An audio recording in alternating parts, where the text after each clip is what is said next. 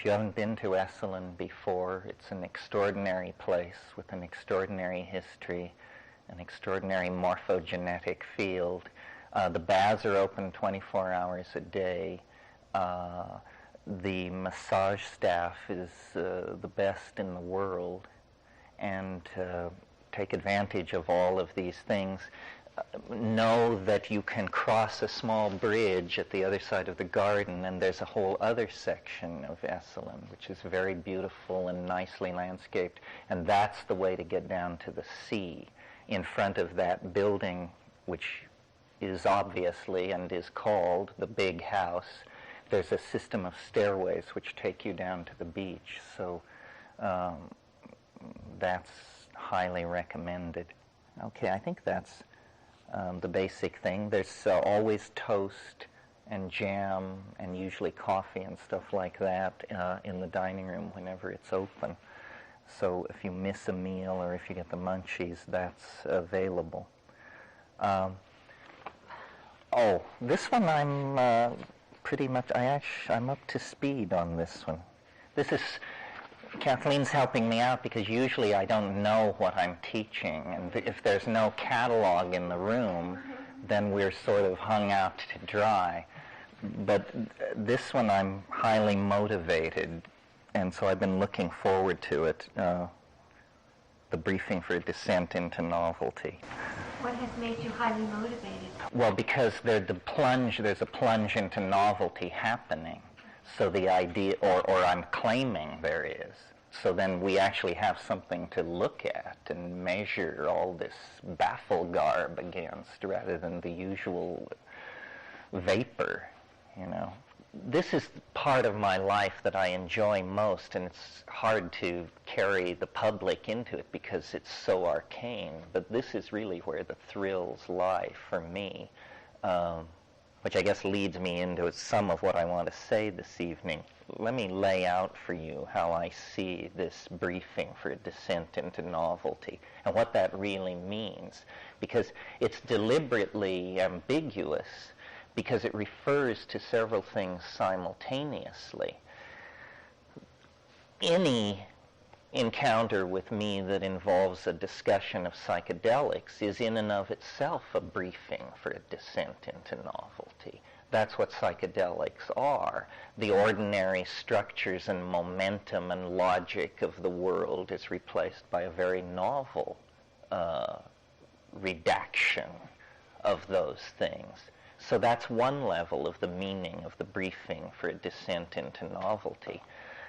Another level of meaning is we are plunging, without the aid of my theory, toward the end of the millennium. And this will be used as a benchmark and an enormous kind of goad to certain agendas to complete themselves or launch themselves. And I'm sure as we approach the millennium, you can feel the built-in apocalyptic expectations of Judeo-Christian culture just swelling to burst at the seams. Well, I think anybody who didn't have some kind of fairly strong model of what is going on would be scared to death. I mean, there is a sense of everything simply flying apart. I mean, we don't know what it will be. World economic crash, Ebola outbreak, asteroid strike, climate change, but it just begins to multiply to the point where you get the feeling we may not know what's coming, but God, something must be coming. So 1,000 years is reaching its culmination, and inevitably this civilization will be divided at this millennium. There will be the first millennium of industrial, post-medieval, so forth and so on, and then whatever comes after. And then a third sense in which this is a briefing for a descent into novelty, and this requires a little backgrounding for those of you who aren't familiar with the time wave theory, which has now been referred to repeatedly. This is an idea, a mathematical formalism which I generated with the help of the Logos, that addresses the concept of the Tao, a mysterious force which ebbs and flows through all things, building structure up and tearing it down according to mysterious laws of its own, takes that notion of Tao and attempts to demystify it in the sense of, if Tao is a force which tears things down and builds things up and down can be directions on a Cartesian axis.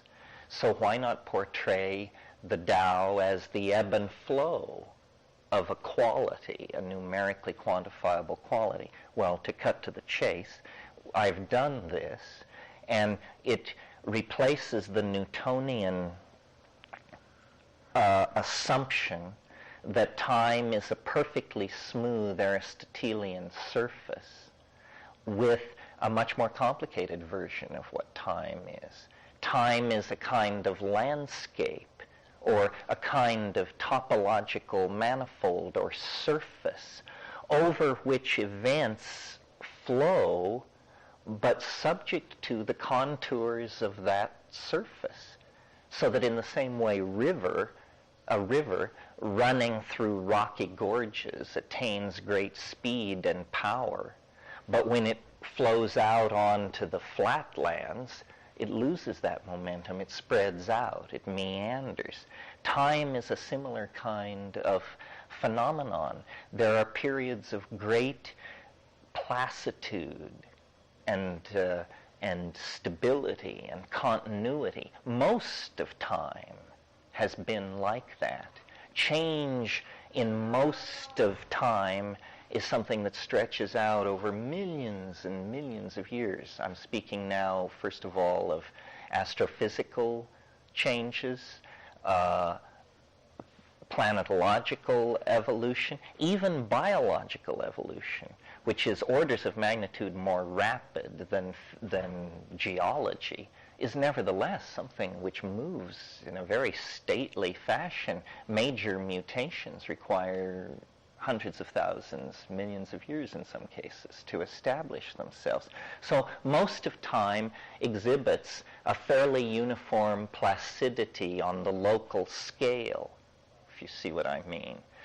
But for the past 25,000 years, or 50,000, or a million, depending on your sensitivity to turbulence, something else has been happening.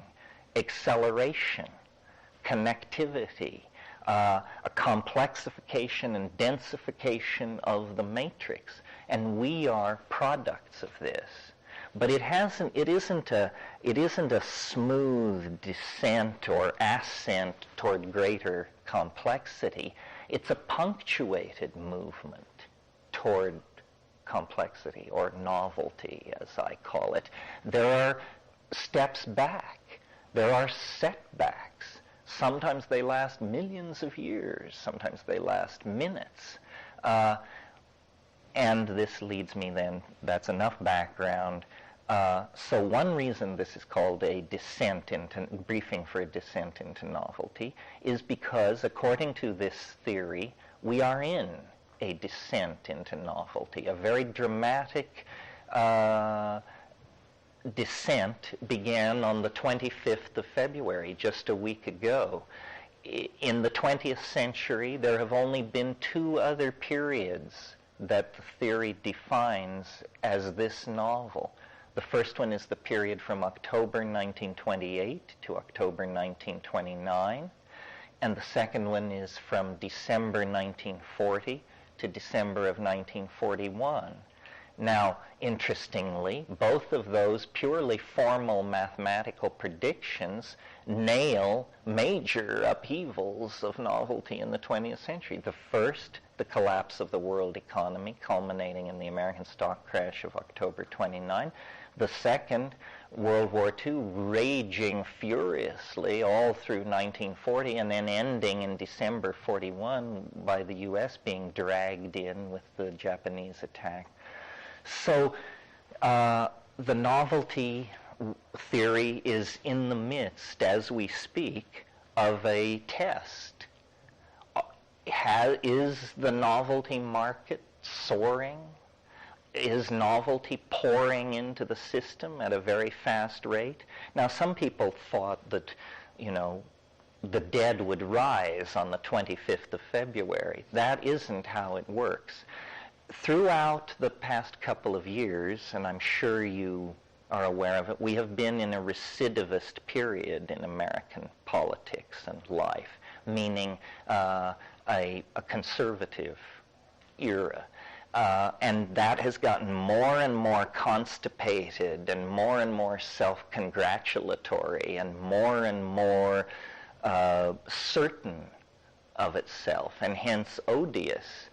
And I believe we've crossed over the cusp, and now that all is in a state of complete chaos and collapse.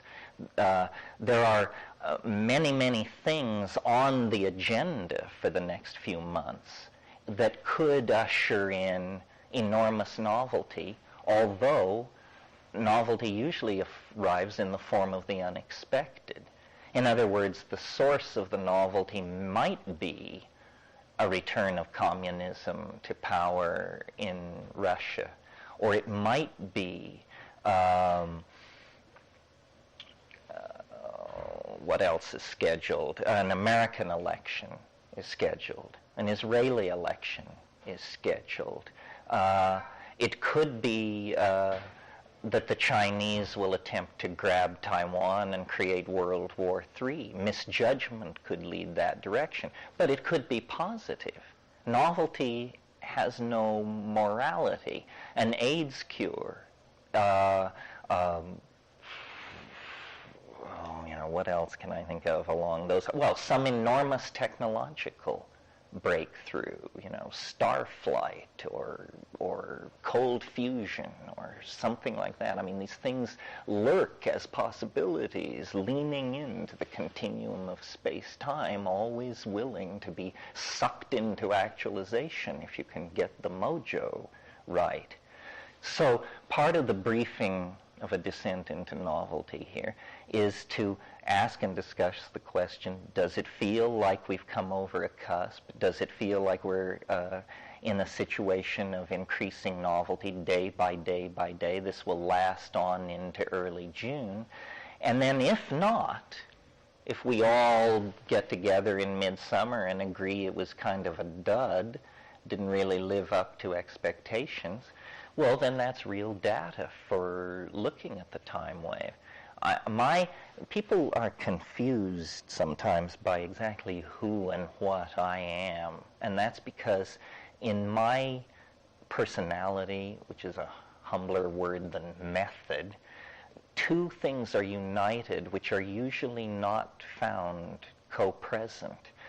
My techniques are all shamanic and involve perturbing the senses and dissolving ordinary states of mind through psychedelics. So my techniques are shamanic, but what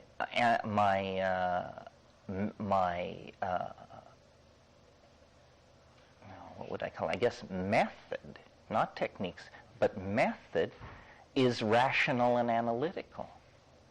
So I use shamanic techniques to go into shamanic places and then attempt to study them scientifically using reason. Say, what is this? How does it work?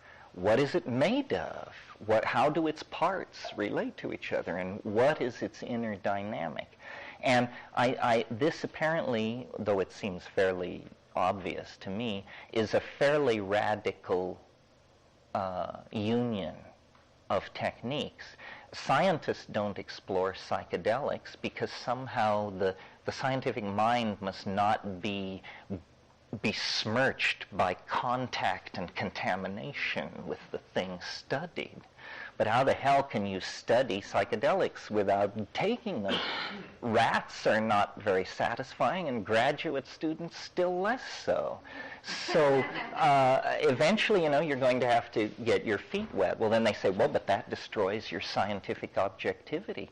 Well, not if it's the only path to contacting the phenomenon that you're attempting to study. So that has worked for me.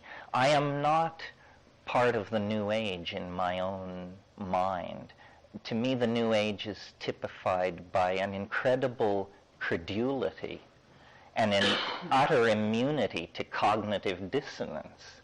I mean, you can believe that the world is ruled from the Pleiades, and you can believe that L. Ron Hubbard is God. There seems to be no end to the number of contradictions that the New Age can simultaneously entertain. But what I have done is I probe weirdness, but rationally. Most people who are attracted to weirdness want to convert and believe it and take it in and exalt it. I don't.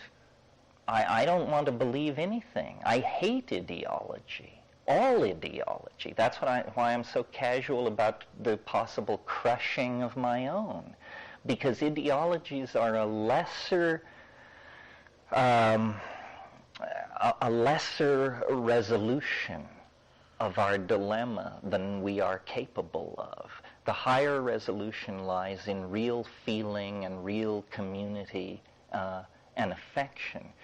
Ideology has poisoned the last 1,000 years.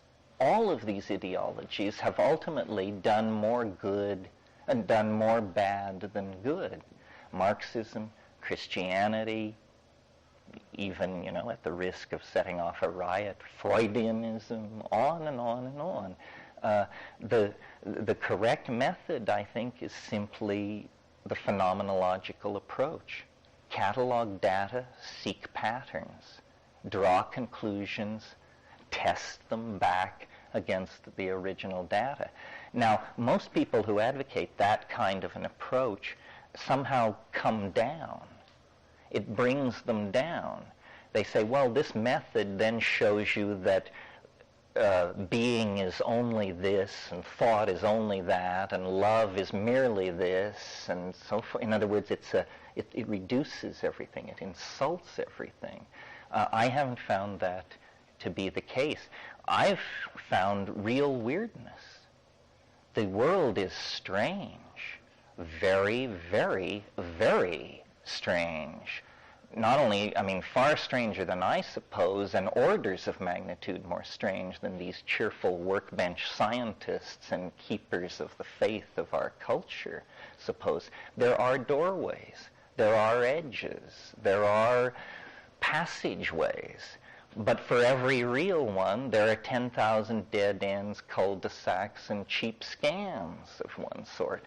So to go out as an ingenue into the world seeking to invest your belief in something, you will be instantly sucked into some screwy thing and your life force pulled from you, and you will be used and abused, as ingenues and naives always are. A much better approach is, be tough. The truth does not require your participation in order to exist. Bullshit does. But the truth is fine, thank you, whether you believe in it or not. So what is gained by the truth if you believe in it? Nothing, I maintain. And you are diminished. You are diminished because by believing in something, you have precluded your freedom to believe in its opposite. You gave away the most precious existential currency in the universe. So, I think it's very good to be tough, to ask the hard questions, but to go a long way down the path with these claimants to secret knowledge, insight, lineage, but ultimately, the hard questions have to be asked. And this is not a path toward dispelling the mystery from the universe. This is the way to get to the real gold in a hurry, not become glamorized or subverted by the dross of the world. Well, maybe that's enough for this evening. We will go over all of these things at the level of intensity that you are interested in. It's fine to get down to the how much, how, and when questions about the compounds and the plants. That is technique, and that's important, because it's fine to sit here talking about the psychedelic experience. This bears no resemblance to the psychedelic experience in any form whatsoever. So it's very important that you leave here empowered, empowered to make your way into these places with confidence. And then the other thing to pay attention to is inevitably the way our ass-backward society works is it creates cults of personality and Renaissance stabilized points of focus on the celebrity personality who is the teacher, the guy who wears the microphone, or the woman who wears the microphone. What you can really take away from here, if you're smart, is community of some sort. Probably someone in this room has what you need. And I guarantee you it isn't me. So don't waste your time on me. But that's all there for you to sort out. So techniques we can discuss. The formation of community and association is your own business. And then as much time as you want to spend on the what does it all mean, Mr. Natural, side of the question. And we'll dig into all of this at 10 o'clock tomorrow morning. Thank you very much. Get some sleep or go to the baths or do both. Or go to the rave. Okay, well, before I get into my spiel, does anybody have anything they want to say this morning which can range from have snorers in your room to some profound objection or illumination of what went on last night? Yeah. Just a semantic question as to why descent into novelty rather than ascent into novelty. I mean, there seems to be a pejorative implied there. This question comes up. There are several reasons originally, and then I've invented new ones since. The time thing quantifies novelty, but it quantifies it, you could almost say it quantifies it negatively, because the maximum of novelty has a numerical value of 0. So how I pictured this was I actually picture the space-time continuum like a landscape, a topology. Well, then I think of time as a fluid medium of some sort. Well, naturally, a fluid medium finds its equilibrium at the lowest energy point in the system. So the river flows toward the sea. This question of energy flows and what is pejorative and what is not, I've learned, is a completely culture-based value. There are tribes in the Amazon for whom rivers begin where they meet another river, obviously, and they end where they peter out among some springs and swamps up in the mountain. To them, this is perfectly obvious that that's how rivers work. To us, it's inconceivable. The thing goes the other way. If I had turned the wave on its upside down, then instead of having maximum novelty quantify at 0, it would have simply quantified at some arbitrarily large integer in the 700,000 range. So it lacked elegance. So for all of those reasons, I chose to have novelty be a descent rather than an ascent. And then later I incorporated things like dynamics and chaos theory and that sort of thing into the model. Well, then what you get is sort of the idea that the 0 point in time is like a dwell point or an attractor. And so all the processes in the epigenetic landscape are being channeled, is one way to think of it, or pulled is another way to think of it, or pushed is another way to think of it, toward this certain point in the system. If that seems complicated, all I'm saying is if you release a marble up near the rim of a bowl, it's easy to predict where it's going to come to rest when it's still. It's going to come to rest at the bottom of the bowl. That's the place where the minimum energy of the system is fulfilled. Yeah. Okay, anything else out of last night? It's still possible to raise the issue of snoring. Don't feel we're so far from the dock that you can't jump back. Yes. I have a friend who's been diagnosed with Parkinson's, and when Richard was here this week, he told me that ayahuasca is being found to be very good for Parkinson's.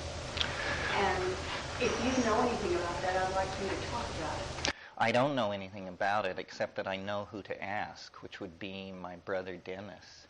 But I've heard that this is true, that they're getting a remarkable remission of the symptoms with it.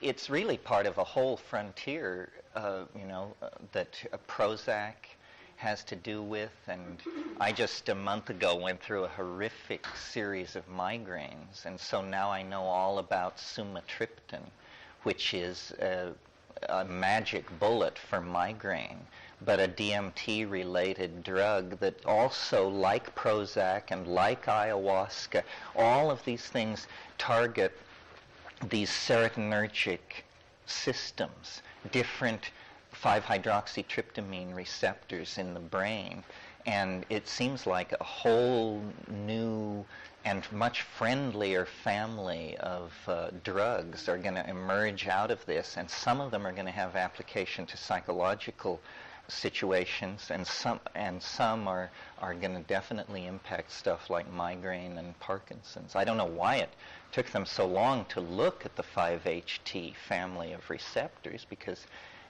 it's been pretty obvious to psychedelic heads for 30 years that of the major neurotransmitter systems in the brain, that seemed to be the one whose affects lie closest to observable consciousness.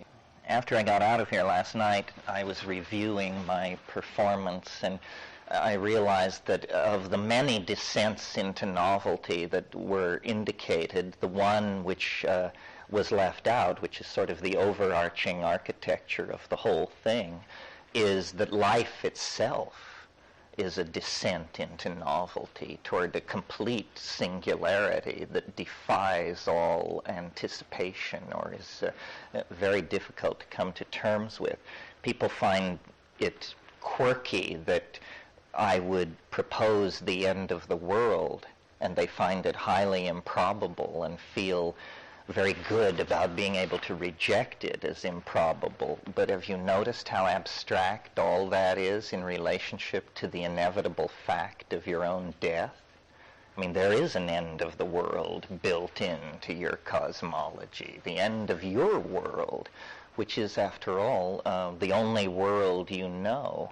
So it may be that the planet will swing 100 billion times around the planet before the consummation of time. But that doesn't mean that you have permission not to contemplate final end states, because you've got an appointment with one out there somewhere, 10 minutes or 50 years in the future. So that little sobering parenthesis can be put around all of these other descents into novelty.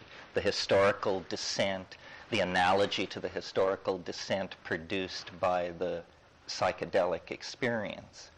And that's what I wanted to talk a little bit about this morning, is maybe it isn't clear in everyone's mind what this historical acceleration and descent into complexity, what that might conceivably have to do with one's personal relationship to psychedelics. Well, it's hard to see the connection, I think, if you have a psychological model of what the psychedelic experience is. And by that I mean one school of thought about psychedelics is that it basically takes up the vocabulary of Freudianism and Jungianism and says there is a part of our mind which we are ordinarily not in contact with, which is composed of thwarted desires, unexamined memories, so forth and so on. And when we take psychedelics, somehow all boundaries are dissolved and we confront this material. And if it's traumatic, then the ordinary dynamics of psychotherapeutic curing cut in. And so this becomes a kind of catalyst for psychoanalysis of some form. So that's one model. And then another model is that this is a parallel world of some sort that we encountered. That's closer to what I'm proposing, but what I've come to rest with in this is a kind of mathematical model that consciousness, like certain chemical systems, has two states of crystallization. There is the mundane mind, which basically has evolved in a carnivorous hunting monkey as a threat detection device, and it is extraordinarily focused on nearby three-dimensional space and time because it's from there that some threat, an enemy, a saber-toothed tiger, something. And so the mind has evolved as an aura of threat detection around the body. But that is a kind of utilitarian application of it. In the same way that water takes the shape of any vessel that it's poured into, mind, too, is a kind of fluid and takes the shape of any vessel it's poured into. So in the ordinary circumstance of consciousness in three-dimensional space, consciousness fills the three-dimensional space-time continuum and returns a description of it to the animal body.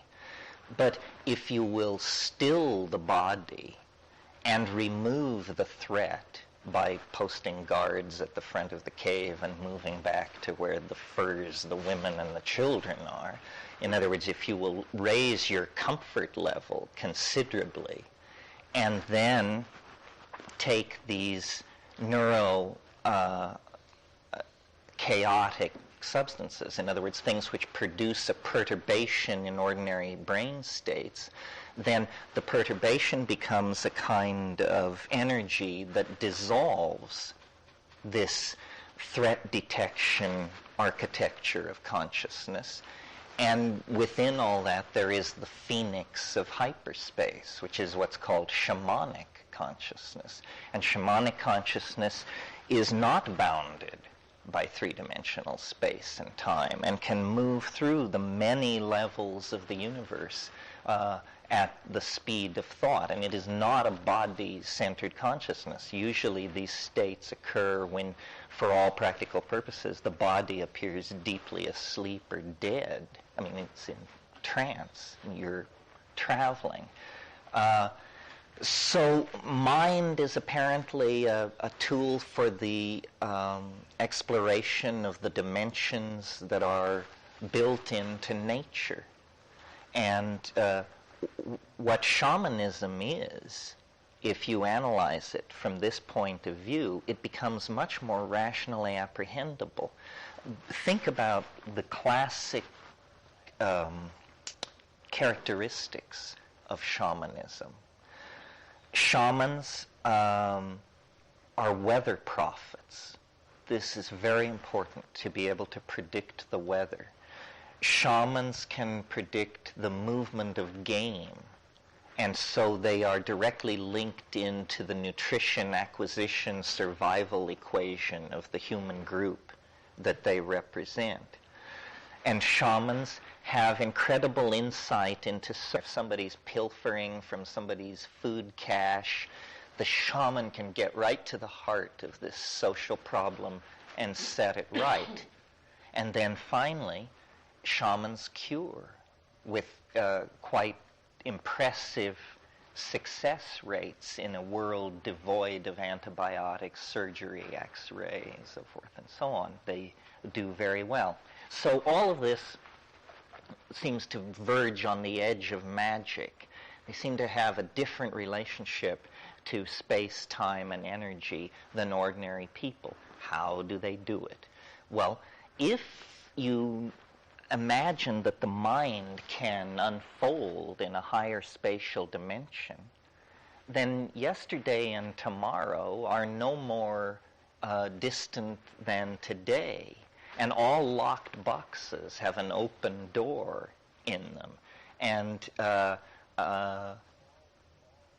all the end state of all processes in time can easily be discerned. So really what a shaman is someone with four-dimensional perception who carefully chooses their patients for recovery. And doctors will tell you part of being a good doctor is to know what patients to treat because there is an empathy there and there has to be a certain kind of linkage. So I don't think in principle there is a violation of physics involved. There is simply a violation or a broadening of the definition of what perception is. Well, then the question becomes how to reach these states. Yeah, Cheryl. Well, this is a track that I think of often, like the mind assuming the shape of the vessel that it's put in. Because I deal a lot with people who are in the process of dying, who have lost the person that they love most in the world. So I deal with people that are really pushed up against the edge of the most traumatic experiences in their life. And what I find to be so rewarding and valuable about working with people in that state is that all the facades drop away, all the bullshit, all the defenses, and what's left is just this raw, core, pure essence of genuine being. And it makes me realize how unfortunately rare it is to encounter that. And you talk about getting safe from the tigers. I mean, we don't have tigers that we have to protect ourselves from, but dear God Almighty, we have so many other things that we're so involved in protecting ourselves from, that we've got these layers and layers and layers and layers of defense that keep us from being in touch with. I think those shamanic ways of being are our natural human resource that we all have. And the great sadness and the heartbreak for me is that we're so out of touch with it that we're wasting the greatest asset in being alive. And instead, we fill our minds with this absolute, dear God, drivel. I mean, don't we? I mean, what are the things that we think about most of the time? It's drivel. And, I mean, we're very lucky here. It's very pretty and everything's very nice and we can have pleasant conversation.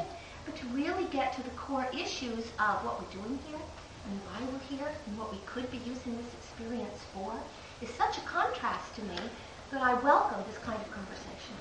Well, see, the problem is, I think, that culture is a flight from reality. Yes, it is. All culture is a flight from reality.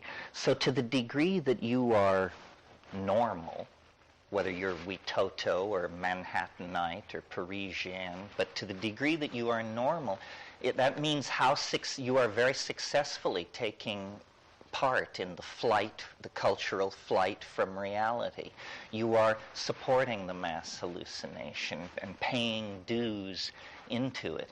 And it's difficult in an age like now where there's so much stress on ethnicity and community and roots and all that, to preach this, to preach that culture is not your friend. It's a trap, it's a limit.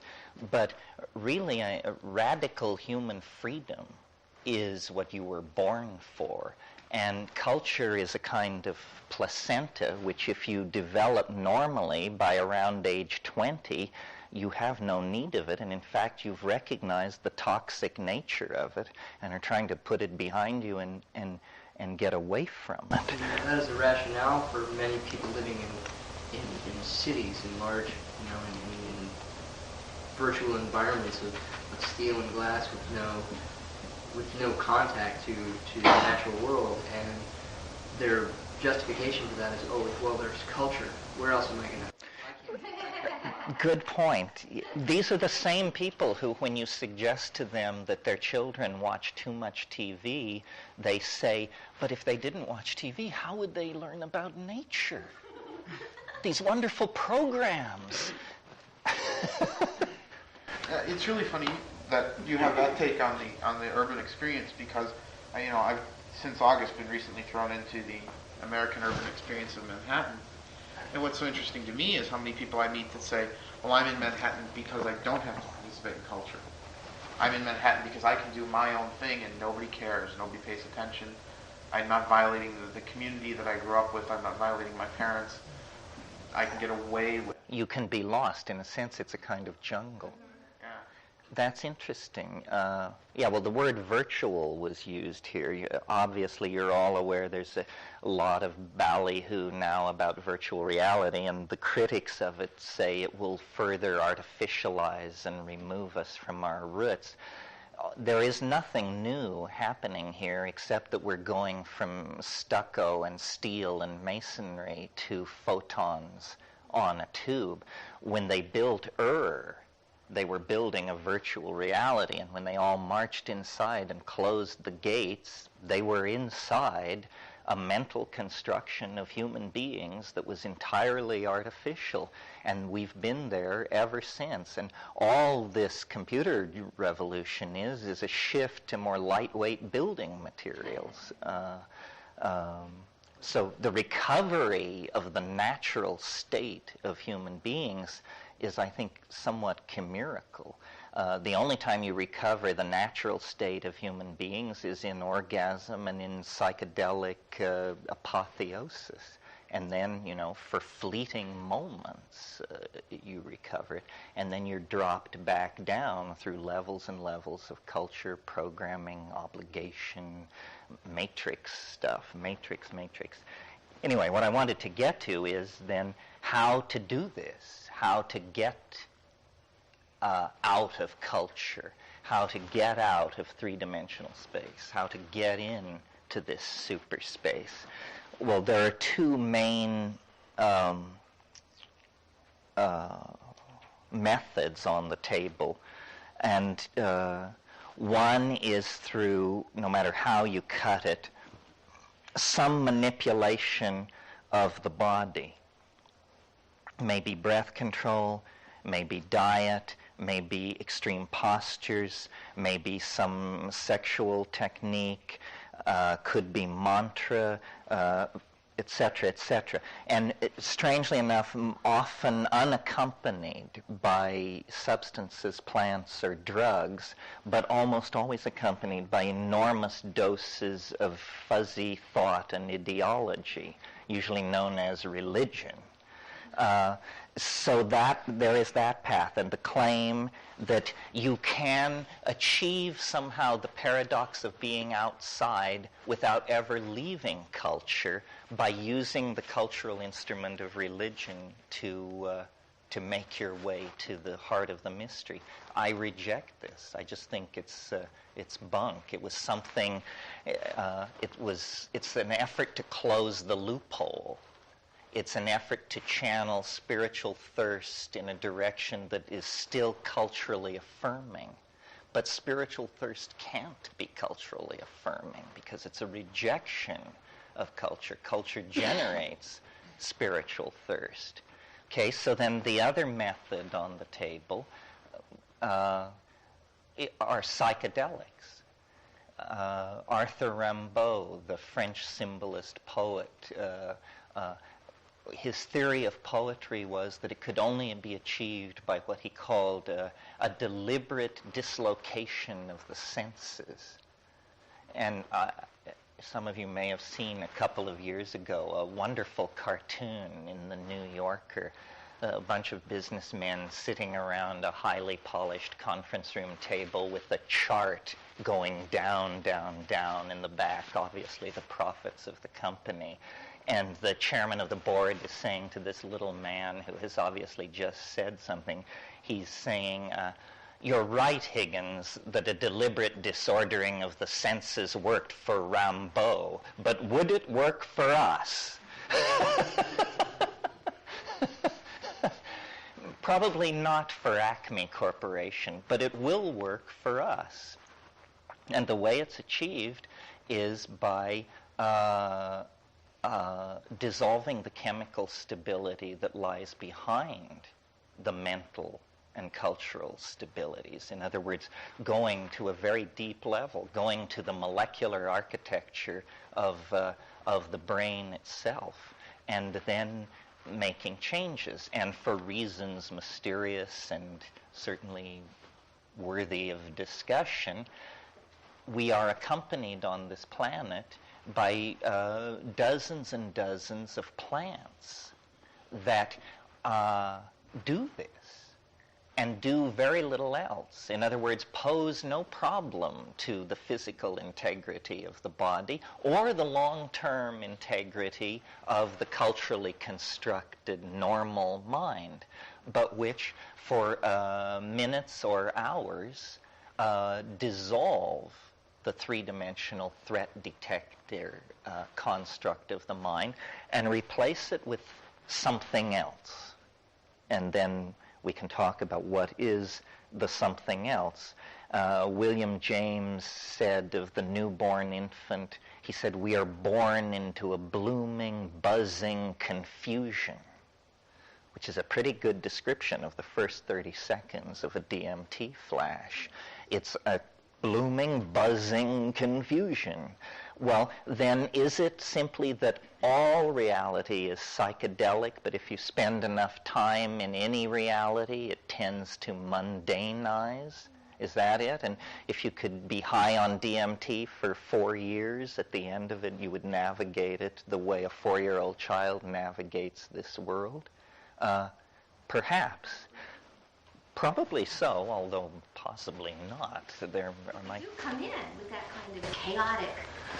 Yeah, we do. But when you burst into the DMT space, you don't arrive as the tabula rasa of the newborn infant. You arrive with your Husserl and your Pythagoras and all the rest of it fully intact in your hip pocket if you need to use it. Well, so long before written culture, long before cities, so forth and so on, this potential for the dissolving and recrystallizing of the mind through the use of plants had been discovered. It may have been one of the very earliest discoveries of human beings. And I believe, and argued in my book, Food of the Gods, that these things actually synergize high states of information processing and transfer, that spoken language itself is a kind of overflowing of the cup of thought into the verbal circuitry that is occasioned by pushing the human envelope with the presence of psychedelic compounds. And the way this works in a shamanistic society is most Aboriginal societies have located in their environment plants that are effective in causing this sort of state to occur. And these will be inevitably, with very few exceptions, indole-containing plants. All of the interesting psychedelics, with the exception of mescaline, which is an amphetamine, and alpha-salvinorin, which is, I believe, an isoquinoline, everything is an indole. LSD, DMT, psilocybin, ibogaine, and it's quite a small family. They are all serotonin antagonists, and they are all structural competitors for the bond site, the receptor site in the nervous system where all of this stuff goes on. I suppose we should talk, or at least mention the fact that the use of these things is illegal in most societies, and furiously suppressed in some societies.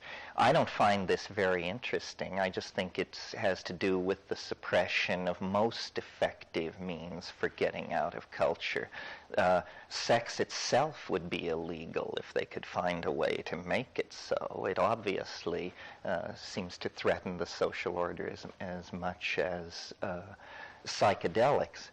Well, so then if you're interested in these things beyond the mere abstract acquisition of data, then there's a lot of detail work ahead of you. You have to learn a lot about plants, a lot about Aboriginal cultures, a lot about chemistry, and a lot about yourself.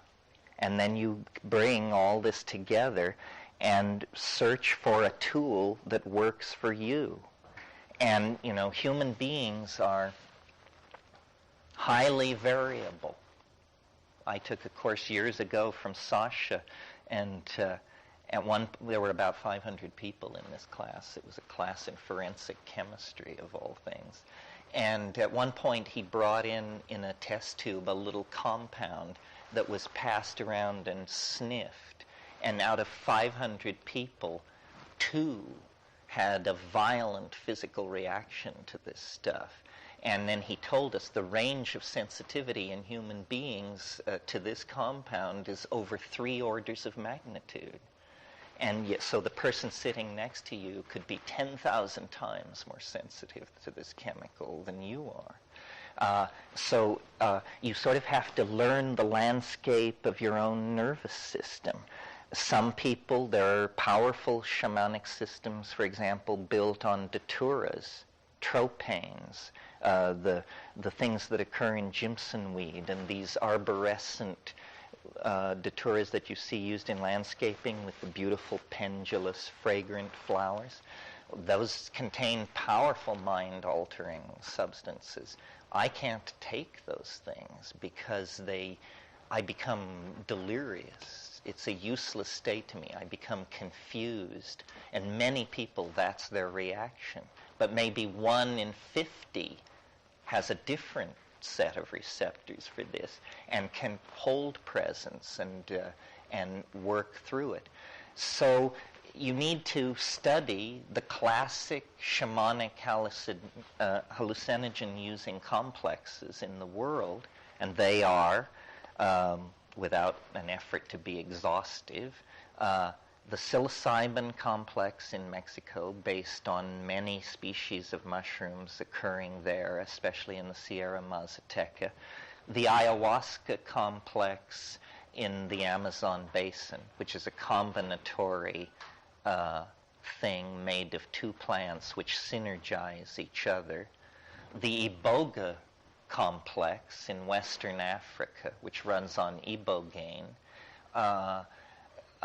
which is derivative of Tabernanthe iboga, the peyote complex of the American Southwest, and then arguably not a psychedelic, but since arguably we'll include it, the worldwide presence of the cannabis complex in different manifestations. So, and then, of course, the entire issue of synthetic chemistry. It's often been thought that I am some kind of monotheist about plants and denounce all synthetic chemistry. It isn't from some kind of absolute. It's simply that with synthetic chemistry, you don't have the kind of database you have with a plant. Take a plant, ayahuasca, probably been used 5,000 or 6,000 years. So we have our human data sample. We know that this doesn't cause blindness, miscarriage, birth defects, madness, so forth and so on. A drug fresh out of the laboratory that you've had a good response from 12 people with is by no means suddenly safe.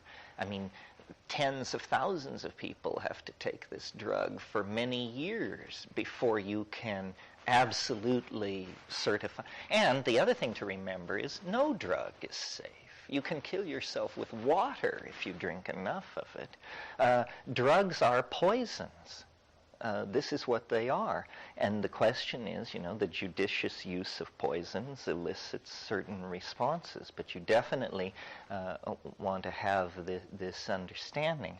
Well, so then there's a vast literature about all this, an anthropological literature, a chemical literature, and to some degree a philosophical and analytical literature. Reading all these descriptions, you eventually, something attracts you. And then the question is how to do it. And the way to do it, I think, especially in the beginning, is in silent darkness, on an empty stomach. You don't want to see the culture psychedelically put through a psychedelic filter. You want to see the ding on siche of it, the thing in itself. So you just want to put a black and silent screen behind it. And people say, well, but won't it be boring? Having obviously meditated. No, it's not like that. People who are honest meditators will tell you that it's the most boring undertaking in the world, that somehow it's a metaphysic of boredom is what it is. But the way you do psychedelics is you sit and you close your eyes, but notice that when most people sit and close their eyes, they fall inward. They have closed their eyes, so why should they continue to look outward? But I think it's very important in the state of anticipation of the psychedelic, meaning before it comes on and as it comes on, to sit with eyes closed but looking. Simply imagine that there is a surface, a black surface, a foot in front of your face, and just watch it. And somehow this expectation of seeing is a permission to structures in the brain to begin to present. And then once, of course, the lock is made, it's often difficult to turn it off. But getting the channel tuned in right at the beginning can be tricky. And all the techniques of unpsychedelic spiritual pursuit work in the presence of psychedelics. In my experience, it's the only time they work.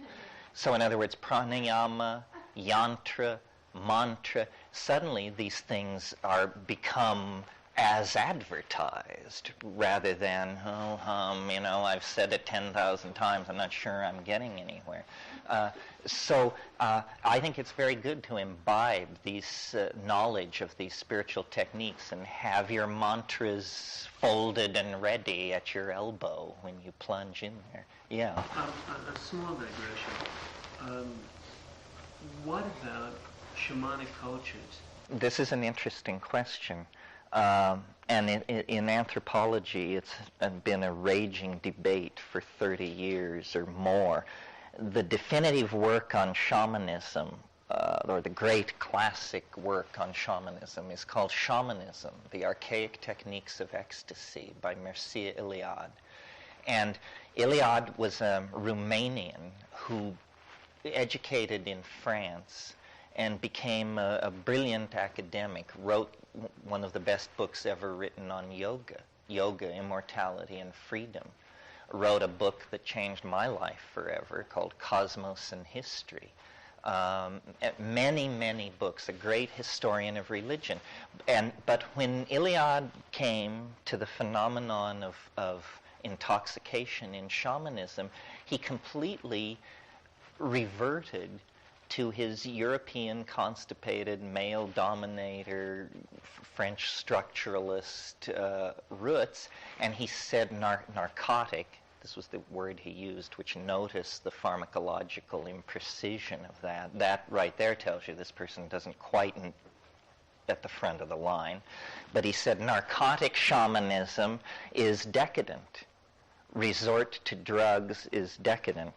Well, then Gordon Wasson, who was the discoverer of the mushroom complex, took exactly the opposite position and said shamanism in the absence of psychoactive plants is on its way to turning into ordinary priestcraft and religion. And in my experience, this is true. I mean, I agree with Wasson for the following reason. There is nothing intrinsically to be valued, I think, in suffering. I'm Buddhist enough to believe that there's enough suffering without inviting or creating it. So when you lay the psychedelic path next to the non-psychedelic but effective path, it's an ordeal. That's how it's done. You starve yourself, you go into the wilderness, you pierce yourself. You may, in fact, take plants that are not psychedelic, but that induce severe cramping or diarrhea or something like that. You may be flagellated. You may be covered with red ants. You may be hung upside down. You may be beaten senseless. I mean, clearly, to my mind, what this evinces is a kind of desperation to attain these states. Almost no price is too great. And, you know, you start shedding blood in a tropical environment, and you're up for grabs for severe septicemia and all sorts of things. So it's a very heavy thing. Meanwhile, these plants, you prepare the concoction, you take it. There may be a little gastric distress. There may be a little psychological distress. But no matter how bad it gets, 6 to 12 hours later, you're able to tell the story around the campfire. And you have smoothly, cleanly cut to the center of the mandala and returned. So I think if we are saying that entry into the shamanic world is to be achieved by technique, and all scholars of shamanism agree with this, well then as you lay these techniques side by side, clearly the use of hallucinogenic plants is more sophisticated in the sense that we judge a Maserati to be more sophisticated than a coach and four. It simply goes faster, works smoother, is more comfortable, and gets you there in better shape. Now, some cultures are in the unfortunate position, not many, but some, of having no really effective hallucinogen in their cultural area. And in almost every case, they have found a way. And people will go to great lengths. I'm sure, as you know, an example of both a poor, in my mind, although there are people who would rise up in holy wrath over this, but the Amanita muscaria cults of western Siberia among the Tunguska and Kamchatka people. I've taken Amanita muscaria. I know many people who've taken it. It's an extremely trying experience at best. And I don't think you could build a religion of ecstasy around it unless you were in a desperately sensory-deprived environment with no other intoxicants available.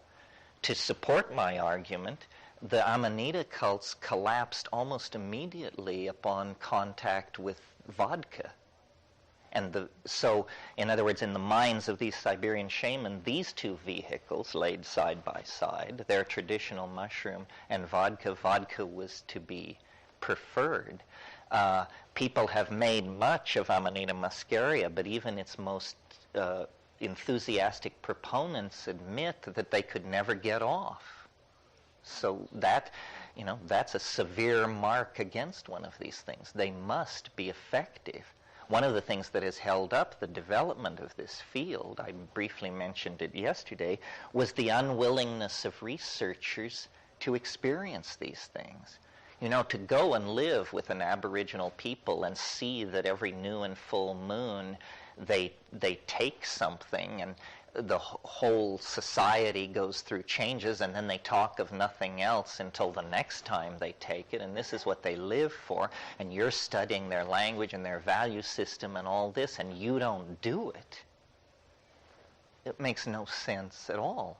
And yet, until very recently, if you were to do it, your colleagues back at Miss Atomic University would whip their knives out and denounce you as unprofessional, going back to the bush, not good method, so forth and so on. So there's been an enormous phobia about contacting this by academics, and so it's been left to countercultures, to fringe people, to individual experimenters, to eccentrics of various types. And in the underground, then, an enormous database has been built up.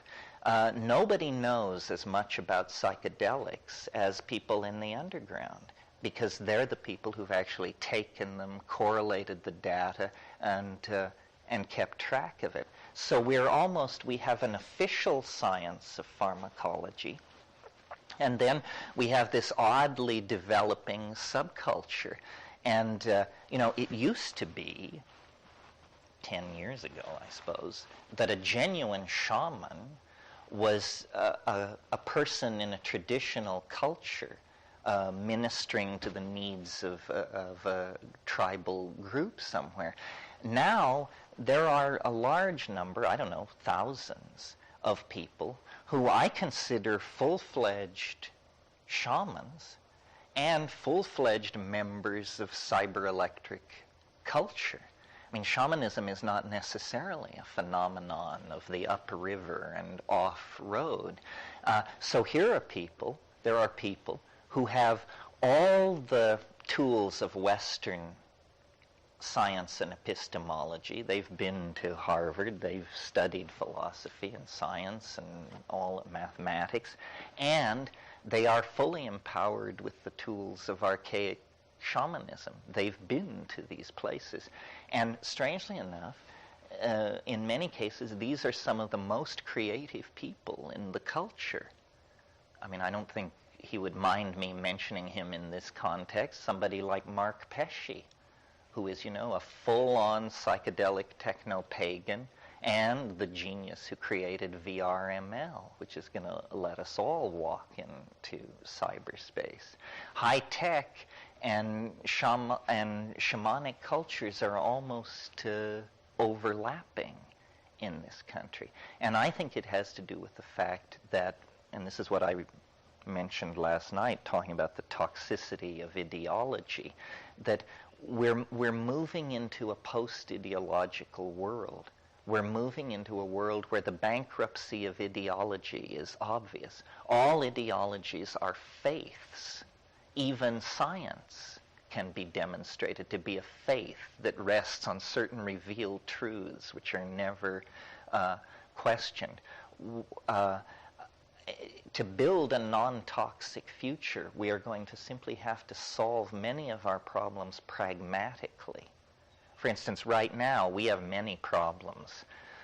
AIDS, overpopulation, this and that. All of these problems could be solved, except that we have one rule when we approach a problem. The solution must make money. There are many problems where there is no solution that makes money. So if you refuse any solution but that type, you're upriver. Well, anyway, that's a slight digression. Terence, Yeah, sure. Lead me back. However, I will say that there are a few on my bookshelf, and that's a horrible way to do it. And I agree with you. I really agree with you. But there are a few on my bookshelf. Franklin Merrill Wolf would be one. Gopi Krishna would be another. Yogananda, from people that I've met that spent time with him, might be a third. I feel better about the first two. There are people in history that really seem to be beatific. Well, Aldous Huxley said a very interesting thing about psychedelics, and I think it addresses this. He said of psychedelics, he said, it is a gratuitous grace. Now, what does this mean? It means it is neither necessary nor sufficient for salvation. It is neither necessary nor sufficient for salvation, but it certainly helps.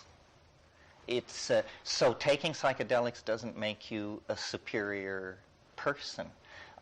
This interests me very much because I've now been at this for 30 years. And your original question, are we better people, fascinates me. Because if we are not better people for doing this, then we're just another cult. We're like the Mormons or Shokoa Sahara, or it's just we have this closed system of belief. We do this thing. We say it makes you better. It's no different from Ladihan or Mantrayana or some other practice. It's just our practice is fairly radical, and we claim it makes us better people. Well, yeah, and what I'm saying is, rather than take the thing in itself and say, does this make us better or not? What is the set of to-dos that does make us better? What is that set? How do we do that? What's the manual look like? Well, my argument in favor of that it does make us better, and here's how, is that love is obviously the highest human ideal. I mean, that's like a cliche to say that, but love is the highest human ideal. Well, love consists, it seems to me, largely of boundary dissolution. That we merge with the thing loved. We soften our boundaries, and of course, primate sexuality has to do with penetration and merge. All sexuality, except some fish, usually there's some sharing of space and so forth. Well, these psychedelics, in that sense, then, are inherently amorous or inherently sexy, because that's what they do. They dissolve boundaries between you and other people and other things. And as a primate, when the boundary is dissolved, what you feel is love. Or if you're traumatized by bad upbringing and childhood abuse and who knows what, when the boundaries dissolve, what you feel is fear.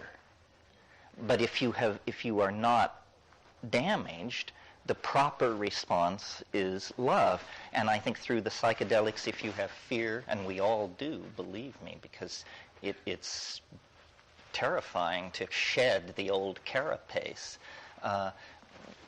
But beyond the fear lies the love, if you can persist through it. And so really the demand that psychedelics make on us, and this may be another reason why perhaps we tend to be better people, that's all I would say, is psychedelics demand of us courage. Every single person who says they've done psychedelics several dozen times is a courageous person. You're standing in the presence of fearlessness, because otherwise people turn away from it. And I think courage is probably a good value, probably makes you a good person to hike in the woods with or have an affair with or whatever. So it makes us courageous, and it dissolves boundaries which let in love or fear. And the fear that they let in can be transformed in the psychedelic state through an inner alchemy into love. That's why, the most dramatic personality transformations I've ever seen, including my own, have been psychedelically induced and just happen on the dime. You go into it per se, and 12 hours later you come out and you are not that. It doesn't always work like that. But nothing else ever works like that.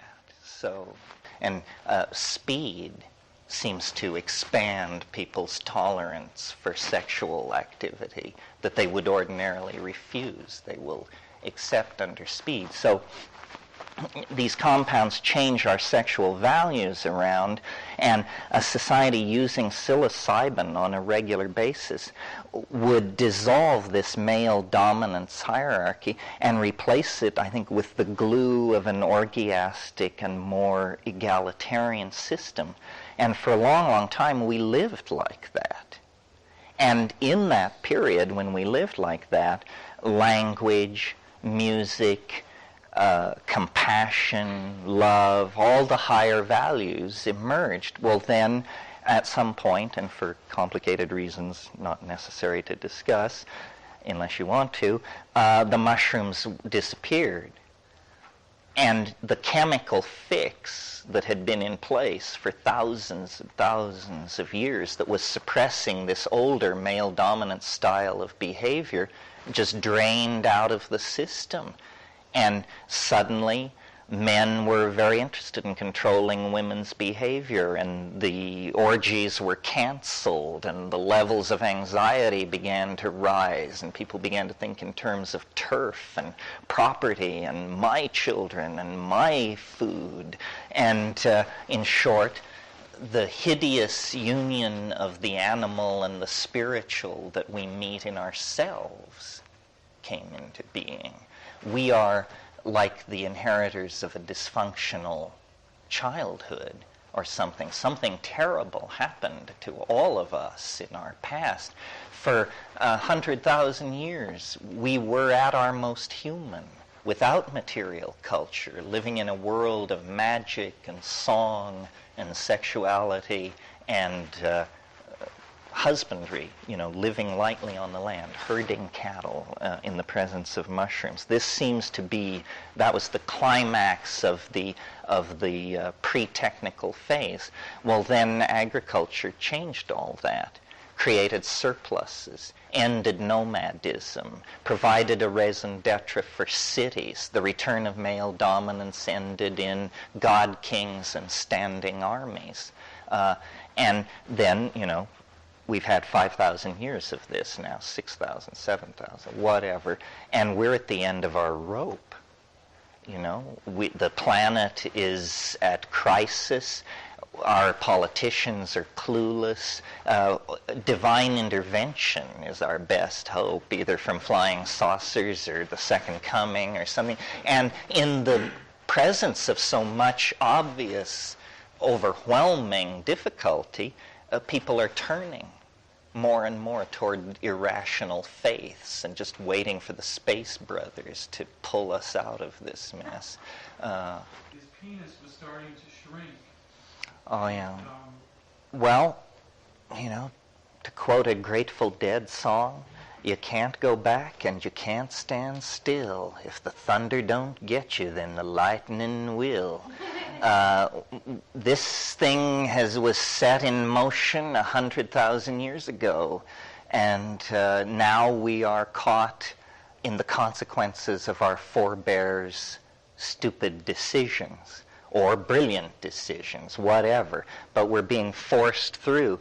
I mean, I agree that there's a lot of Q force building up in the society. In other words, vibration. It's almost like as you try to push an airfoil through the sound barrier, as you approach hypersonic velocity, the thing begins to shake. And if it hasn't been correctly designed, the wings will tear off. But if it has been correctly designed, the Q force will maximize and then very suddenly plummet, and that's called breaking the sound barrier, and you're through. It's very clear that this culture is revving up to attempt the leap into hyperspace. And it's either going to succeed and we will become unrecognizable to ourselves and scatter through the galaxy as motes of light, or we will fail and probably biology will cancel the R&D division on intelligent life and go back to ground squirrels, chipmunks, and monarch butterflies. That's worked so well for so long. Yeah. I understand a little bit the physics idea of matter seeking some sort of organization and then seeking a disorganization, kind of the back and forth ebb and flow, and it makes me wonder about computers and the internet and the World Wide Web, how now we're trying to structure ourselves in something that seems to be going against the human grain. And why do you think it goes against the human grain? well, it's artificial. It's Well, we invented artificiality. I mean, I don't disagree with you. Somebody pointed something out to me recently that I find very interesting. They pointed out that in a cubic inch of forest soil, there's about 11,000 miles of mycelial wiring. Now, we're building something called the internet and furiously laying copper and fiber optic everywhere, and soon it will go wireless. I think that this net that we're building is not the most artificial construction ever conceived. It's a simulacrum of nature, is what it is. Nature is the original internet. I mean, nature is some kind of interconnected, communicating, data routing, self-regulating, non-equilibrium system. And as we go nanotech, as we descend to the molecular level, our teachers are going to be plants, viruses, bacteria. They know how to do it down there, and we don't. And I think that the artificial phase of technology is simply that, a phase. Remember in Arthur C. Clarke's book, The City of and the Stars, the central dictum of that society, and it had been a rule followed for 1,000,000 years, was no machine shall have any moving part. And that's coming. And those are machines we can barely imagine, and they will be, smaller than a gnat's eyelash. So the artificial natural thing seems to me a synthetic dualism. In fact, all dualisms are synthetic because, at least in my book, there is some kind of Neoplatonic one that lies behind all the lesser understandings that give us category. Well, I think, what nature teaches and what life teaches is that worry is preposterous. Worry is a form of egomania, because in order to worry, you have to assume you understand the situation. What are the odds that you actually do understand the situation? Very low, I would think, and the more abstract the worry. I'm worrying about, Ratko Mladic, and he's running around free over there in a country I've never seen. Now, is this a sane thing for me to be worrying about? I don't think so. Worry is preposterous, and how I've understood that is I'm not a fatalist or a predestination person. Predestination is preposterous because if the world is absolutely predestined, then you think what you think because you couldn't think anything else. That makes the quest for truth somewhat pointless. In order for there to be truth, there has to be error. Otherwise, how would we know truth? So, well, that's probably enough on that. Yeah. I think maybe the last couple of comments and then my own are positing a third way, which is not the technique of these ascetic practices in religion or even psychedelics, but more a way of being in which one is open and receptive to the incredible patterns that exist within life and within wilderness. And maybe this is the shamans who don't need psychedelics are able to contact that. And my own experience in providing a very safe experience for myself alone with a great deal of solitude in wilderness is that things happen which are absolutely magical. And it seems to come out of my willingness to play and to imagine and to love the things in my environment. And that's a little bit what you're talking about with your experience. And I would like that to be considered as a viable way of achieving the unity and the love of these of life that you're talking Well, the key thing, I think, in what you said was to be open and aware. You can go to the wilderness, and it's harder for some people than others, but psychedelics certainly make it easier. I mean, it makes it simply, like with LSD and wilderness, what I found is it simply makes it possible to sit still an unearthly amount of time. And that's all you have to do for it all to go on.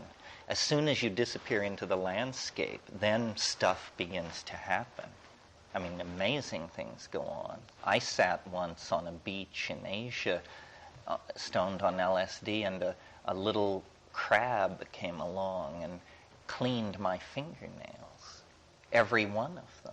It just moved from fingernail to fingernail, and it had this little claw, and it etched them out, and it took a long time, and I was just like this, and it would climb down one finger, go out to the other one, finish, go down here, and only Buddha or LSD can give you that kind of power to sit still. I think it's, and maybe I've misunderstood people, but I think it's a really weird construct to dichotomize humans from nature. We don't say that ants or the termites have separated themselves up from nature by building a termite hill, which is a really good skyscraper for termites. And why all of a sudden when man goes out and builds a skyscraper and puts himself in it, he no longer participates in nature? It seems so strange to me. I mean, because we're in a terrarium. Well, it's not like we can go leave. It's just we have. It's such a weird thing to me to say that if you do certain things, sitting on the rock is in nature. Sitting at the top of the World Trade Center is not. I mean, we can't judge that. We can't judge it. It just seems so strange to me. Well, there's a categorical difference that people sense but can't always articulate. And what it is nature is a genetic machine of some sort. Everything is under the control of genes, except that when you get to human beings, there are these things called epigenetic behaviors. In other words, how you make a Chevrolet is not written into the DNA of human beings.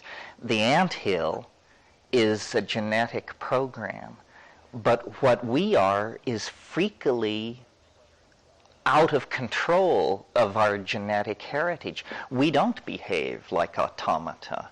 We speak many languages. That's unheard of. A species which has localized communication systems.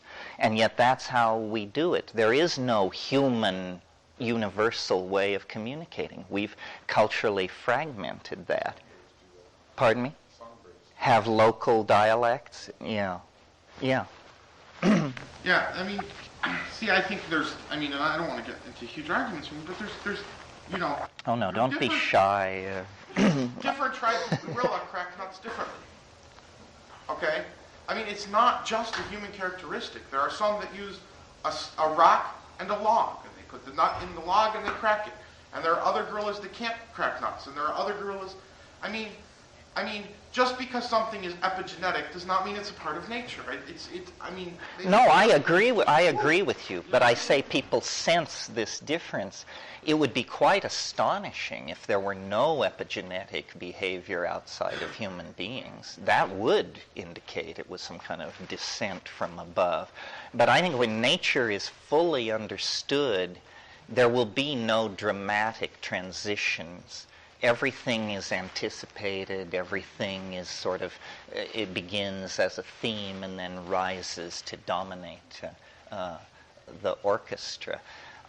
The other and more exciting possibility is that we are entirely under the control of higher order genetic programming, and that history is a genetic process. that has a purpose, and that it is like gestation or fruition or something, and that, a good example to have in your intellectual toolbox is the slime mold. Slime molds are these organisms which have a very peculiar life cycle. Let's cut in at a random point in their life cycle, and what we find are amoeba-like creatures, almost microscopic, living in the soil, the decaying leaves and stuff of the forest floor.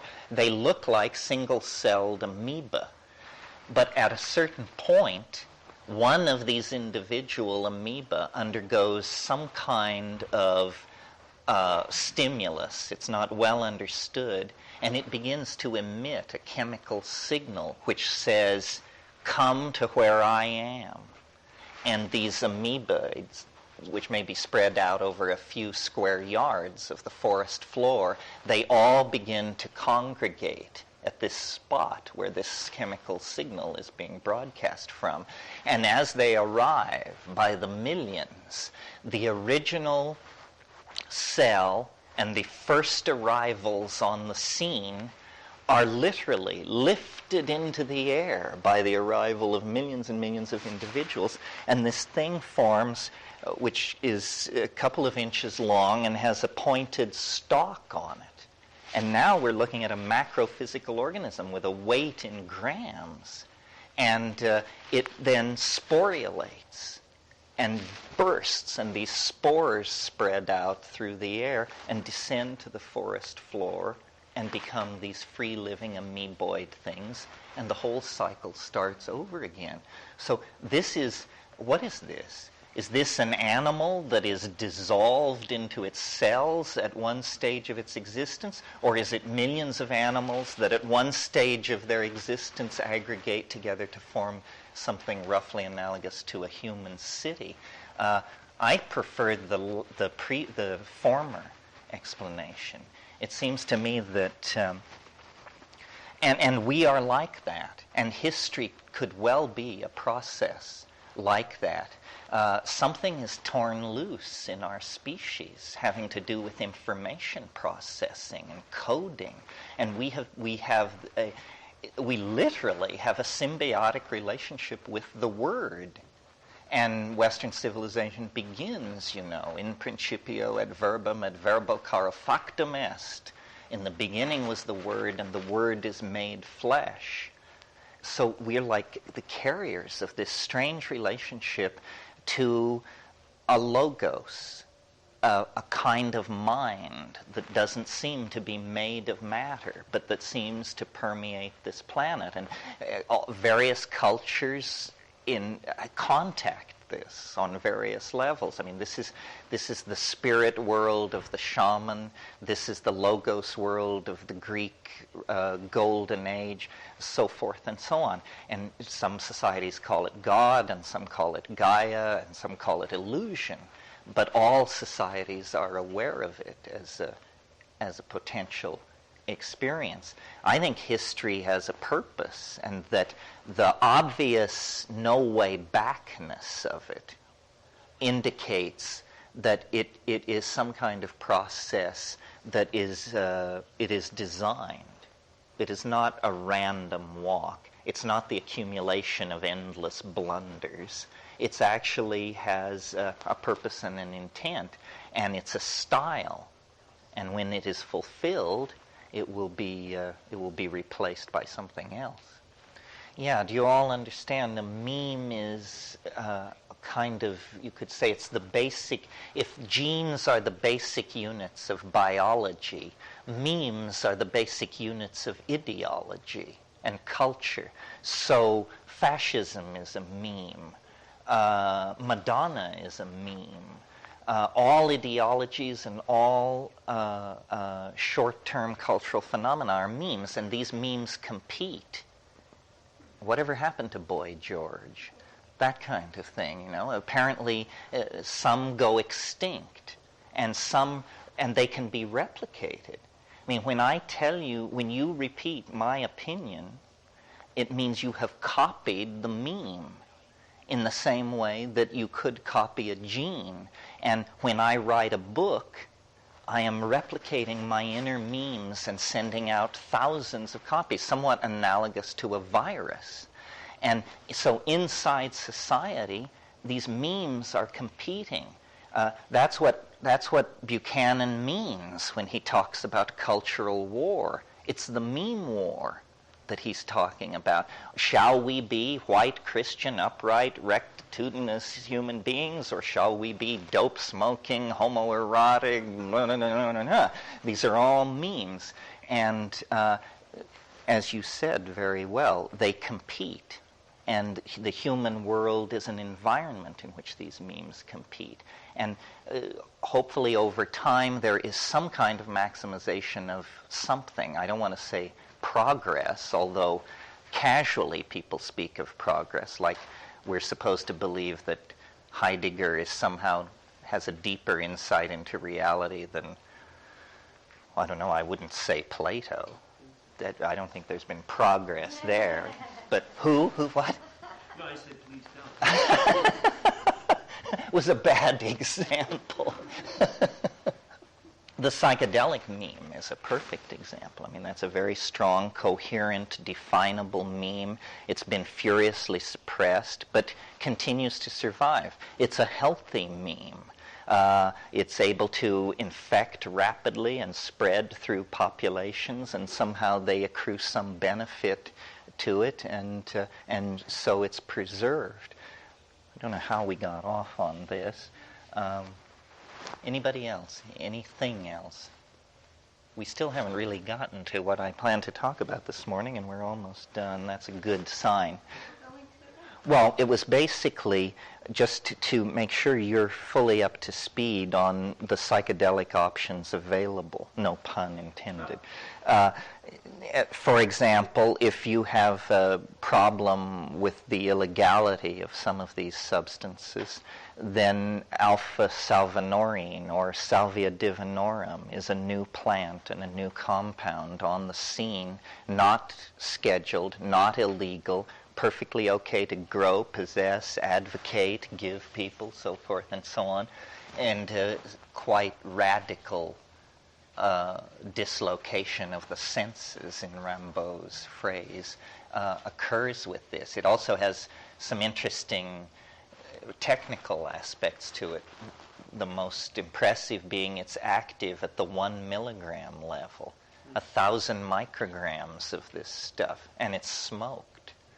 So this is a 1 milligram smokable psychedelic that knocks the pins out from under you pretty dramatically for about 45 minutes.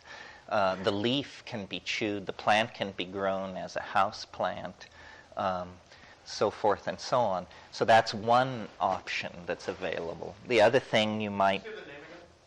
Salvia divinorum, yeah. I'm growing some. Somebody gave me a plant. And so what do I do with it? How do I... If you just want to take the leaf, get some big leaves, and there's some controversy about how much you need or whether a lot is more than a little. But anyway, I took 35 grams.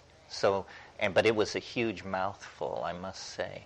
So try 20 grams and weigh it, remove the mid-vein so it loses volume, roll it up into a package and shove it in your mouth and lie down in darkness and slowly squeeze and chew it in order to expel this juice into your mouth and lie still.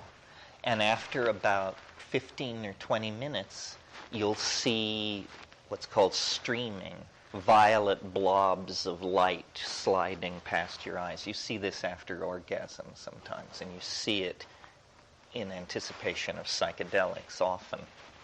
So that will happen. And about 3 minutes after that, it becomes dramatically visionary and quite bizarre. I mean, on a par with DMT, these stretching, sucking, liquid things, and very bright, the hallucinations. And interesting to me, I've never had this with any other compound. I was sitting in darkness in a house with a big pyramidal skylight and the moonlight shining in, the perfect circumstance for hallucinating with eyes open, sharp edges against darkness.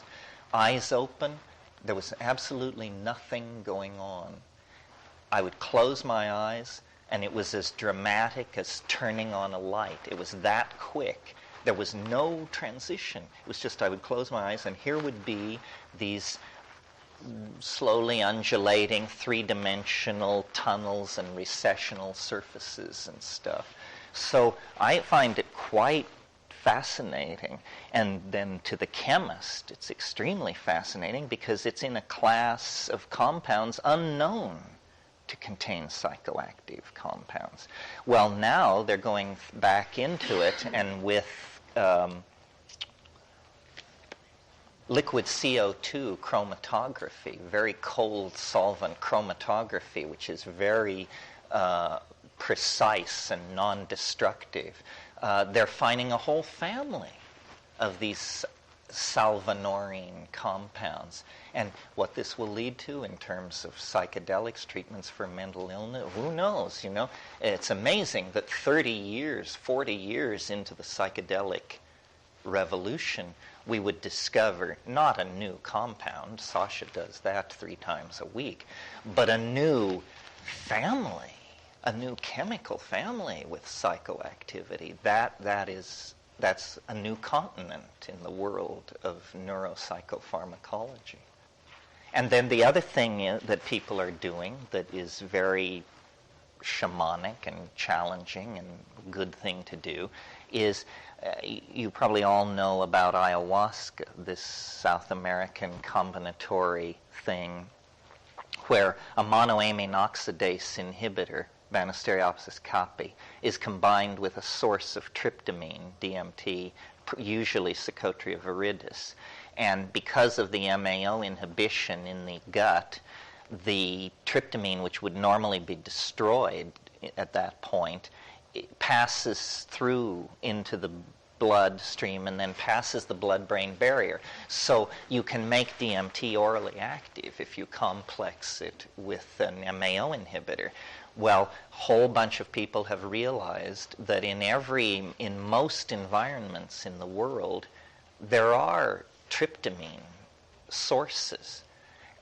And so if you could combine them with an MAO inhibitor, you could create local variants on Amazonian ayahuasca. And they call this pharmahuasca, or anahuasca, meaning analog ayahuasca. And what people are doing is they're using Pagamen harmala as the MAO inhibitor, the seeds of Pagamen harmala. These are little black seeds, and you can get them from seed companies, or you can get them at Iranian markets, and they call it hurmal. And it's sold in Iranian markets to be thrown on hot charcoal to fumigate rooms. I mean, this is just a traditional use of it. It kills fleas. It's a very nice smelling thing and a kind of an incense. Well, if you take 2 grams of these little black seeds and grind them down, that will inhibit your MAO very effectively. And now, any DMT-containing plant that you orally ingest will become active. And it turns out that DMT is very, very common in nature. It's the commonest of all hallucinogens in nature. It occurs in numerous grasses, in leguminous trees. It occurs in the Rubiaceae. It occurs in the Myristicaceae. On and on, huge families implicated in this. It even occurs in certain species of fish. It occurs in human metabolism. This is interesting. A Schedule I drug that you are carrying around in your body, every man, woman, and child on this planet. Kind of the ultimate catch-22. Everybody is breaking the law. You must have realized that anyway. So these things can be complex together. Now, some of the DMT sources that you might want to be aware of are phalaris grasses. These are prairie grasses, and some of these strains are pretty stiff. Red turkey is a strain of Phalaris arundinacea that is pretty potent. There's a plant called Desmanthus illinoiensis, the Illinois bundleweed, which apparently was not used by the North American Indians. It's only been about 4 years that it has been discovered that the root bark of this plant is intensely contains DMT. And wildcrafters are now collecting it, and you can buy that plant. If you go to Mexico, there's a material sold in Mexican pharmacies called tepescohuite, which is the root bark of Mimosa hostiles, the same plant implicated in Brazil in a cult of a drug called vino de jarema. That is a very mysterious and not well understood DMT preparation taken orally, apparently without an MAO inhibitor. Or the MAO inhibitor must also be present in the single plant from which it's prepared. Other sources of DMT, Lespedeza bicolor, that's a clover-like ground cover. Those are probably the main ones. So people are experimenting with these things and making pharmawaska, and in some cases getting off. I mean, there's a lot of clenched guts and hanging over the porcelain bowl in this line of research, but if you hit it right, you'll be very gratified. Yeah, well, that's the great thing about having an underground. You get human data that you could never get in a situation of government licensing because people are willing to take chances. I had a real bummer one time. I took half a dose of mushrooms and half a dose of ayahuasca, and it had me praying for mercy. It was not like anything I've seen some weird territory. But what this was apparent, as I analyzed it later, what must have been happening was short-term memory simply was not transcripting. And so I was sitting there, stoned out of my mind, and then this thought would come. Something's wrong. Something's wrong. So then I would search through pulse, heartbeat. Nothing's wrong. You say, oh, nothing's wrong. Okay. And go back to the trip. 15 seconds later, something's wrong. You say, nothing's wrong. And it got loopier and loopier. And I remember that amazing scene in 2001 where the guy is outside the ship and he says, open the pod door, Hal. And he says, I can't do that, Dave.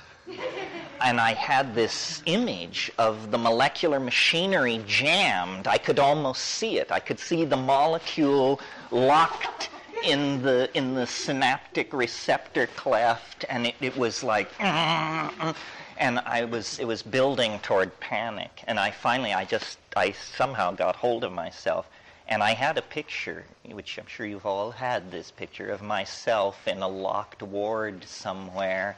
They check in once every 36 hours and wash down the walls. I just said, I'm just going to sit here until it leaves. And I did. And after about an hour of real hell, you could just almost feel it click and begin to drift out of the receptor, and then the pharmacokinetic dynamics of the thing cutting. Said, oh, we're going to live to tell the tale, apparently. Yeah. There is a wildflower that grows in the spring in fields in California that I don't know the name of it. It's little purple flowers, and if the plant's allowed to continue to grow, it becomes a woody stemmed green leaf, sort of a sage green, with a stem of little purple flowers. I'm sure some of you must know what it is. They also come occasionally in yellow. When I walk through a field of those, I smell DMT. I know that DMT is there somewhere, but I have no idea. I'm sure you're right. I mean, there's a yellow flowering tropical bahania in a bot garden near where I live in Hawaii, and the smell it just rivets you when you walk by. And many times I've been in the Amazon, like walking along a trail in the late afternoon, and suddenly it will just hit you. It's just, and strangely enough, smell is an incredibly imprecise sense. Standing in a jungle, smelling a strange smell and asking the question, what makes this smell? There are thousands of sources. You look around, you have no idea. But yeah, I think it occurs in as a volatile in flowers, as some kind of an attractant. It has a sweet, sharp, indolic smell that's very piercing. Yeah. Syrian rue is Pagamen harmala. That plant I mentioned as the source of an MAO inhibitor. If you're interested in doing experiments, becoming a shaman/alchemist and experimenting with making your own pharmawaska, get Jonathan Ott's book called Ayahuasca Analogs. I think they have some copies here. And he describes his self-experiments, and it's a little book, very useful. It's very satisfying, I might say, to make your own stuff. I mean, I wrote a book with my brother years ago called PsilocyBram, the Magic Mushroom Grower's Guide. Growing it is really a wonderful experience. I mean, I don't want to advocate it absolutely, because you could be dragged away to the can for years. There's that little detail. But absent that, the way you experience the organism when you grow it is incredible, because you you take a $25 sack of rye, a human food, that's all it is. You buy it at the organic grocery. It's a human food. You take it home. You have this snowy white mycelium. It's as pure. It's a symbol of purity. It's whiteness, and it will convert it 12% dry weight into Teononacatl, the flesh of the gods, the doorway into the mysterium. And so it gets you out of the cycle of criminal syndicalism that inevitably accrues to fancy dope dealing. You have produced it. You know every stage of its unfoldment, and you have a very strong relationship with it. The other thing is, growing mushrooms teaches all kinds of virtues which serve you very well while tripping. Virtues like constancy, attention to detail, patience, so forth and so on. So if you're wondering if you should take mushrooms and you're really in a dilemma about it, grow them. If you can grow them, you can take them. I mean, that is the certain entry into it. And of course, there's a certain mystical faith that we who grow are somehow more deeply in the service of this thing than those who simply trip. That's probably bullshit, but it keeps us at the knife and the flame. There's kind of a papa-mama feeling about it, bringing them little kids up. And well, when you see a large mushroom project go into fruiting, it's awesome. It's awesome. The power of this thing, what a workhorse this organism is. This thing, it's so efficient. I mean, imagine 12% conversion of rye to psilocybin. To put that in perspective, that $25 bag of rye becomes $35,000 6 weeks later at current market prices. I mean, not to bring the mundane in here, but there's nothing wrong with feeding your children either, and staying off welfare and so forth and so on. Did you want to say something? Did you want to say something? No. Terence, how much trouble how much irritation have you had from the government because of your public stand and you're easily identified and all that sort of thing? Well, now this will be a hard swallow for all of us, because the great faith of our culture is that paranoia is never inappropriate. None. None. Ever. I don't know what that means. I'm paranoid enough to assume it must mean I work for them. How else could that be possible? The other possibility is that they are even stupider than we suppose. I mean, I've used to say, I just use big words, that's all. They don't clock that. It never appears on their screen. Another possibility, which is equally humbling to all of us, is that this isn't worth bothering with. Some freewheeling Irish bullshit artist and his docile flock.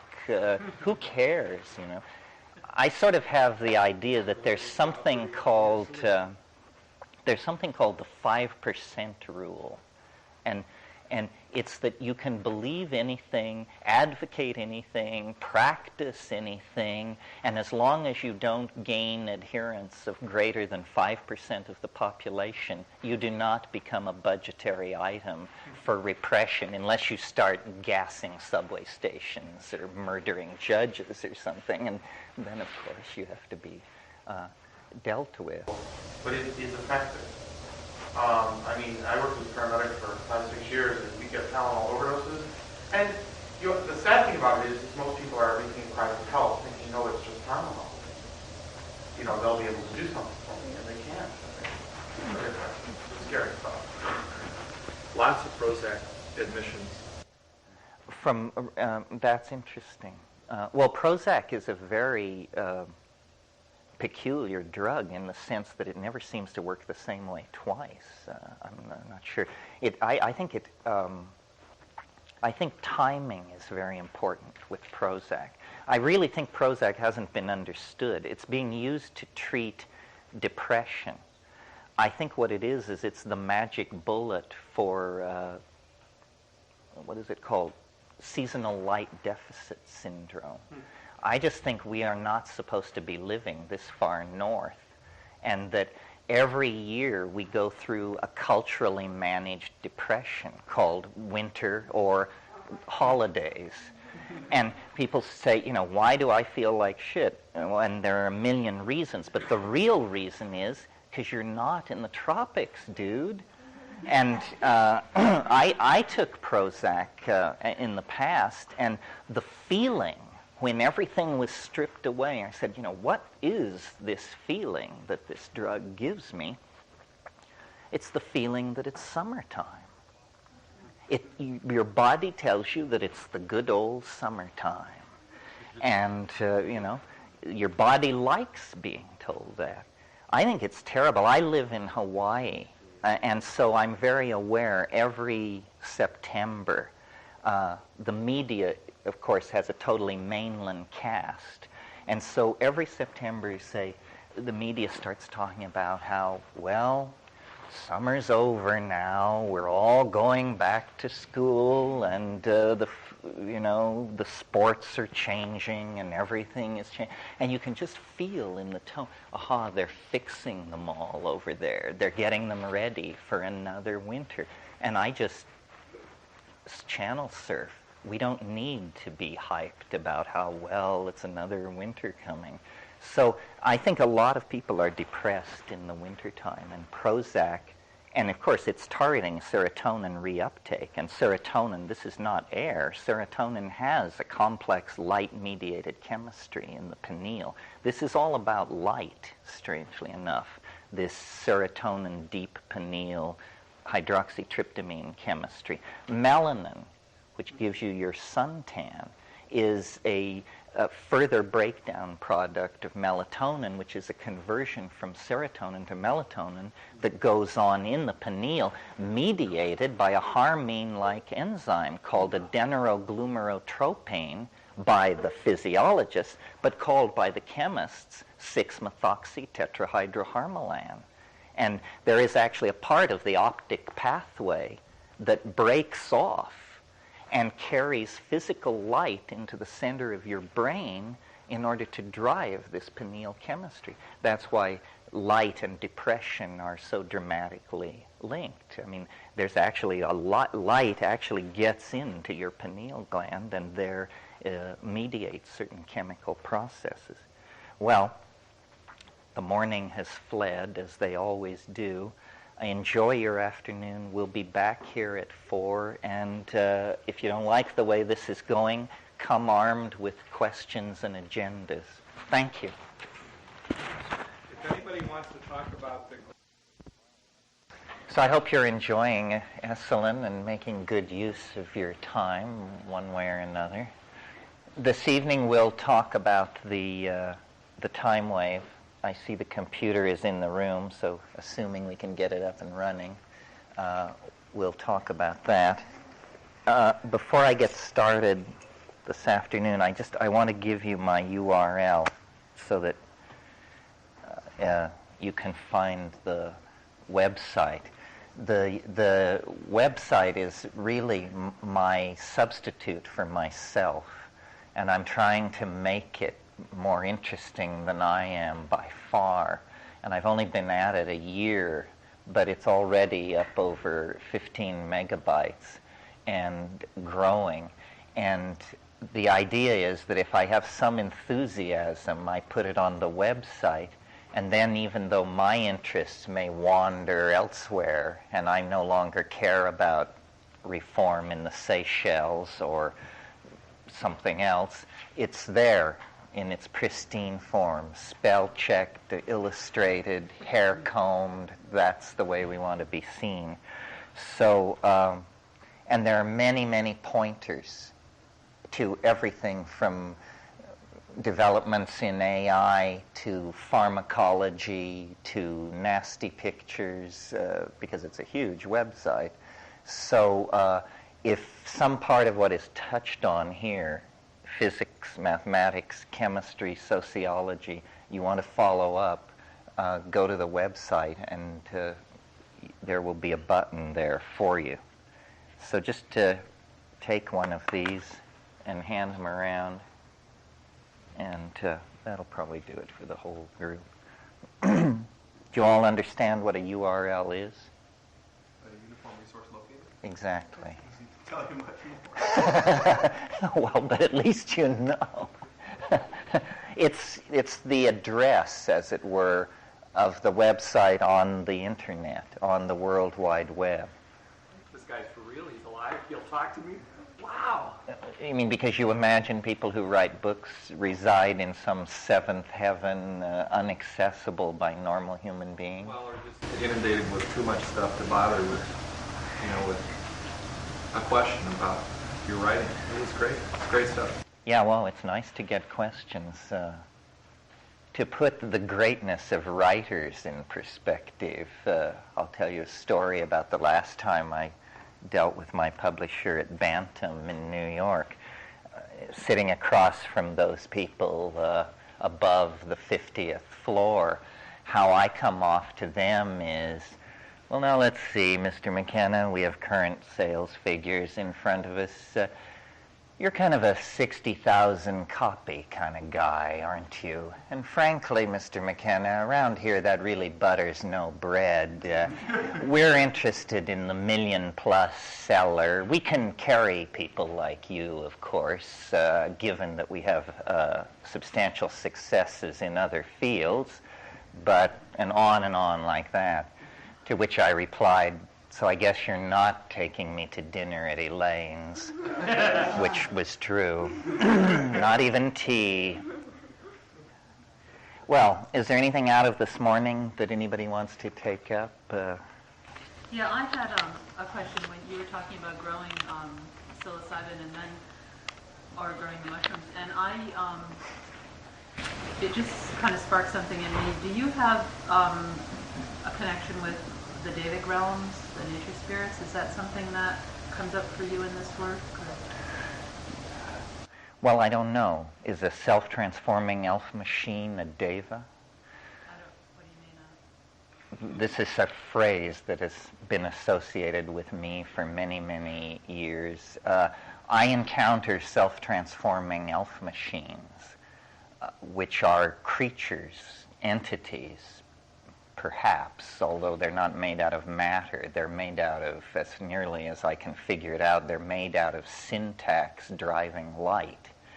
But if what your question addresses is the issue of entities on the other side, there are definitely entities on the other side for me, and there seem to be such for many, many other people. I'm not by any standard sensitive. So if I get entities, then they are substantial and capable of defending themselves. It's one of the most challenging parts of the whole psychedelic landscape, because most people can accept the idea of disordered sensory input, recovery of traumatic memory material, so forth and so on. But what are we to do with an elf? That becomes a little harder to contextualize in psychoanalytic theory, although Jung did a good job when he said autonomous elements can escape from the psyche's control and present themselves as independent entities. I'm not sure he's ever seen a self-transforming elf machine. Are those Davic entities, do you think?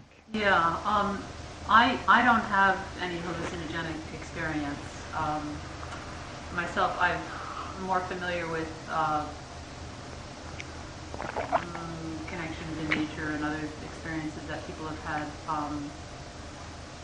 in Horn Group or being in the Himalayas, that kind of thing. So what you're saying is through your experiences with pharmaceuticals, you have that experience, even if you're not having it when you're not.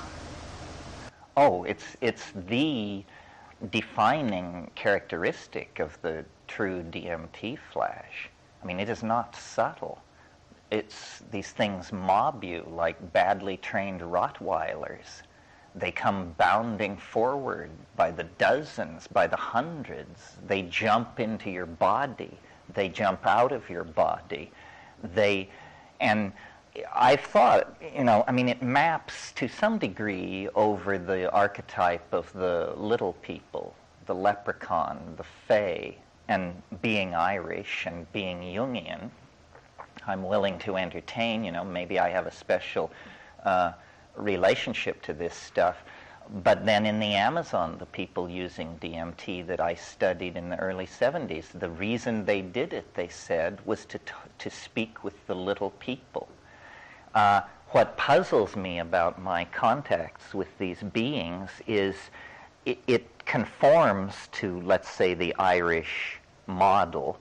They are small, they live under hills, or when you're with them you have a sense that you are somehow underground. They are full of merriment, almost to a manic and frightening level. It's sort of like a Bugs Bunny cartoon gone berserk. They are friendly, but play rough. In other words, it's a land of explosions and falling anvils. It's like a Roadrunner cartoon or something. But the overwhelming feeling is love, but I spell it L-U-V to distinguish it from the ordinary kind, because it's just this kind of crazy, childish affection. And they're delighted to have me in their presence. Well, now that all sort of corresponds with the Irish model or with worldwide folklore of little creatures, little people in the woods.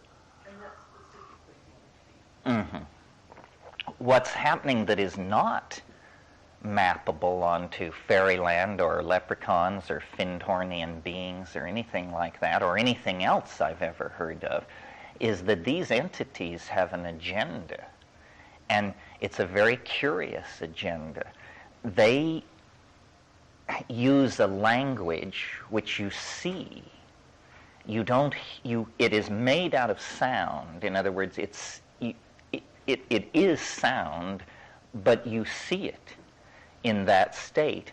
And the entire point of the encounter from their perspective seems to be to teach you to do this. They want you to transform your language. They want you to speak Elfish. And, what? If you've never done DMT and you just smoked it and you're 30 seconds into this experience and this is what it's come down to, you wonder what to make of it. I've thought about this for years and years and years, and I don't know why there should be an invisible syntactical intelligence giving language lessons in hyperspace, but that certainly consistently seems to be what is happening. I've thought a lot about language as a result of that, and several things about it. First of all, it is the most remarkable thing we do, I think. And we talked a little bit this morning about epigenetic behaviors. Chomsky showed that language, the deep structure of language, is under genetic control. But that's like the assembly language level. Local expressions of language are epigenetic. And it seems to me that language is some kind of enterprise of human beings that is not finished. That we have now left the grunts and the digs of the elbow somewhat in the dust, but the most articulate, brilliantly pronounced and projected English or French or German or Chinese is still a poor carrier of our intent, a very limited bandwidth for the intense compression of data that we are trying to put across to each other. And it occurs to me from studying McLuhan and other people that the ratios of the senses, the ratio between the eye and the ear and so forth, this also is not genetically fixed. There are ear cultures and there are eye cultures, print cultures and electronic cultures. So it may be that our perfection and our completion lies in the perfection and completion of the word. Again, this curious theme of the word and its effort to concretize itself. A language that you can see is far less ambiguous than a language that you hear. If I read a paragraph of Proust, then we could spend the rest of the afternoon discussing what did he mean. But if we look at a piece of sculpture by Henry Moore, we can discuss what did he mean, but at a certain level there is a kind of shared bedrock that isn't in the Proust passage. We each stop at a different level with the textual passage. With the three-dimensional object, we all sort of start from the same place and then work out our interpretations. Is it a nude? Is it an animal? Is it bronze? Is it wood? Is it poignant? Is it comical? So forth and so on. So this is not a very scientific part of the rap, because it's very hard to convince people that there are non-human intelligences this side of Genebel Ganubi. And when you tell them that these non-human intelligences are accessed through the diminutive mushrooms growing on their front lawn, they just write you off as a squirrel. But this question of the non-human intelligences is very, very much on the agenda. All shamans in all times and places have claimed this. And the thing that so pleases me about DMT is, a lot of people will not take a psychedelic like LSD or psilocybin or something because it lasts hours and hours. Inevitably, a thing lasting that long, you're going to end up dealing with your stuff, your anxiety, your fear, your this and that. And a lot of people don't care for that sort of thing. Whether that's good or bad is another issue. With DMT, it lasts 4 minutes.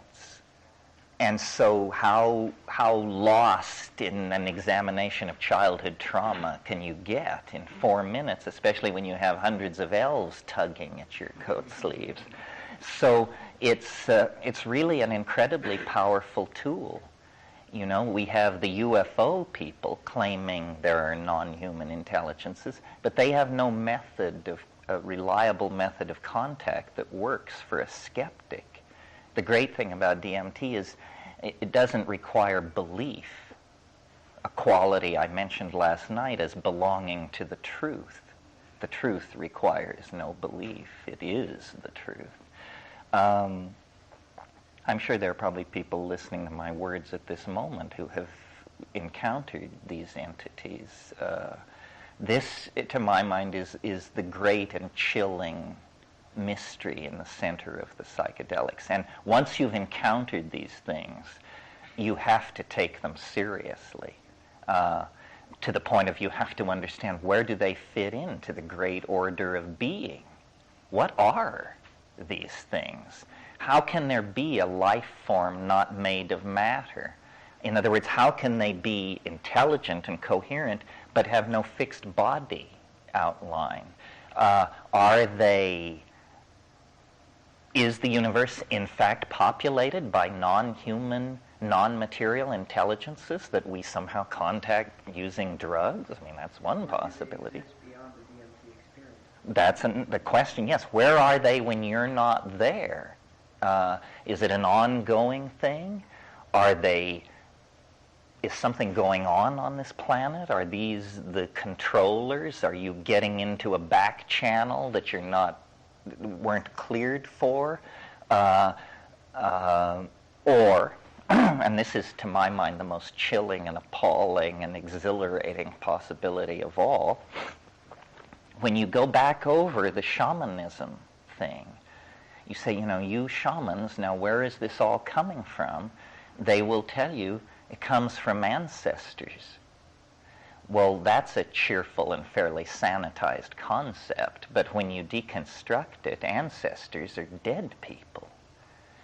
What is actually being suggested there is that there is a kind of ecology of souls, one energy threshold over, that is co-present with this world. Well, strangely enough, that's what the Irish myth of the Fae says. It says these are dead people. These are souls that linger in our environment, and this is what souls look like. Again, folklore is only a guide, but if what we are dabbling with, if what lies at the end of the road of shamanism is the dissolution of the boundary between life and death itself, then the million-year intuition that this was a path worth following will be dramatically vindicated. And one of the reasons I've preached DMT so furiously is I just want a larger body of people to take it so that we can compare data. We need to understand, how is this possible? It raises a whole host of questions. One is, not only how is this possible, but then given that is this possible, how has it been kept secret?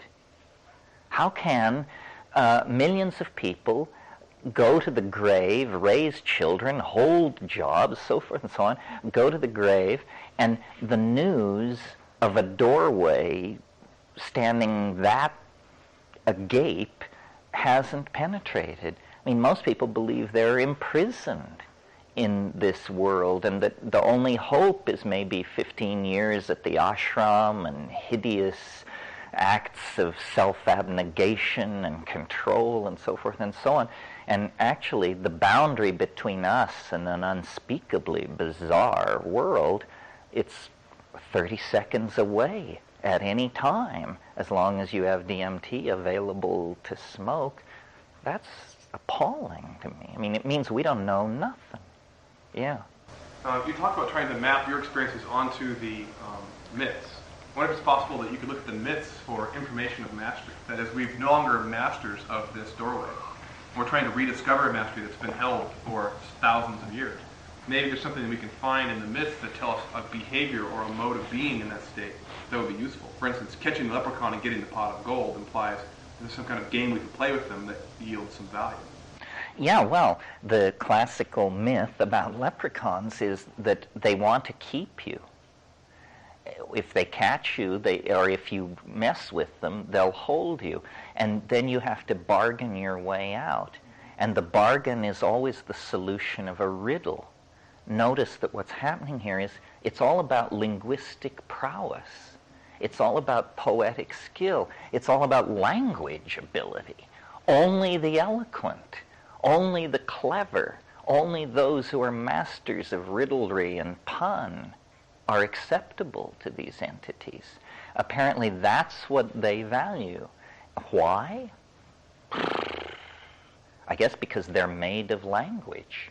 So, and they themselves have, when I try to describe to people what they are or what they look like, various things can be said. They're like self-dribbling jeweled basketballs. In other words, they don't have faces or anything, not the little yellow leather jerkins and the curve-pointed shoes, not that. Self-dribbling jeweled basketballs, and they use the language to make objects. That's what this language, how this language is different from ordinary English. English, we can make meaning. The DMT language makes objects. It's like a higher dimensional language. And so these things bound forward with the complete purpose of delighting you.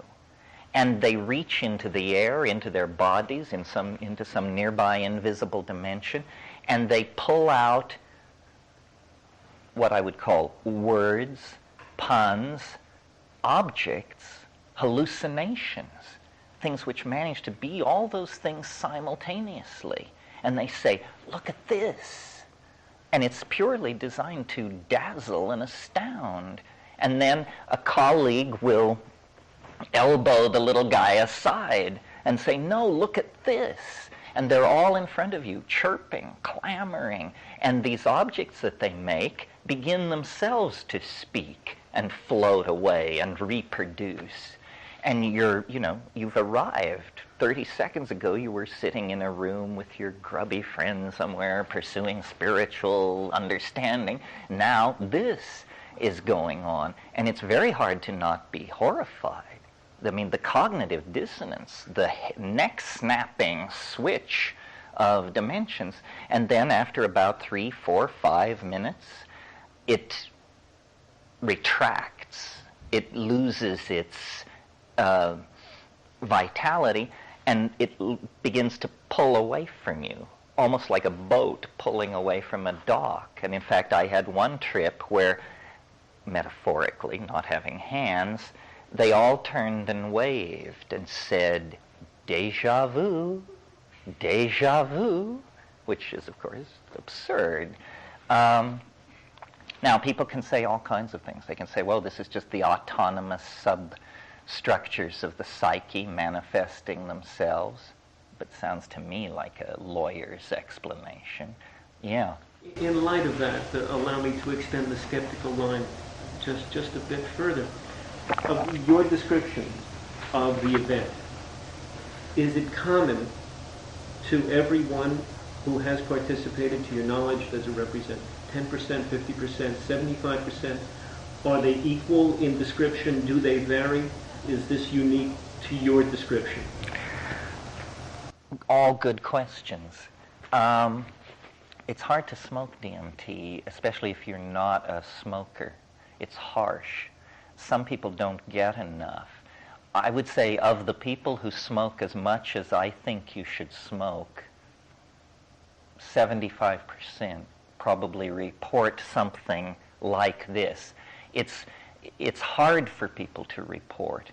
I mean, I've had years and years of practice. What I've just told you about this is an incredibly crumpled, compressed, edited version, because what is really happening in there is unspeakably bizarre, unspeakably bizarre. That seems in fact to be its quality, that it is unspeakable, and that therefore in order to speak of it, you have to make a leap of faith to this higher order glossolalia-like language.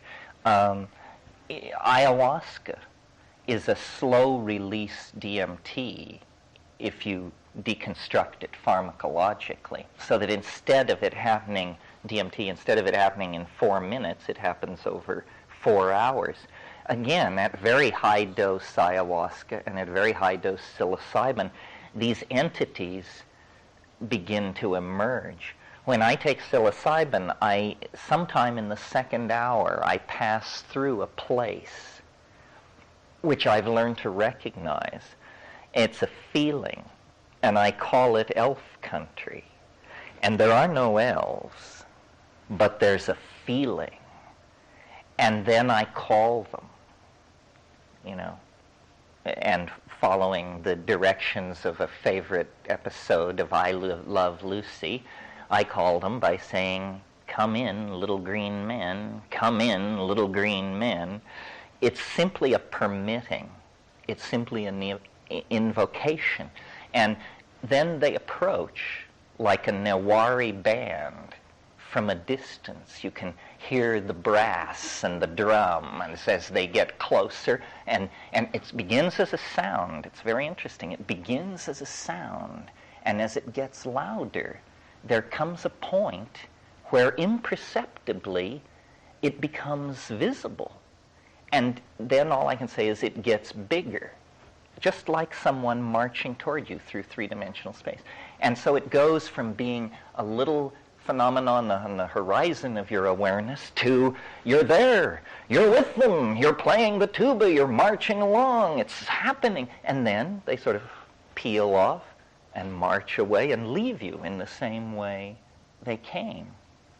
The archetype of this phenomenon, as far as I can tell, is the archetype of the circus.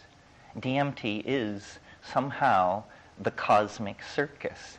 And if you analyze what the circus is, it's a closed environment of permitted outrageousness that roves the straight landscape, setting up in one town and then another and then another. And it's a thing of wonder and light.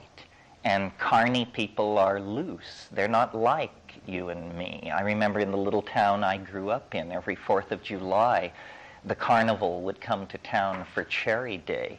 And we kids were told we couldn't stay out after 9 o'clock when the carnival was in town, because there was just this aura, more liquor was being consumed, more people were staying up late, so forth and so on.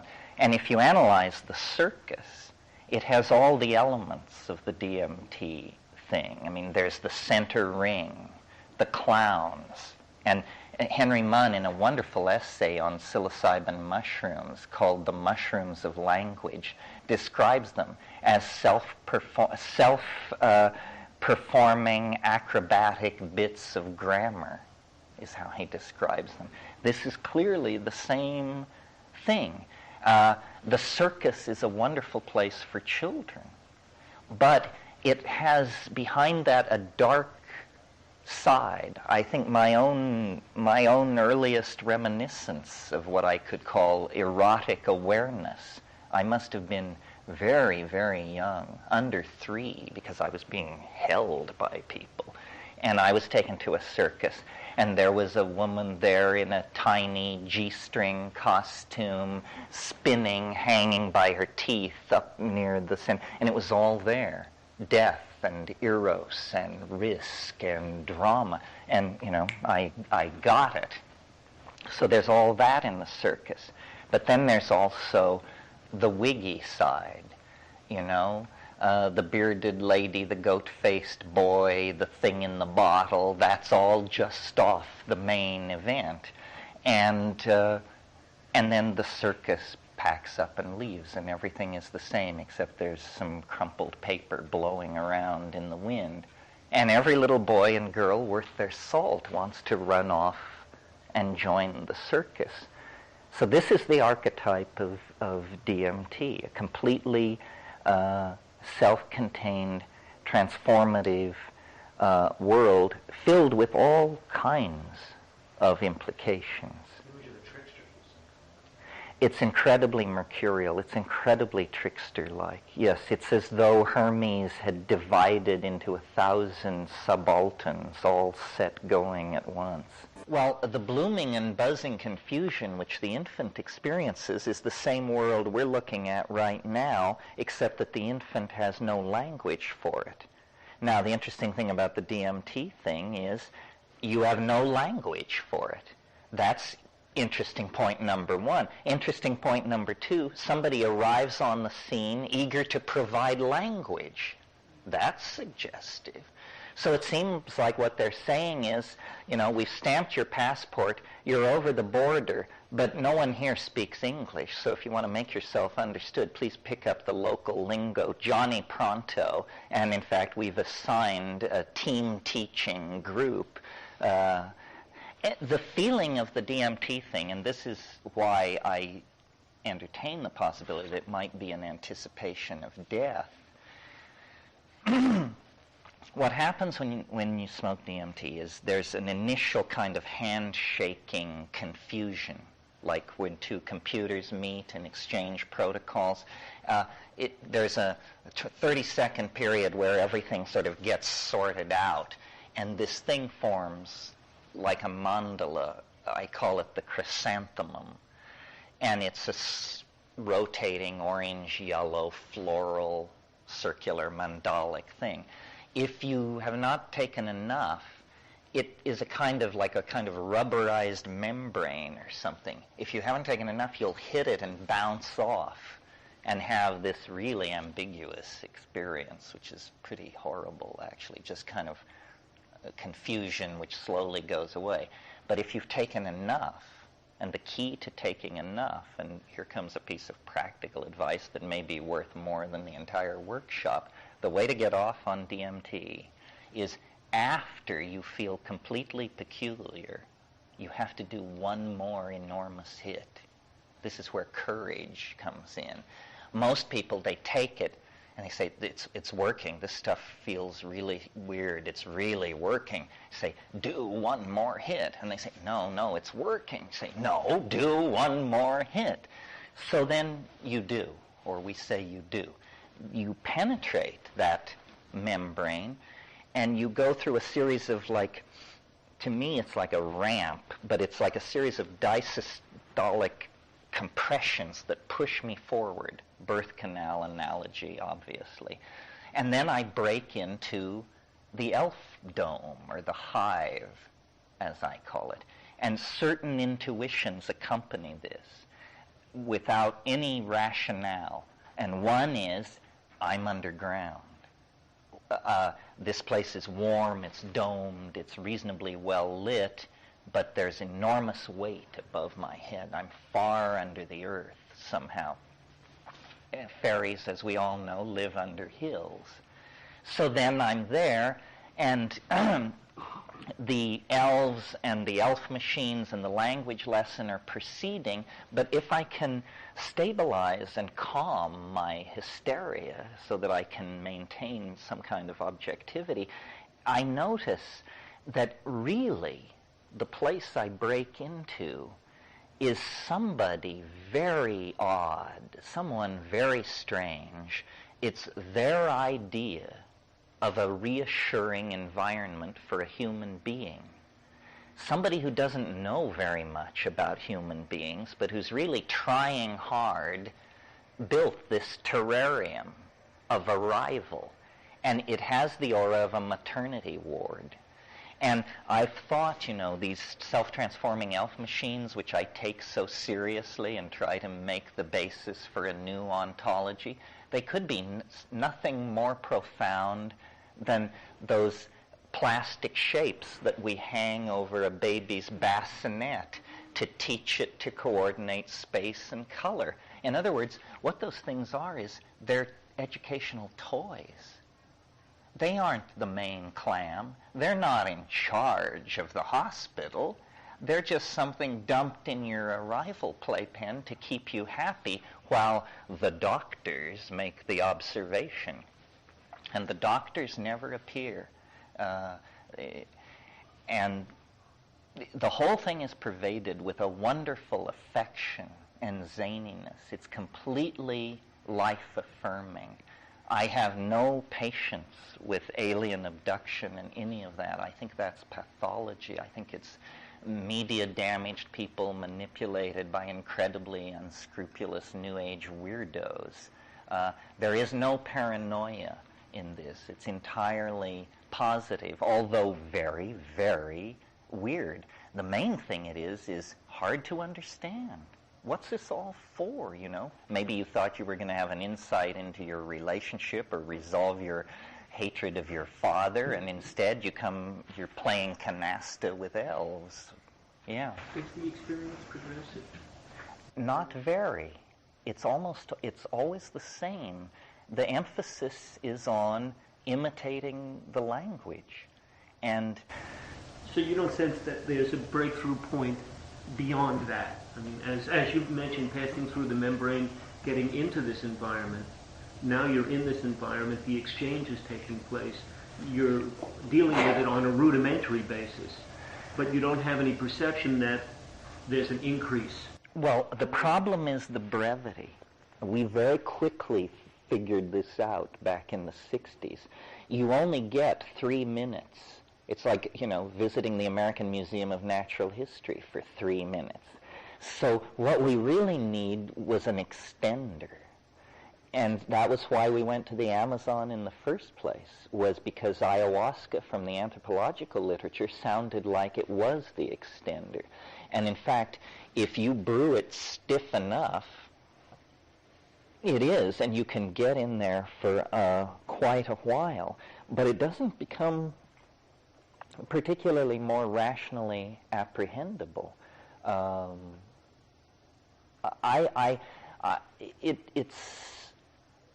It's a great mystery. It's a puzzle. It shouldn't exist. It's the thing which you don't believe exists. It does. Terence, it's a crazy idea. You're talking about elves. I'm thinking about Santa Claus. And flying in a sled, and having a red-nosed reindeer, and seeing in the dark, and reindeers eating mushrooms, and so I'm wondering about these elves that are giving presents. You want me to extend your list for you? Santa Claus's colors are red and white. Santa Claus is associated with the spruce tree. The spruce tree is the mycorrhizal symbiote of the Amanita. The Amanita is associated with magical flight. Santa Claus flies. The Amanita is associated with reindeer. He flies with the aid of reindeer. He makes gifts for all the boys and girls in the world with the help of elves. Elves, in all traditions, are what are called demon artificers. They make things. That's what elves do. Whether it's shoes or gold jewelry, or they make things. Elves are artificers. Now, what else before I leave this theme? Santa Claus lives at the North Pole. The North Pole is the Axis Mundi, the Yggdrasil, the magic world ash of Norse shamanism grows at the North Pole. You pile all this stuff up and you say, this has got to be an ancient memory of an Amanita cult. Although I've looked at Santa Claus, and I have never found a source that would trace it back further than the 10th century. But I maintain, it's Paleolithic, probably. Yeah.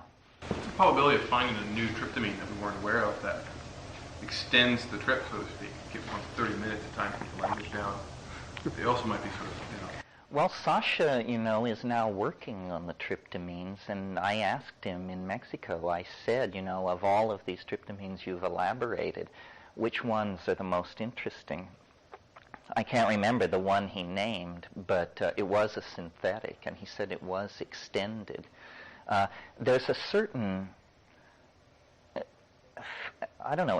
fear is the word, but these places are really strange. And for most people, 3 minutes is quite enough, and then they need to attempt to assimilate it. Part of the problem is you can't remember it.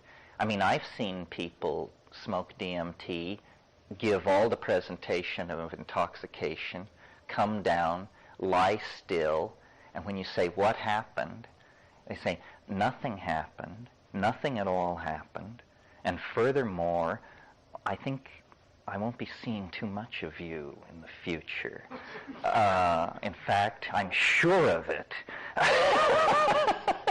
So, There's also a possibility of sort of the analog of going to the gym before going out and doing a sports activity, that one practices remembering dreams or trying to experience the weirdest sober things possible in order to have like the most stamina in the altered state. Isn't the dream itself the images of language? I mean, isn't there a form of aren't your images communicating something to you through images? you mean in a normal dream? In a normal dream, there's the citizens of the dream Yes. that come, and they, I mean, depending upon whether you're visual or auditory or whatever, they're communicating to you as well.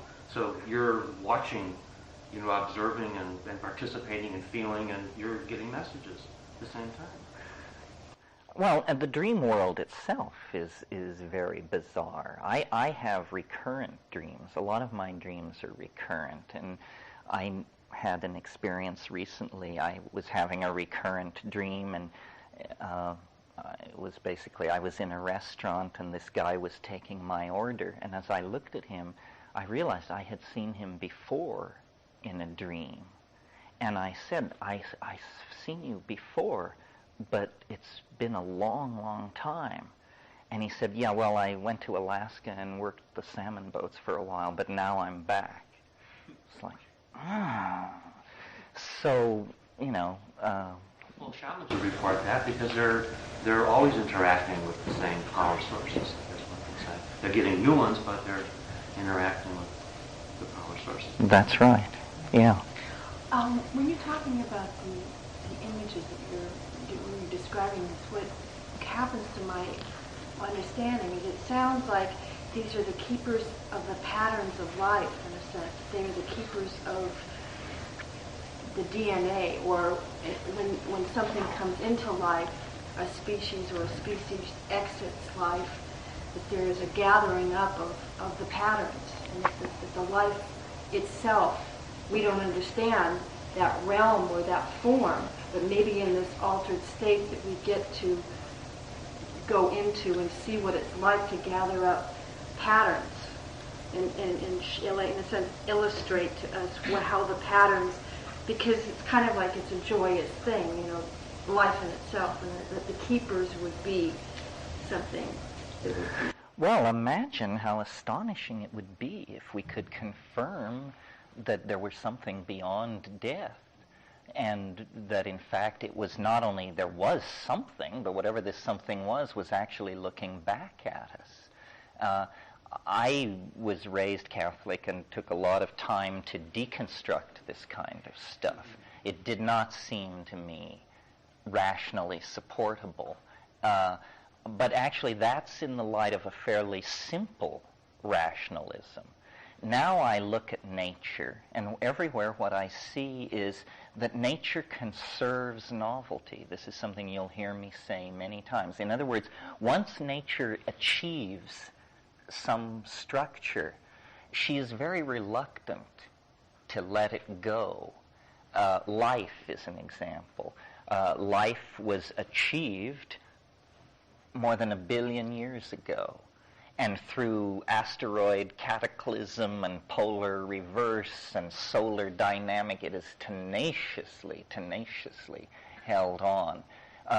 So it may be that this thing which we call the personality, the self, is actually of interest to nature as a complex structure, and that it really does use the physical body as a kind of workbench upon which to build a higher dimensional vehicle of some sort.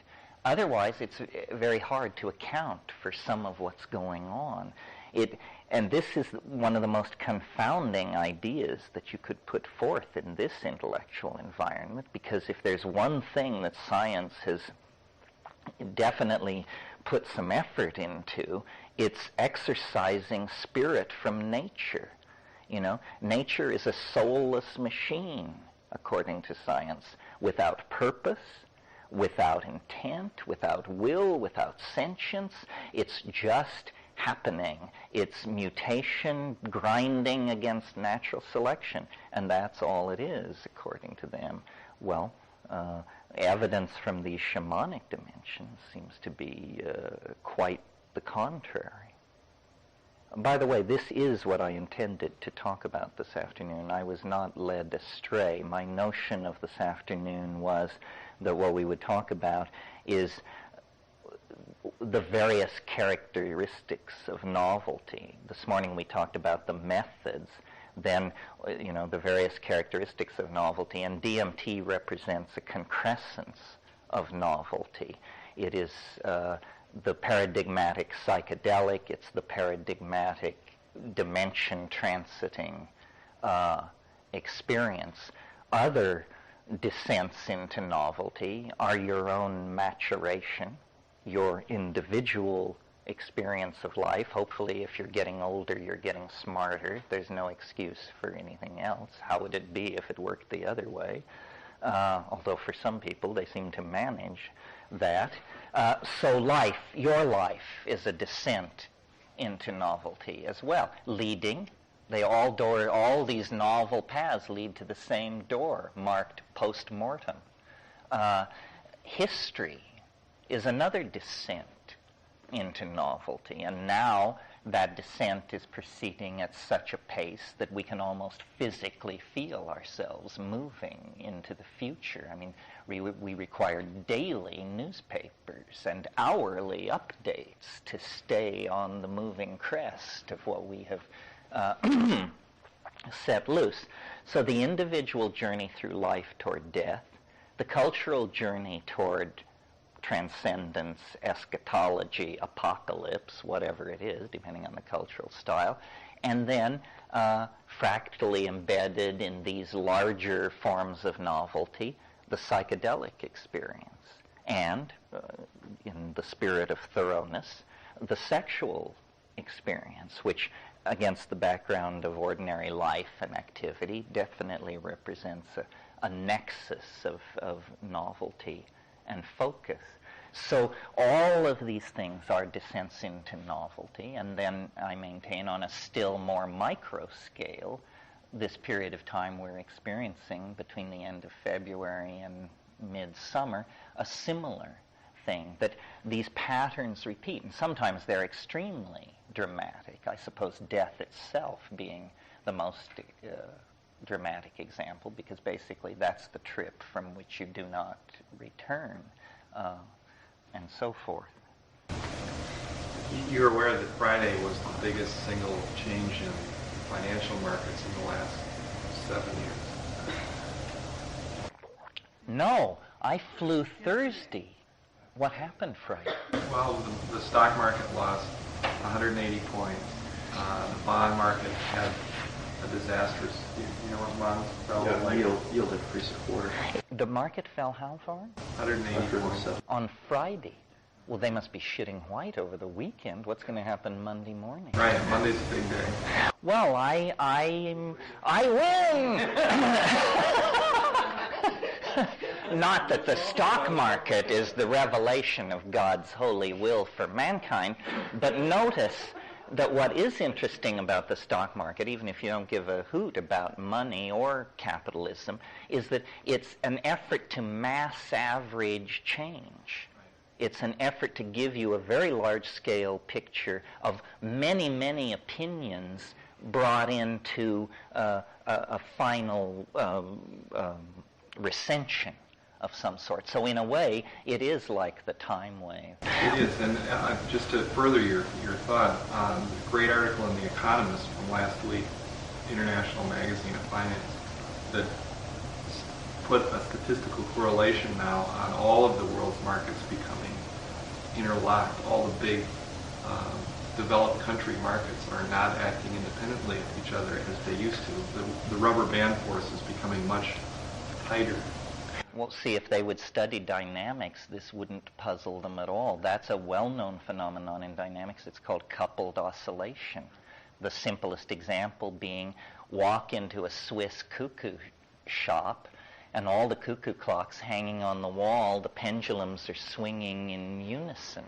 That's not because the guy spent hours setting the cuckoo clocks. It's because hanging them on the wall, they actually communicate their vibrations to each other through the wall, and after a few hours of running at all kinds of different speeds, everything falls into step. Coupled oscillation.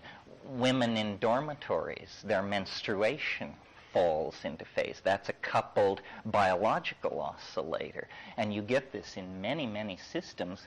And the problem with it is, in something like a stock market situation, is it then tends to amplify small perturbations into very large perturbations. And the entire system then tends to destabilize. Well, that's very interesting. Next week could be major. The way the descent into novelty will work is there's no earth-shaking moment. For many months preceding the 25th of February, we'll look at this tonight, but for many months preceding the 25th of February, things have become more and more locked, conservative, recidivist, whatever you want to call it, habitual, traditional, repetitious. Then the cusp was the 25th of February. Well, but you don't feel the earth move. The 26th is not greatly different from the 25th. The 27th is slightly more different. The 28th still slightly more. But over the next 2 months, every day will mark a greater descent into novelty. And as I say, a worldwide economic collapse would certainly precipitate all kinds of other changes. And there's plenty of instability in the system. I mean, the Chinese are playing with the idea of world war, or at least their military are, while the political people are busy dying. Once you get the internationalist rhetoric out of Marxism, what you have is National Socialism. So it isn't communists that are about to return to power in Russia. It's National Socialism that's about to take power in Russia. That's a terrifying possibility.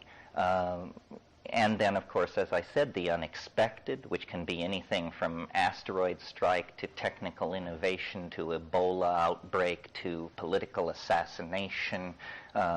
These things are, you can bet on the unexpected. It's the safest bet on the table. Yeah. The curious thing for me, again, going back to millenarianism, is in a sense the construct is an abstraction. We are not reaching the year 2000. In essence, means nothing. It is the energy that we bring to it that, in a sense, creates the atmosphere for the events to take place. Well, you mean that that the year 2000 is no different from any other year? Exactly. Well, except that if you look at the way society frames its values, one of the largest value frames that we have, perhaps arguably the largest, is the calendar. And so once you accept a calendar, then its rhythms become automatic. And so here we are facing the turn of 1,000 years, which, you're right, in and of itself, it's nothing, but because we are psychologically driven by it, it becomes something. You can hear these politicians, if they have no rhetoric, they just use the calendar itself as a rhetorical launching pad and try to make that seem like progress. Here's a progressive program. We'll turn the millennium. Well, we're going to turn the millennium, and whether it's progressive or not. There will be a lot of Christian hysteria as we approach the millennium, because it's not only, well, it's their last chance. I mean, I don't think anybody believes that in 3,000, Christianity will be making a major push. This is their last chance to deliver, and they are very confident of the delivery, and so there is a spreading hysteria. And of course, whenever society becomes incomprehensible, people assume that the end is near. And that seems to attend that spreading social confusion. Millenarianism is inevitably, well, not inevitably, but largely a phenomenon of the displaced, the economically desperate, and so forth. Yeah. Man, what do you think is going to happen? Is there going to be another nativistic movement, or a large cargo cult? I mean, what's going to happen? You mean over the next 10 years or so? Pat Buchanan. I don't think so. I think Pat Buchanan is discovering the world is even more novel than he supposed. If you've never won and you win, that's novel. But now it's time to win again, and it's no longer novel. You're back with the problem you had before you won the first time. I'm very hopeful, because as I look at large scales of time, I see that what has always been conserved is greater richness of opportunity, greater freedom. And the way I define the ultimate omega point of novelty is it must be the place where all things become possible. How could it not be that? Because that's what novelty means, is strange things being possible. Well, when all strange things are possible, you've met the novelty maxima. Well, how could such a place exist? Well, it couldn't unless you move into hyperspace, or if you invent time travel, or something like that. Then you break the forward momentum of linear history. But that's conceivable. I mean, there's no reason intrinsically why time travel is impossible. And time travel is simply a Romana clef for transformation of energy and matter on all scales. Time travel is faster than light travel. These things all become the same thing. And there is no reason why these things can't be anticipated. You know, the whole purpose of data coordination, whether it's occurring in an amoeba or a mega international corporation, the purpose of data coordination is to predict the future, always. I mean, that's what your senses do for you. You know, notice when you look over there and decide to walk over there, you're also deciding to walk over then. In other words, you are coordinating data to move through time and space toward a future point. And the whole evolution of life, on one level, can be seen as a conquest of dimensions. You know, the earliest forms of life were fixed slimes of some sort. And then motility, motion became a possibility, but just basically groping in a linear line, unable to see what is ahead of you, unable to see what you've just left, but groping. Well, then over time and through evolution, light-sensitive chemicals get sequestered on the surface of these organisms, and now they have a gradient that tells them where light is, and they can go toward it or away from it. They are gaining dimensional sophistication. Well, from that point to the evolution of human beings, it's basically evolution works on one theme, the developing of better bodies for the conquest of three-dimensional space. So the fin turns into the leg and so forth and so on. And then finally that's like fulfilled in higher animals. You know, the cheetah can run 70 miles an hour and so forth and so on. These are the limits of flesh are achieved. But then at that point, mind begins to flex its muscle and move forward. And what is language but the ability to recreate the past in the present, or to recreate the hypothetical in the present. In other words, in a world without language, experience is always being lost. You have it, and then it goes away. If you can talk about it around the campfire and tell the stories, then the past stays with you. And the ancestors accompany you on your journey through time.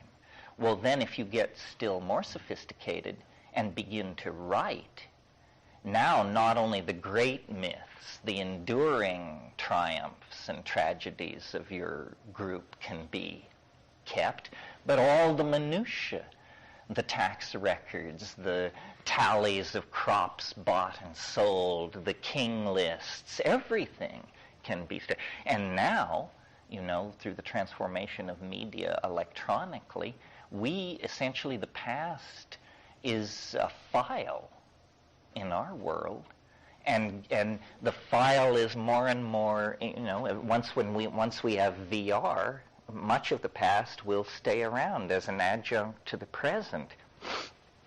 On the other end of that equation, we have developed incredibly powerful mathematical tools for predicting and extending data into the future.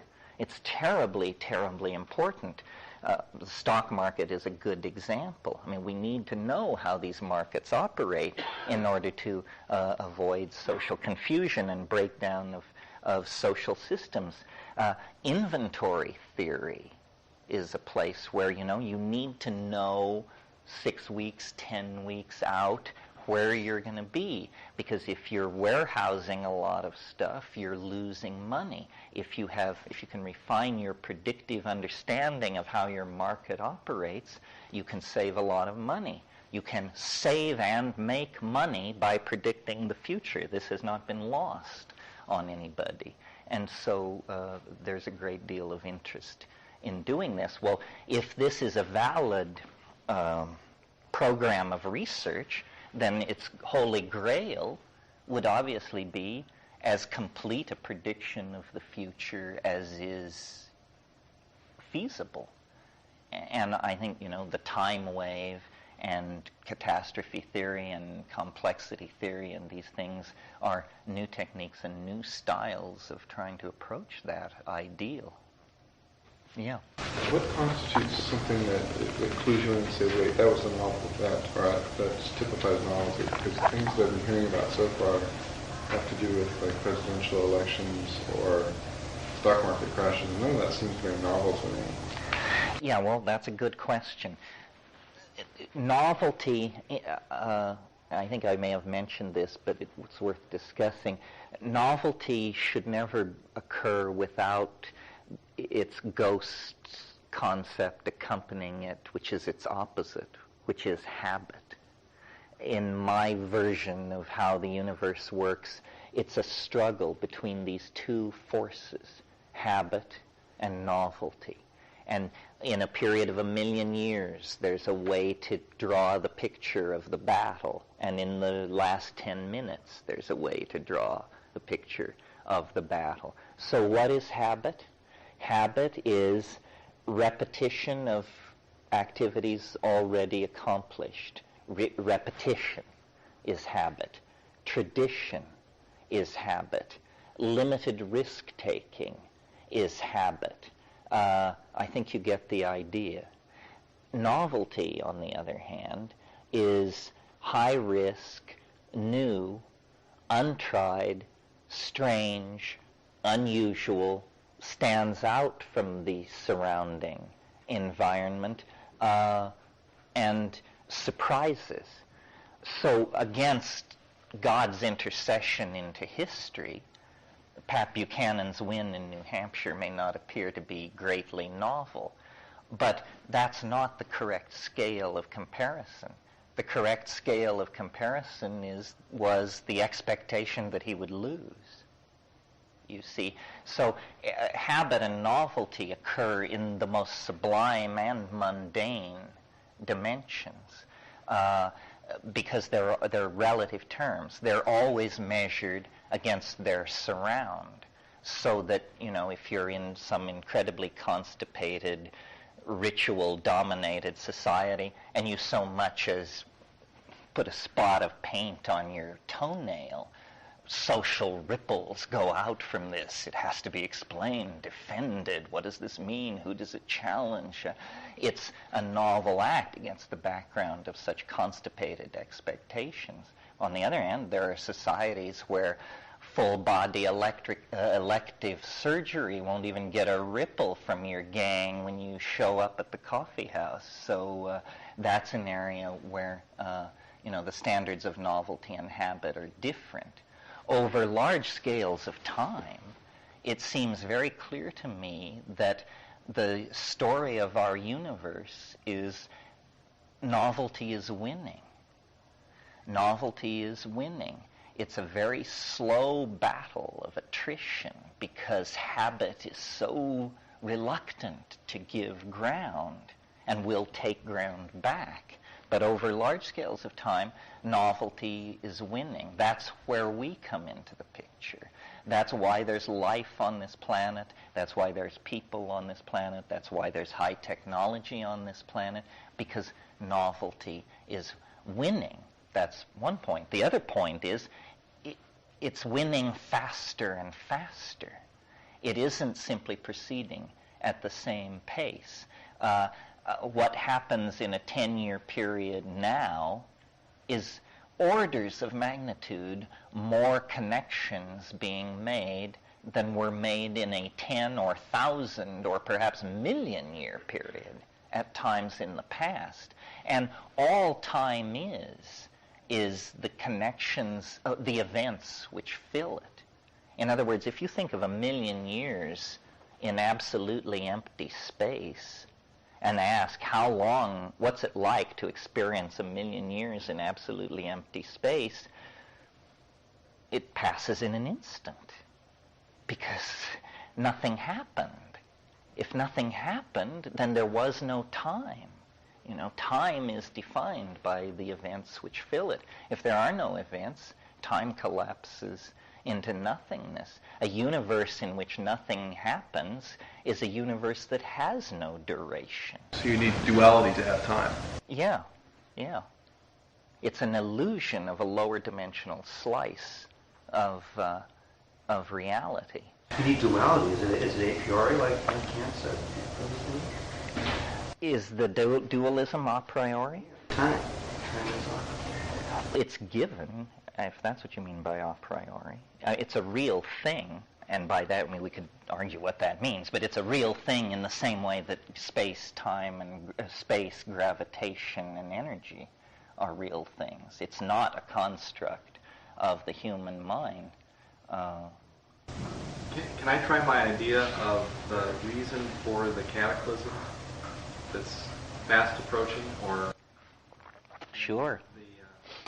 the extension of novelty? Let me start at the beginning. The one definition of enlightenment, one narrow definition, is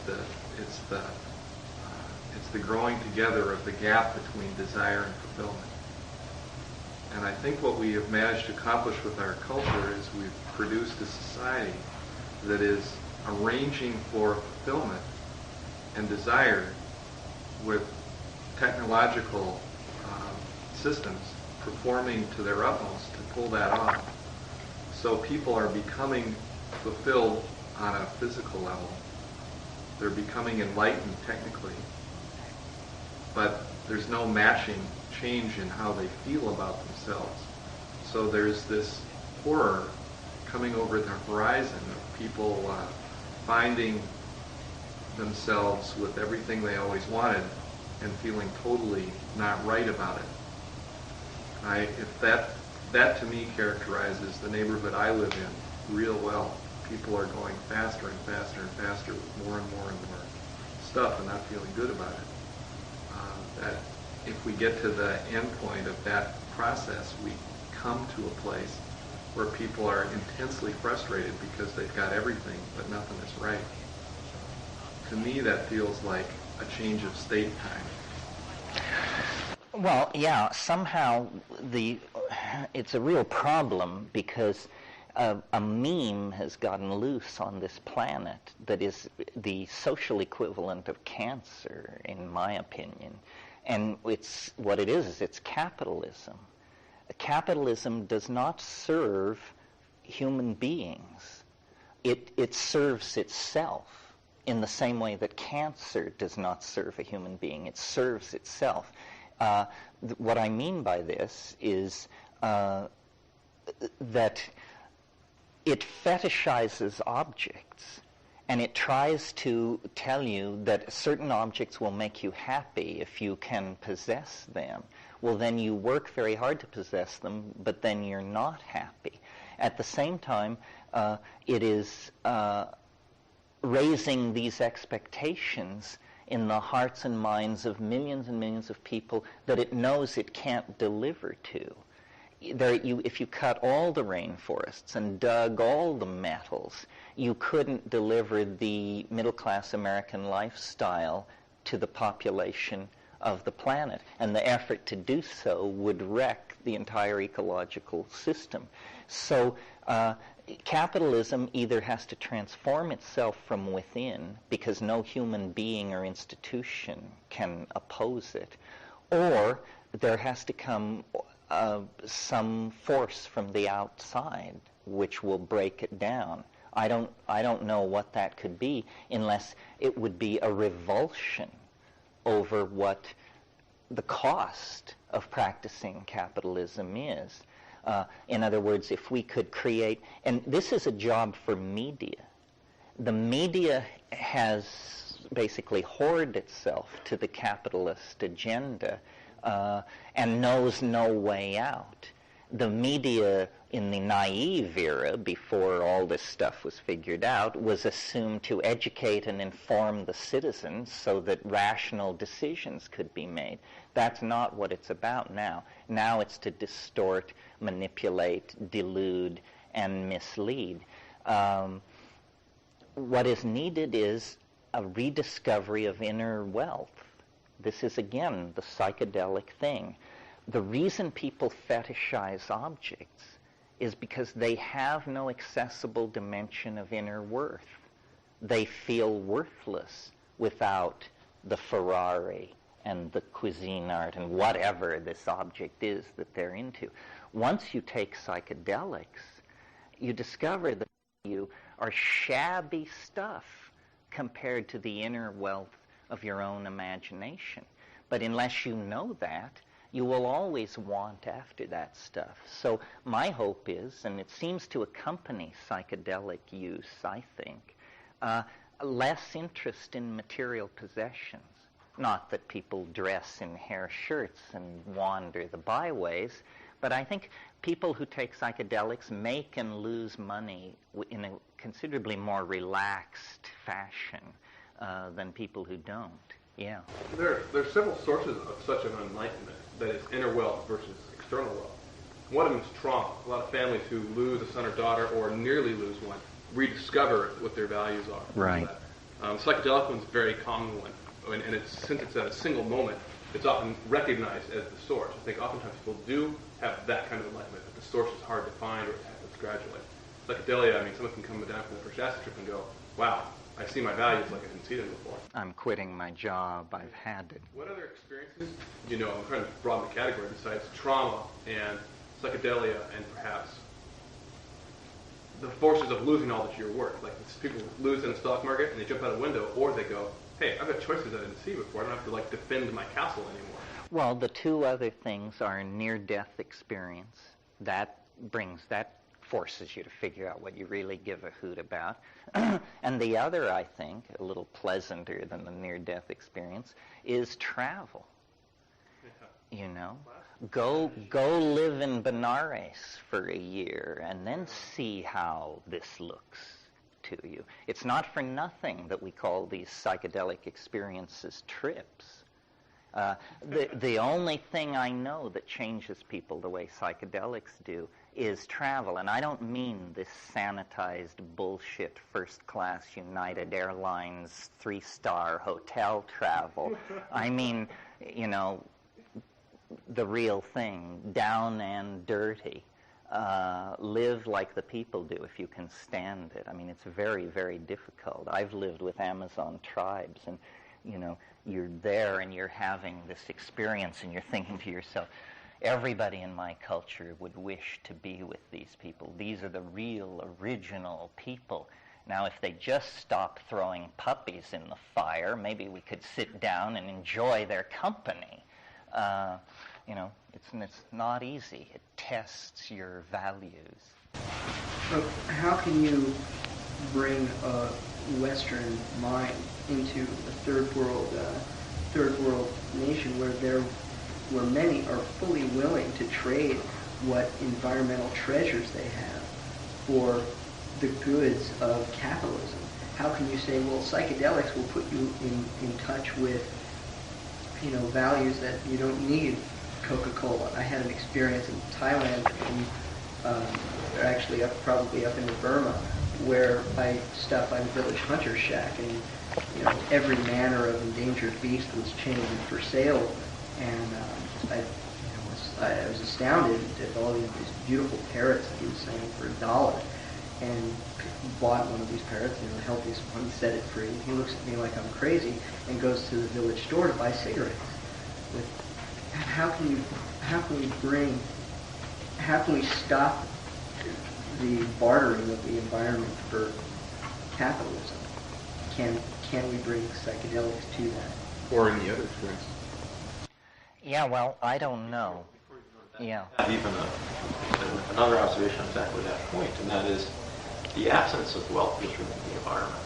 The absence of wealth ruins the environment. For example, when you land in New Delhi and the door opens on an airplane, first thing you get overwhelmed with is the air is unbreathable because of the smoke.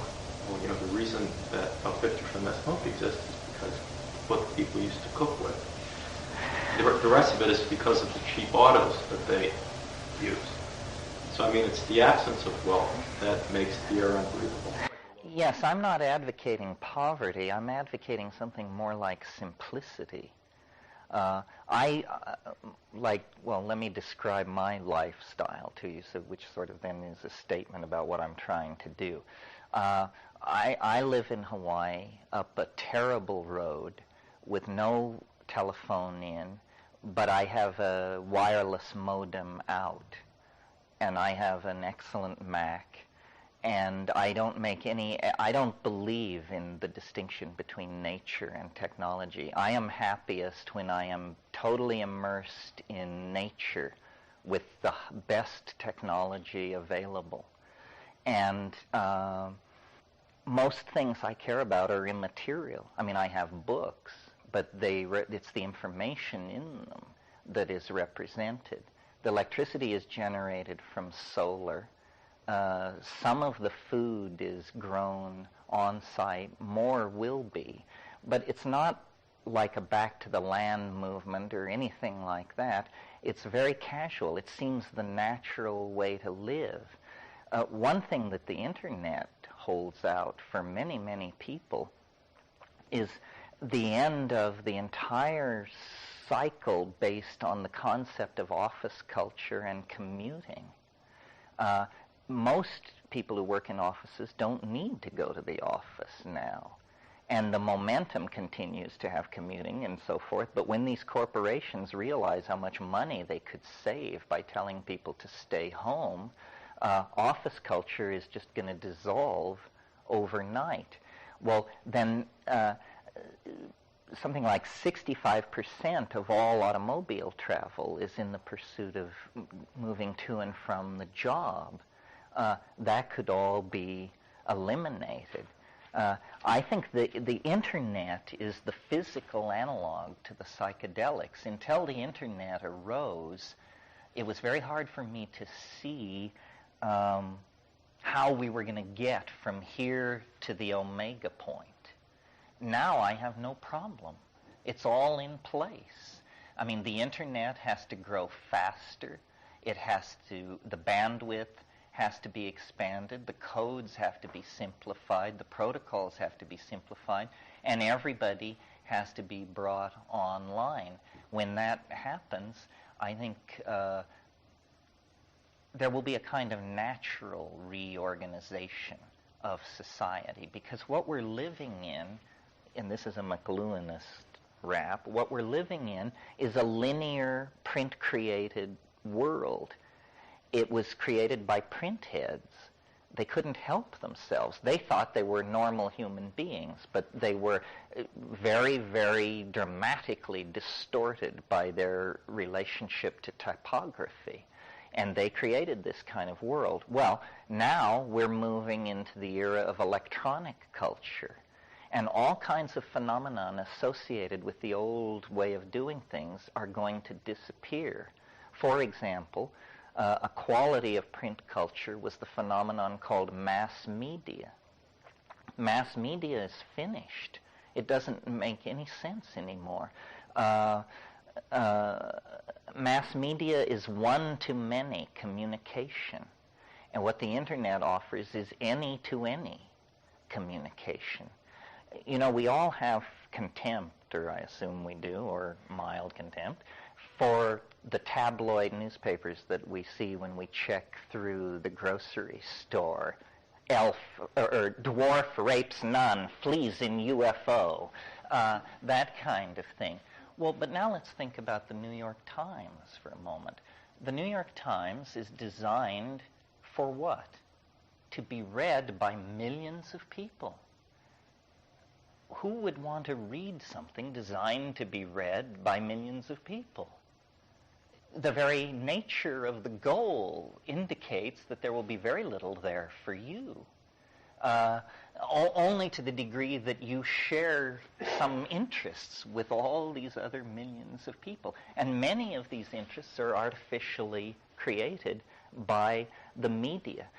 So other notions that were put in place by print, I think, did I mention this last night about the interchangeability of type? How I didn't. Okay. Type, as you know, is interchangeable.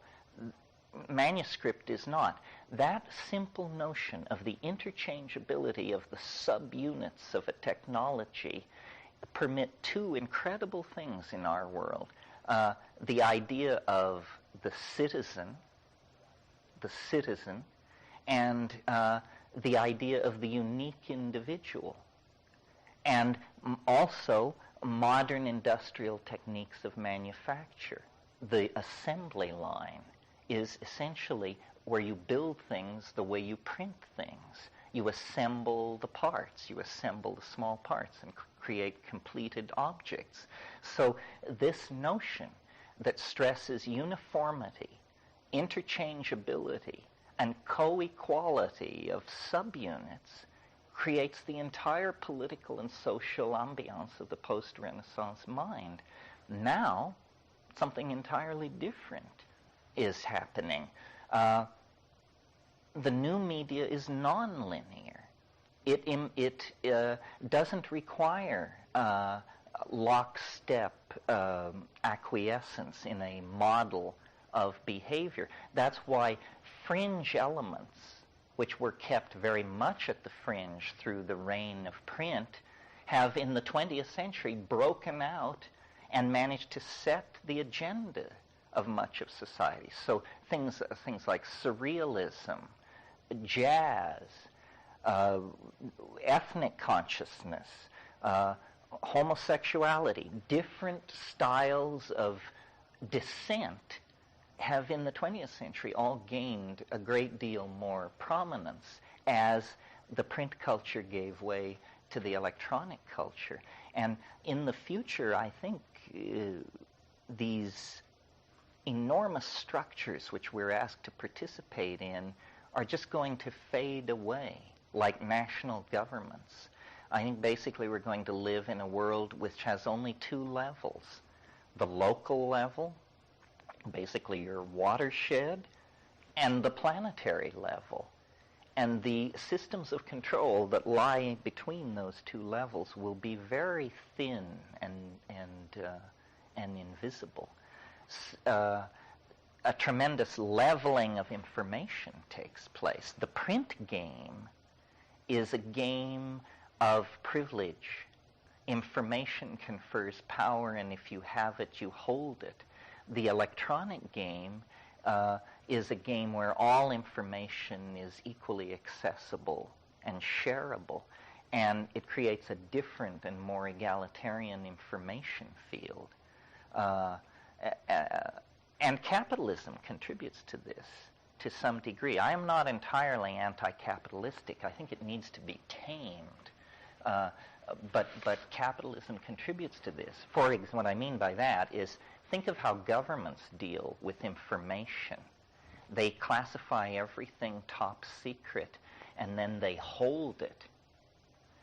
And, well, what is the effect of that? It slows invention. It slows novelty. Well, how does capitalism deal with new information, new technologies? You get it to market as fast as you possibly can in order to ace the competition. In the capitalist set of rules, if you have a proprietary technology, to keep it secret is insane. How will you make any money if you keep it secret? You must tell it. So capitalism itself has become a force for novelty. This is what, when people started coming out of the Soviet Union as it collapsed, this is what blew their minds completely about the West, was the diversity and abundance.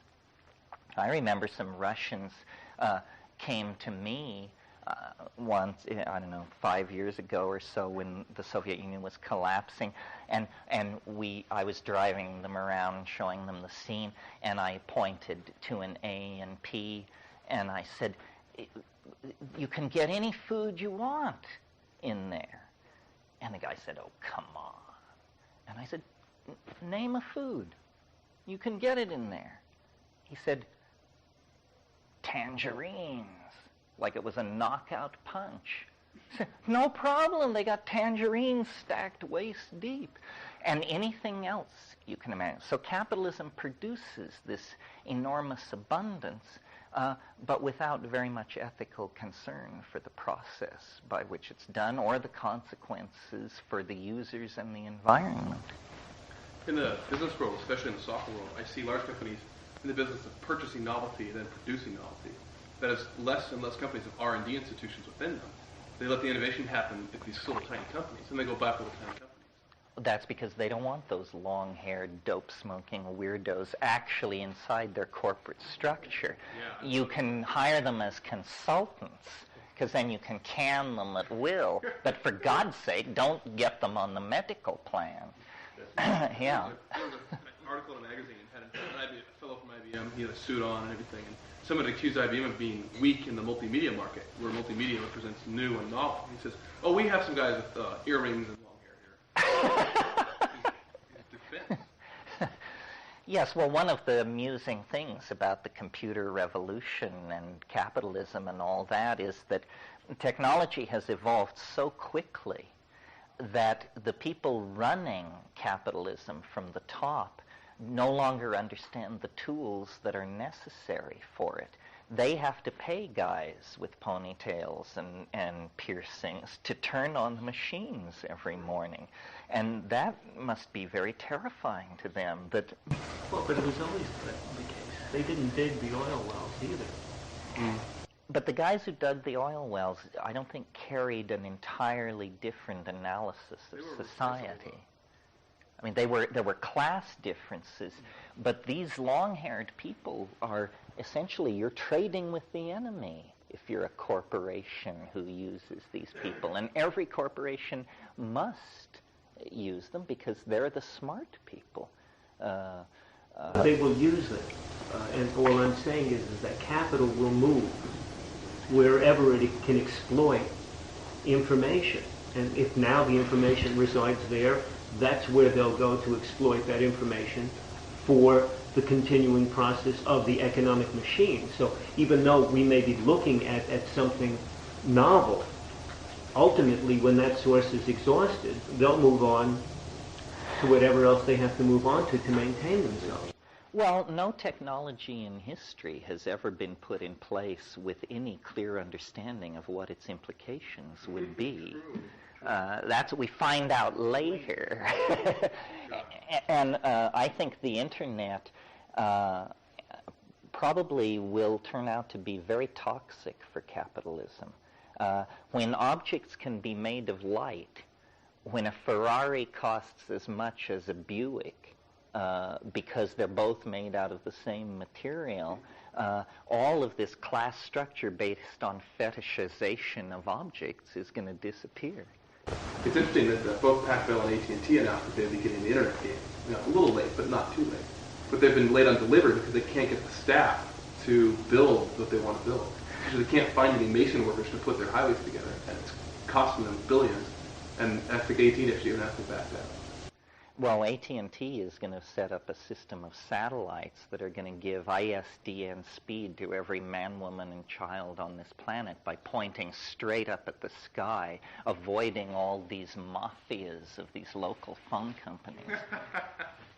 The curious thing, I think, in terms of the social implication of the electronic age is the possibility of almost a pure form of democracy, independent of bureaucratic structure. In other words, that there's the possibility that people can arrive at consensus unmanaged. This is what's called electronic tribalism, that we can remove all these interpretive filters and structures and methods, the representative, the parliament, the election, all of that can be done away with, and that we can actually, and they hate that. It was very interesting in the last presidential campaign. I don't know if you picked up on it, but only Perot spoke for this. You know, he has this idea of these electronic town meetings. Well, of course, Perot represents a not mainstream point of view from the point of view of the Republicans and the Democrats. They both just piled onto that. They hate that.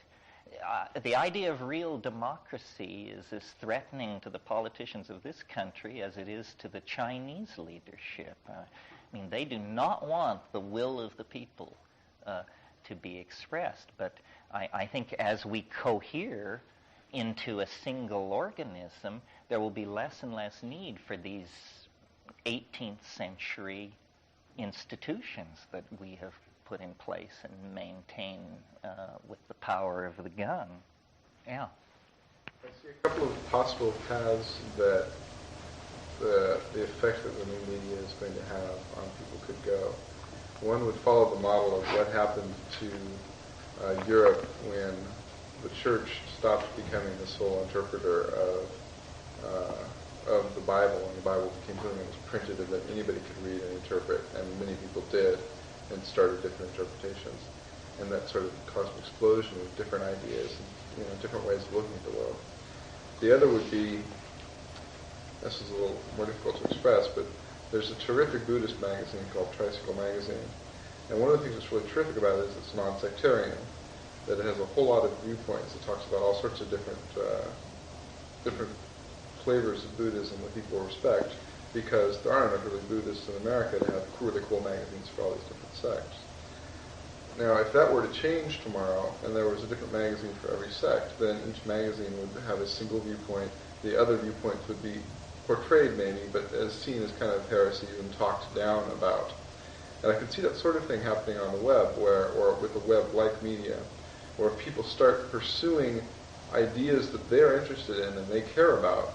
They may end up digging themselves a niche of their own preconceptions and their own, the prejudices that they already have about information, and going to information sources that support that and prop up things which may or may not be valid. The other option is that they could be exposed to so many different types of information from the original sources, not filtered through a mass media, that they'll actually become more informed about more different points of view. And I can't tell right now which way it's going to go, or maybe it's going to go in both directions for different people. You can't keep the ignorant because there's too much access to the other knowledge. Only if you want it, though. It's not like now. Today, if you turn on CNN, you get not only the information you're interested in, you get information that CNN thinks a large audience of people is going to be interested in. So you're inevitably going to be confronted with things that mess with your prejudices. Now, the downside of this is that what's happening is CNN is mapping the societal prejudice of its market share onto all of its audience. And because there are so few media sources, there are a few selected branches of prejudice that you're allowed to tap into. But whether the future is going to break that up or just mean that there are going to be tighter groups and smaller groups of predispositions that are reinforced. After that's a choice. Those that wish to insulate themselves in only the information they want to see that supports their narrow worldview will insulate themselves excellently. And those that wish to just throw themselves into the unknown constantly will have a ready available source of unknown. Yeah, I think we're already seeing this. I mean, the V chip, is that what it's called? This thing that lets you control what your kids can access on the internet. All this concern about pornography and so forth and so on. Clearly, some people are going to take the internet raw and love it, and other people are just going to want the conference on cat grooming and so forth and so on. There's nothing we can do about that. I mean, this is not a new problem. Let me recall to you that hundreds of millions of people in the world lead larval, low-awareness lives. I'm not talking about the poor, unwashed. I'm talking about people who watch TV 6 and 7 hours a day. That's a drug. And those people have chosen to check out of the historical adventure and just live in this miasma of pop culture. And we can decry the loss to them of awareness and so forth and so on. But on the other hand, it makes it easier for the rest of us, I think. I mean, I don't want all those people running around on the freeway and standing in front of me at the grocery store. And, better they should be home watching, whatever it is these people watch. And people will make these kinds of choices. And, it will become more and more extreme. I mean, if you want 24-hour-a-day teledildonic pornography, who's to say you shouldn't have this? But how it will affect your performance as a citizen, I don't know. I mean, it's just like mainlining heroin or something else. People have to make choices. But the fact that they will sometimes make bad choices is no argument ever for limiting their choices. You have to come to political bedrock with this. Are you a control freak, or do you believe in the dignity of human nature? If you trust human nature, then your politics should be one of always removing control, because control suppresses human nature. If, on the other hand, you're freaked out about human nature and you think that if we don't have laws, everybody will turn to cannibalism, sodomy, and cocaine, then, of course, everybody has to be leaned on and so forth and so on. But if you don't have faith in human nature, that's a pretty existential situation to be in, because where do you put your faith then? It's possible that we'll fall into, I'll use your number, 5%, a situation where 95% are looking for novelty and 5% will produce it. And that the 5% who enjoy making novelty will make just what they want and find a narrow category of people who will finance them. Well, that's sort of, people say, what should be done, or what should we do besides take psychedelics? And I say, you cannot escape the media, you cannot escape the internet, you cannot escape our dilemma. You have two choices. You can consume or you can produce. That's it.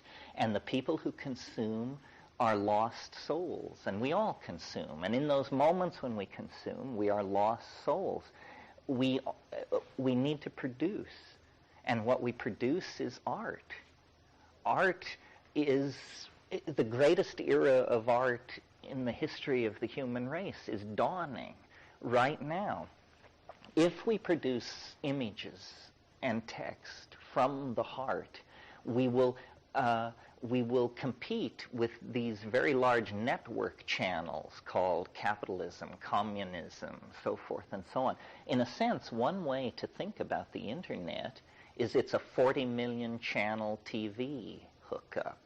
40 million channels, 5.5 now. Well, but however many websites there are right now is what I'm thinking of. And so no one need feel isolated. And isolation has traditionally been a political tool for disempowering people. If you can make people feel isolated, you can make them shut up. So, if someone, let's say, is a communist and lives in some tiny town in North Dakota, in the past, their tendency, I think, would be to keep their mouth shut. But since they're getting 400 email messages a day from fellow communists and being informed of conferences going on constantly and huge FTP sites and all kinds of things, then they just say, that's my community and I'm willing to talk about it. They are no longer isolated. And this has empowered all kinds of fringe points of view. Some you may approve of, some you may not. But I approve of the concept of the fringe in and of itself. And then I figure, the memes can sort themselves out through natural selection. But if a meme doesn't ever get onto the playing field where the competition is happening, then it is not fairly dealt with and can die without having its proper opportunity to impact. We took away the advantage of the leading memes in their ability to suppress the new oncoming memes. Like a marketplace where if I try to start an oil company today, I have a difficult time because the main players would disadvantage me and handicap me. Right. Basically a reverse handicapping where the small ones would have an advantage to come in. This World Wide Web, it just seems to be changing the nature of gravity, or at least the way I thought that these various physical forces always work. And suddenly time, which I understand is relative, is getting speeded up simply because I'm being barraged with so much information from so many different places, and it stops being a matter of trying to be smart by assimilating all this information and becomes more of a case of trying to be smart by seeing what I can leave alone, what I can distance myself, what I can funnel out, because there's so much of it. Well, I think we haven't quite learned how to use it yet, and also it isn't quite what it should be yet. It's maddening to try and function on it at 14.4 or 28.8. Everybody needs ISDN or faster. The people who use it most successfully, the way they live, is usually they do it through laptops. And it's just always on. I mean, what you need is 24-hour-a-day ISDN connection. It's always on. And so as you think, questions arise. And you set your info bots going. Your elves, you send them into the matrix, and they return with these bits of information. So as the day passes and your internal dialogue proceeds, you're constantly having messengers arrive with data which clarifies your understanding of the situation. So I think of it, what it will clearly become is it's just an adjunct to your mind. And when the laptop disappears and the whole thing becomes a subdermal implant or something, then you'll just say, gee, I wonder what the gross national product of Sri Lanka is this year. And then we'll say, the gross national product of Sri Lanka this year was, and you will be provided with this information. I mean, obviously there have to be filters and a certain level of sophistication, but never before in history have people been able to have a dialogue in real time with their own cultural database. And the quality of decisions is directly dependent on the quality of the information upon which the decisions are based. And in the past, good quality information is very hard to come by. The mass media is for the peasants. The guys above the 50th floor, and guys it is, as you know, they read special newsletters. They receive feed from certain think tanks. They deal with an entirely different kind of information than you do. Privileged information, managerial information, leader information. Well, now that's all changing. Sitting without telephone lines in Hawaii at the keyboard of my computer, I have better intelligence than Stansfield Turner had when he was director of the CIA for Jimmy Carter. And I'm Joe Nobody, Earth Citizen 1.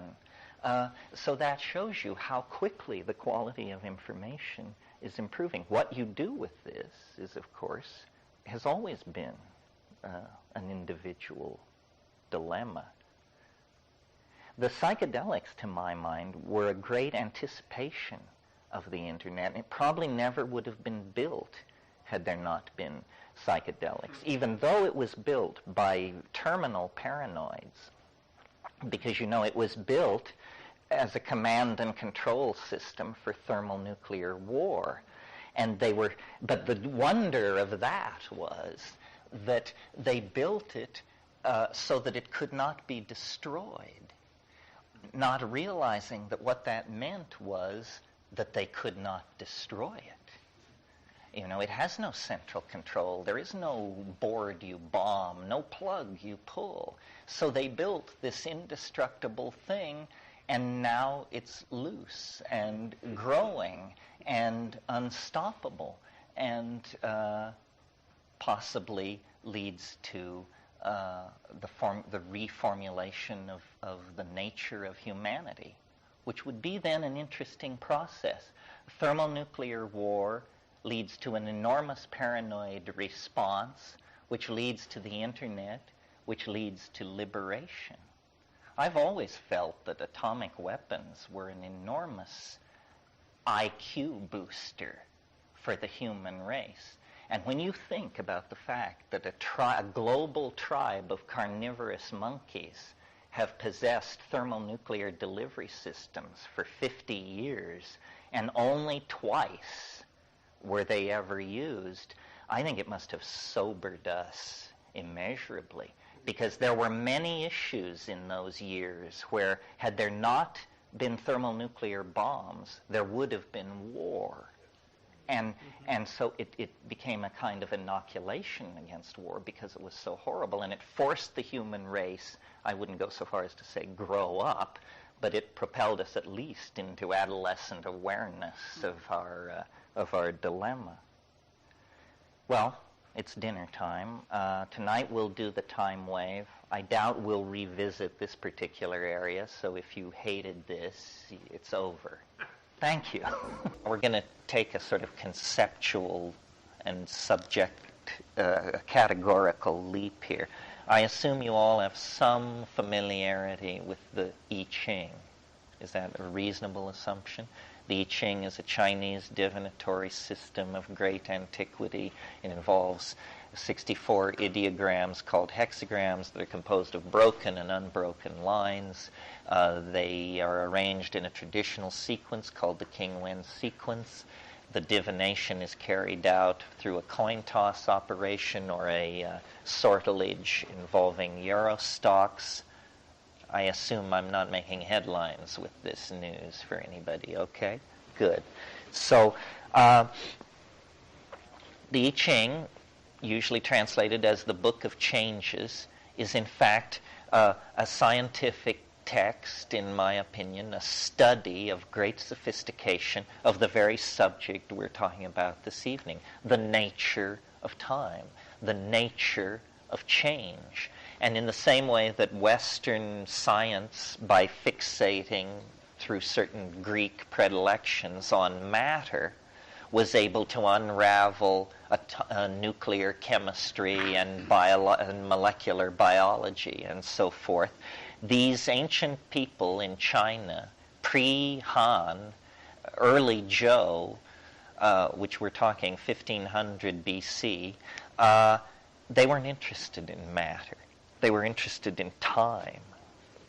And they brought to this interest in time at least as much energy and sophistication as the research teams at CERN in Switzerland bring to probing the heart of the nucleus of the atom. And they learned things. You know, you spend a millennium or two on a given problem, posing that problem under all circumstances and from many philosophical points of view and pharmacological platforms. Eventually, you begin to get answers. And I believe that the I Ching is a kind of smashed up piece of machinery that in its present form is but a shadow of what it represented in the past in terms of sophistication and understanding. For several thousand years, it has been commented on and passed down and preserved by people who were not fully in touch with precisely what it was. Under the guidance of the Logos, with the help of psilocybin and so forth and so on, I think I've made some progress with reconstructing what this ancient piece of machinery might have looked like and what kind of information they might have been getting out of it. So now bear with me for a minute, if you haven't been already.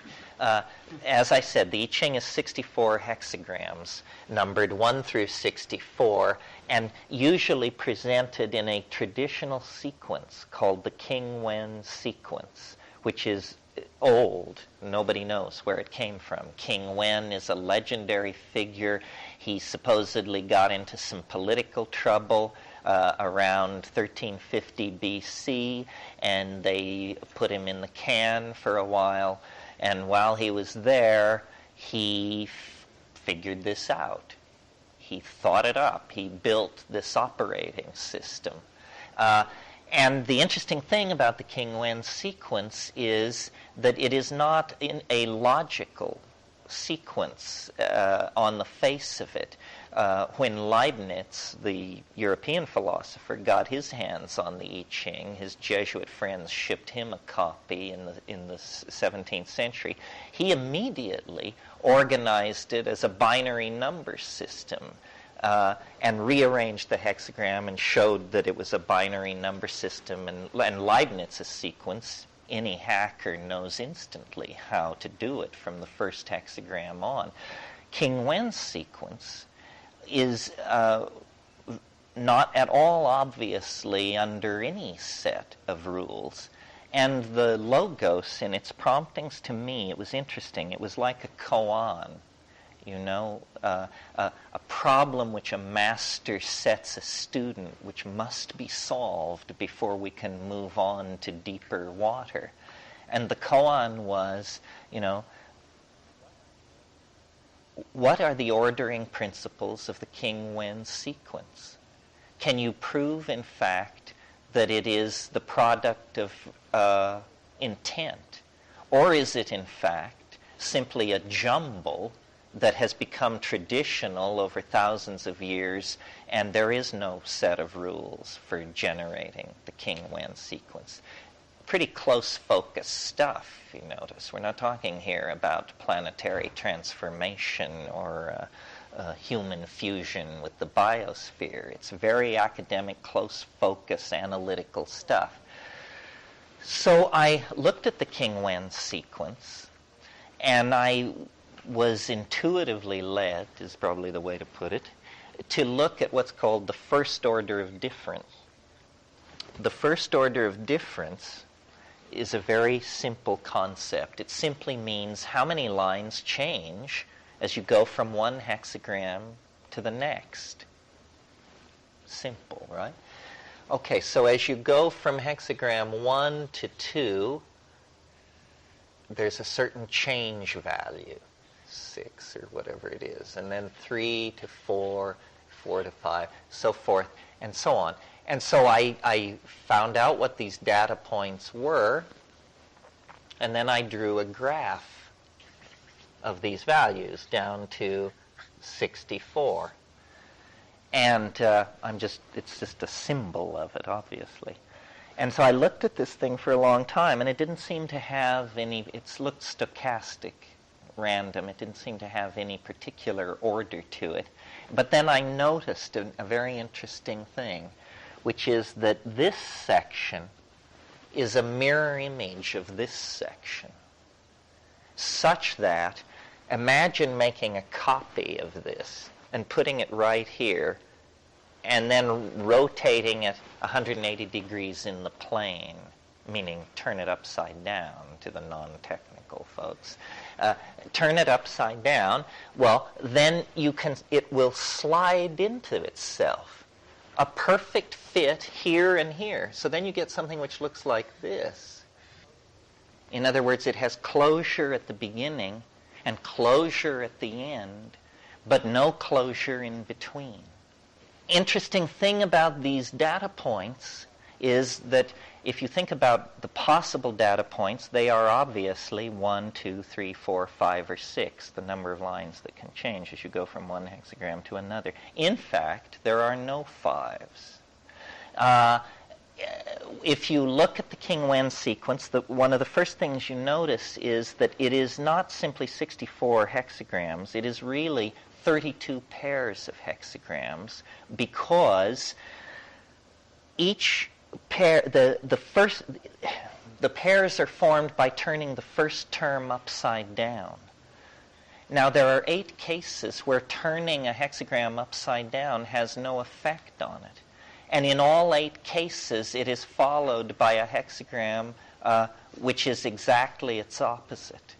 And so the rule obviously is, if turning a hexagram upside down causes no change, all lines change. Then you can analyze these data points, and you discover that there are 75% odd values, 25% even values, exactly. So no 5s. This 3-to-1 ratio of odd to even and this peculiar closure seem to me sufficient argument that this is the product of human intent. This was supposed to be done this way. And in fact, in some of the older commentary on the I Ching, there's a passage in which it says the forward-running numbers refer to the past. The backward-running numbers refer to the future. Well, now in the I Ching there are no backward-running numbers. But in this thing there are. Because when you make this, you have 1, 2, 3 to 64. But what you've got over here is 63, 62, 61, down to 1. And what you've got over here is equals 64, 64, 64. It always sums to 64. So what this is some kind of magical, occult, multi-leveled, mana-laden thing that these pre-Joe diviners dreamed up. Essentially, the entire I Ching has been turned into this monoglyph of itself. Well, so now let's symbolize this thing by the letter S. A hexagram, as you know, is made of 6 lines. It's also, if you know a little more about it, in the commentaries, it's always thought of as being formed of 2 trigrams, 2 3-line structures.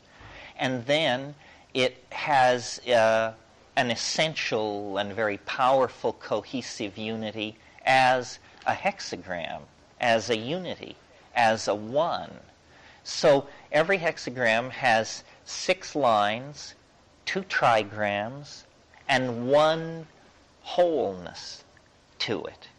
So the thought which occurred to me under the strong prompting of the Logos was to take this thing which I just showed you, which is at the top of a kind of hierarchy, and move it to the bottom of the hierarchy. And I did it and build a hexagram. So remember how I said we'll symbolize that thing by the letter S? So I took 6 of those, and I did this.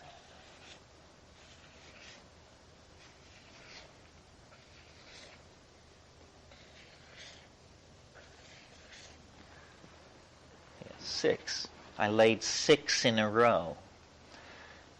And that stood in my mind for the 6 lines of a hexagram. But over this, I lay then 2.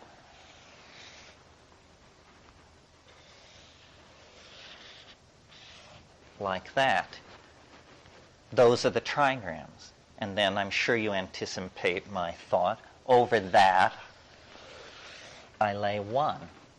That stands for the unity of the hexagram. Okay, so now what I had was a lot of lines.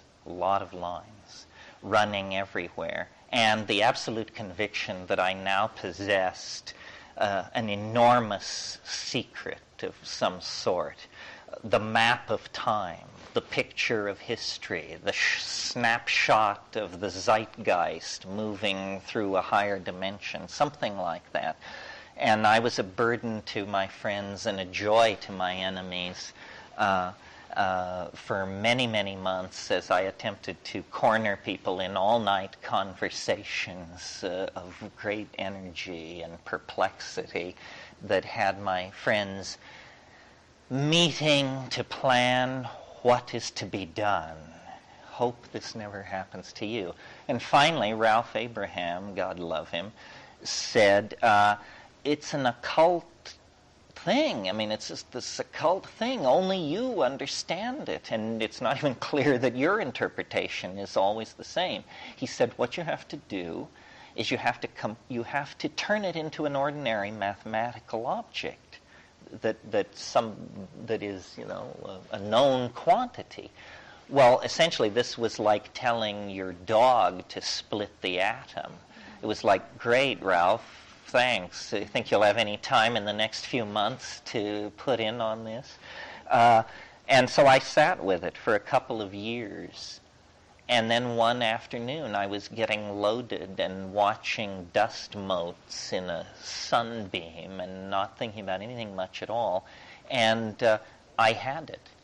I had it, whole and entire. I saw how to take this occult thing, how to take its multiple properties, such as degree of parallelism, skew, overlap, the scales of the three levels, and all of these variables, and I saw how to collapse it into an ordinary mathematical object.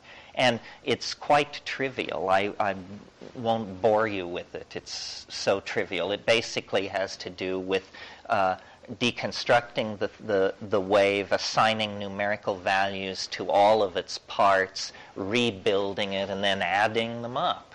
And then, lo and behold, all these intuitions you had about how when it is parallel and close together, values should drop and all that, are conserved, and we get the time wave.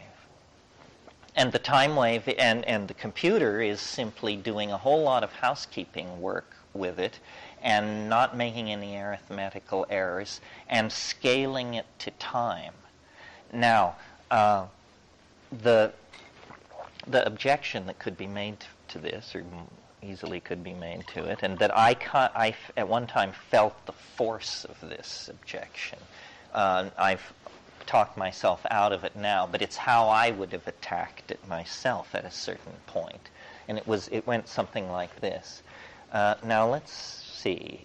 You are advocating a revision in physics based on a Chinese oracle that you have deciphered a secret message from? Is that it? And how long have you had this particular delusion? So I've built a metaphor, which I hope makes it a little clearer why I believe it is reasonable to use a Chinese oracle as a stepping stone to a revision of physics. And in order to explain this, I have to have resort to a fairly elaborate metaphor. So here it is. Think of sand dunes. Just picture them in your mind for a moment. Now, notice that this picture in your mind of these dunes, that the dunes look like wind. They look like wind. Now, sand dunes are made by wind. What's going on here?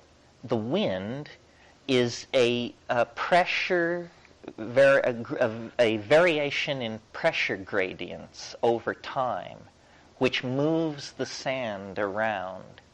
And when the wind stops blowing, what is left is essentially a lower dimensional signature of this higher dimensional phenomenon.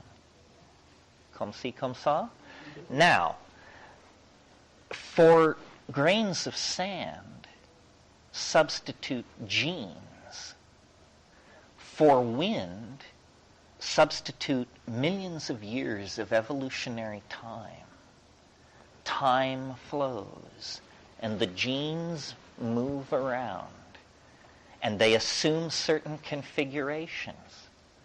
I maintain that those configurations are lower dimensional slices of the higher dimensional architecture of time itself. In other words, we bear the thumbprint of the medium in which we arose. We bear it in every cell of our bodies. Every atom bears it. Every molecule bears it.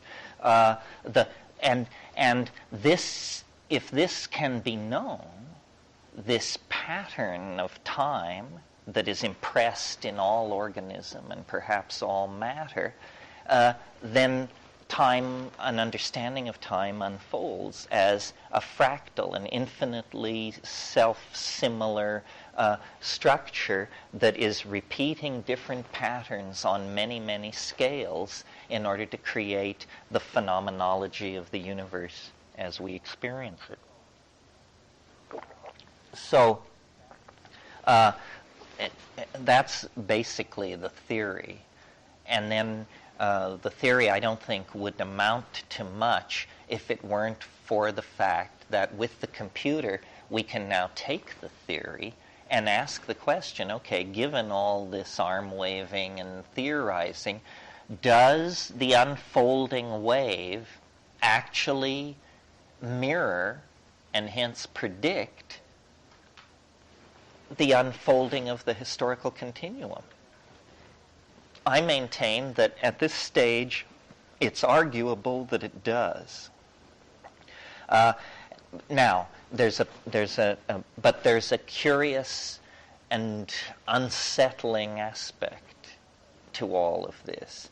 If you have a theory of wave mechanics of any system, waves have wavelength. Therefore, the wave must be generated from some point.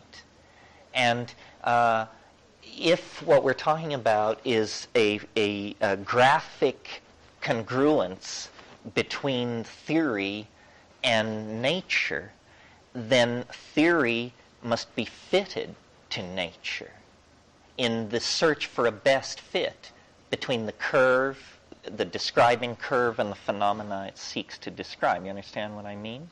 Now, the problem is, with this theory, if it is a problem, is that when we compute our best fit of the curve to the data, we reach a fairly unexpected conclusion, which is that novelty is going to reach infinity within our own lifetimes. That the universal process that has been going on for billions of years across this epigenetic landscape, wandering deeper and deeper into realms of novelty, faster and faster and deeper, is actually going to become mathematically outside of our description within our own lifetime, specifically in 2012 AD. It's not pleasing, this prophecy of the end of the world within one's own lifetime. This is the typical pattern of delusional messianism that is so drearily familiar. Nevertheless, we have more than a Lullian decoding of Scripture here. We have a formal and completely unambiguous algorithm, and we have a body of data.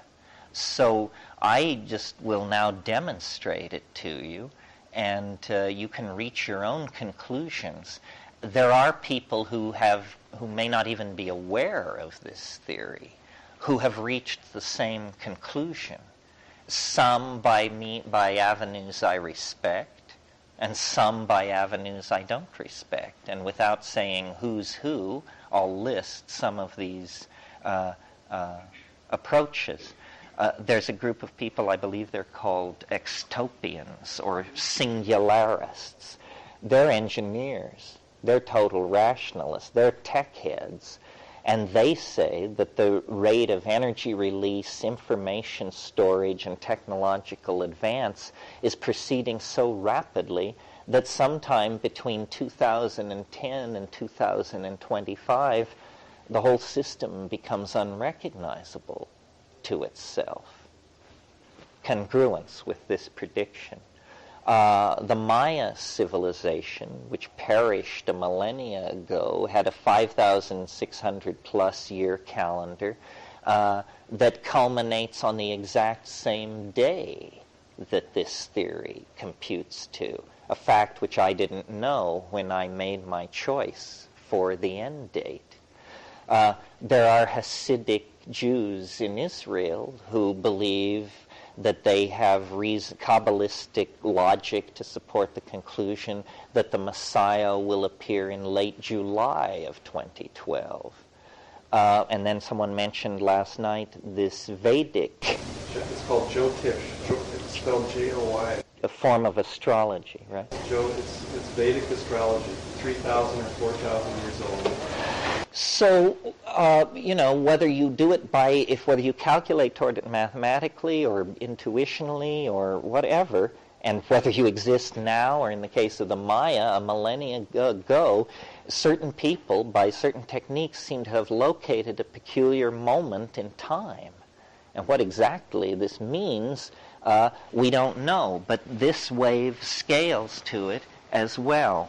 Now, what I want to do here, this is this year, and pointing at today, and as you see, it will culminate here. But what I want to do now is put a lot of time on the screen and show you how this thing works. So let me specify time span, E. Okay, well, now, here, what we're looking at here is a very large span of time, 6 billion years. And the entire career of life on Earth is 600 million years, which is this downsweep. So you see, at that scale, it's like a done deal. It's almost a smooth curve. On a scale of 600 million years, it's just been an uninterrupted rush toward the omega point ever since we dropped gills and crawled out onto the land. As we magnify and zoom into this, it turns out there was a lot of drama along the way. Let me see if I can get my zoom going here. Now, each time it makes a new graph, we'll see twice as much detail and half as much time. There's 1.5 billion years. There's the last 750 million years. 375 million years. That's all life, getting hold of the planet. There's the last 100 million years. Here, let me stop that one. Okay, that's the last 93 million years. And there is a event that has to be predicted correctly for the theory to work. At 65 million years, there was an asteroid impact that caused the extinction of the dinosaurs. And there it is. It's an exact science, folks, but I'm not. Okay, here is this extinction event. You've got 113 million years on the screen, ending at the 0 point in 2012, and this massive extinction event, 65 million years, clearly shows as the most dramatic event on the screen. Yeah. So what is the opposite of the descent into novelty as you see the increasing point of the scale reaching maximum at a slightly earlier time period? What's the converse? Equilibrium. Yes, and then homeostasis. Okay. Yeah, I mean, homeostasis is the perfect example because homeostasis is repetition, closed energy cycle. Absence of chaos. Absence of chaos. Predictability, in other words. And then it inevitably reaches a place where there's a symmetry break and then a cascade. And then disintegration. Okay, so now let's start our zoom forward again. Well, what you do is there's 46 million years. Let's get down here to something palpable. 11 million years. What did you use to This is primate territory. What did you use to hit the asteroid date? Just published material in Nature. There's the last 2 million years, like that. The question was? How do you know when to start? You mean how did I choose the end date? Or the beginning date of the whole... Well, the beginning date I'm a little fuzzy on. I simply propagated it back until I had more time than astrophysics requires for the life of the universe. And that was all I needed. I'm not entirely committed to the Big Bang. There's plenty of odd assumptions in all of that stuff. What I did was I thought about, at first I tried to scale it to the stuff I knew. So I've been sort of interested in history. So I said, okay, if you have a theory of novelty of history, where are the novel points in history without getting too technical? Well, I think anybody who's studied history 25 minutes would nominate the Greek Golden Age, the Italian Renaissance, and the 20th century. Or at least they would tolerate those candidates. So I said, well, let's see if we can find a place where 3 big troughs do that, and then let's look at the crucifixion, or something else, in other words, to see if it also appears to be correctly described. Well, eventually you get a fit where you can go from the Big Bang down to Nixon's resignation and always have this very satisfying feeling that it's giving it the correct scoring at the correct level of novelty and the correct ratio and proportion to the events in which it is embedded. And when I got it right, the last 67-year cycle begins the day the atom bomb was dropped on Hiroshima. And it's a resonance, you see, with the Big Bang. And then everything else seemed to fall into place at that point. Now, it's tricky. It is tricky because it's a fractal. And so there are possibilities of error, but and that's why periods of time like what we're living through are so interesting, because you see, I've made the small-scale prediction that this period we're living in will be novel based on large-scale correlations. Now, if the prediction comes true, that clinches it. It shows then that the choice was correct, and we gain confidence. And I maintain there's, in principle, no reason why this much information shouldn't be known about the future. The future is not magically guarded from understanding any more than any other part of nature is. And in fact, statistics, probability theory, is a valiant effort to come to terms with the future. I maintain horribly and inevitably flawed by the assumption of linear time. What do I mean by that? Well, here's how probability theory works. Say you want to know, let me think of something, the charge on a certain, how much electricity is running through a wire. You want to know this. Well, here's how you do it in ordinary science these days. You measure the electricity 10,000 times, you add it together, and you divide by 10,000. Now, it's conceivable that the value you come up with will not match a single one of your measurements. Your measurements never agreed with this value. So what we're doing, you see, is because we assume time is uniform, we don't feel any intellectual sin in smearing those values that way. Filter the novelty.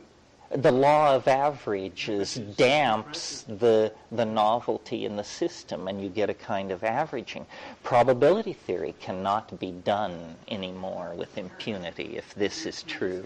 Chucking the whole sort of fun of physics to the last 50 years, and I think you're throwing the baby out with the bathwater. You mean to attack probability theory? No, to ignore the excitement and the thrill of totally insanity that comes from quantum mechanics and relativity.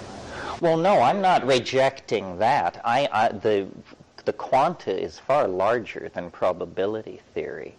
I think, there's an interesting revolution going on in quantum physics right now. It amuses me.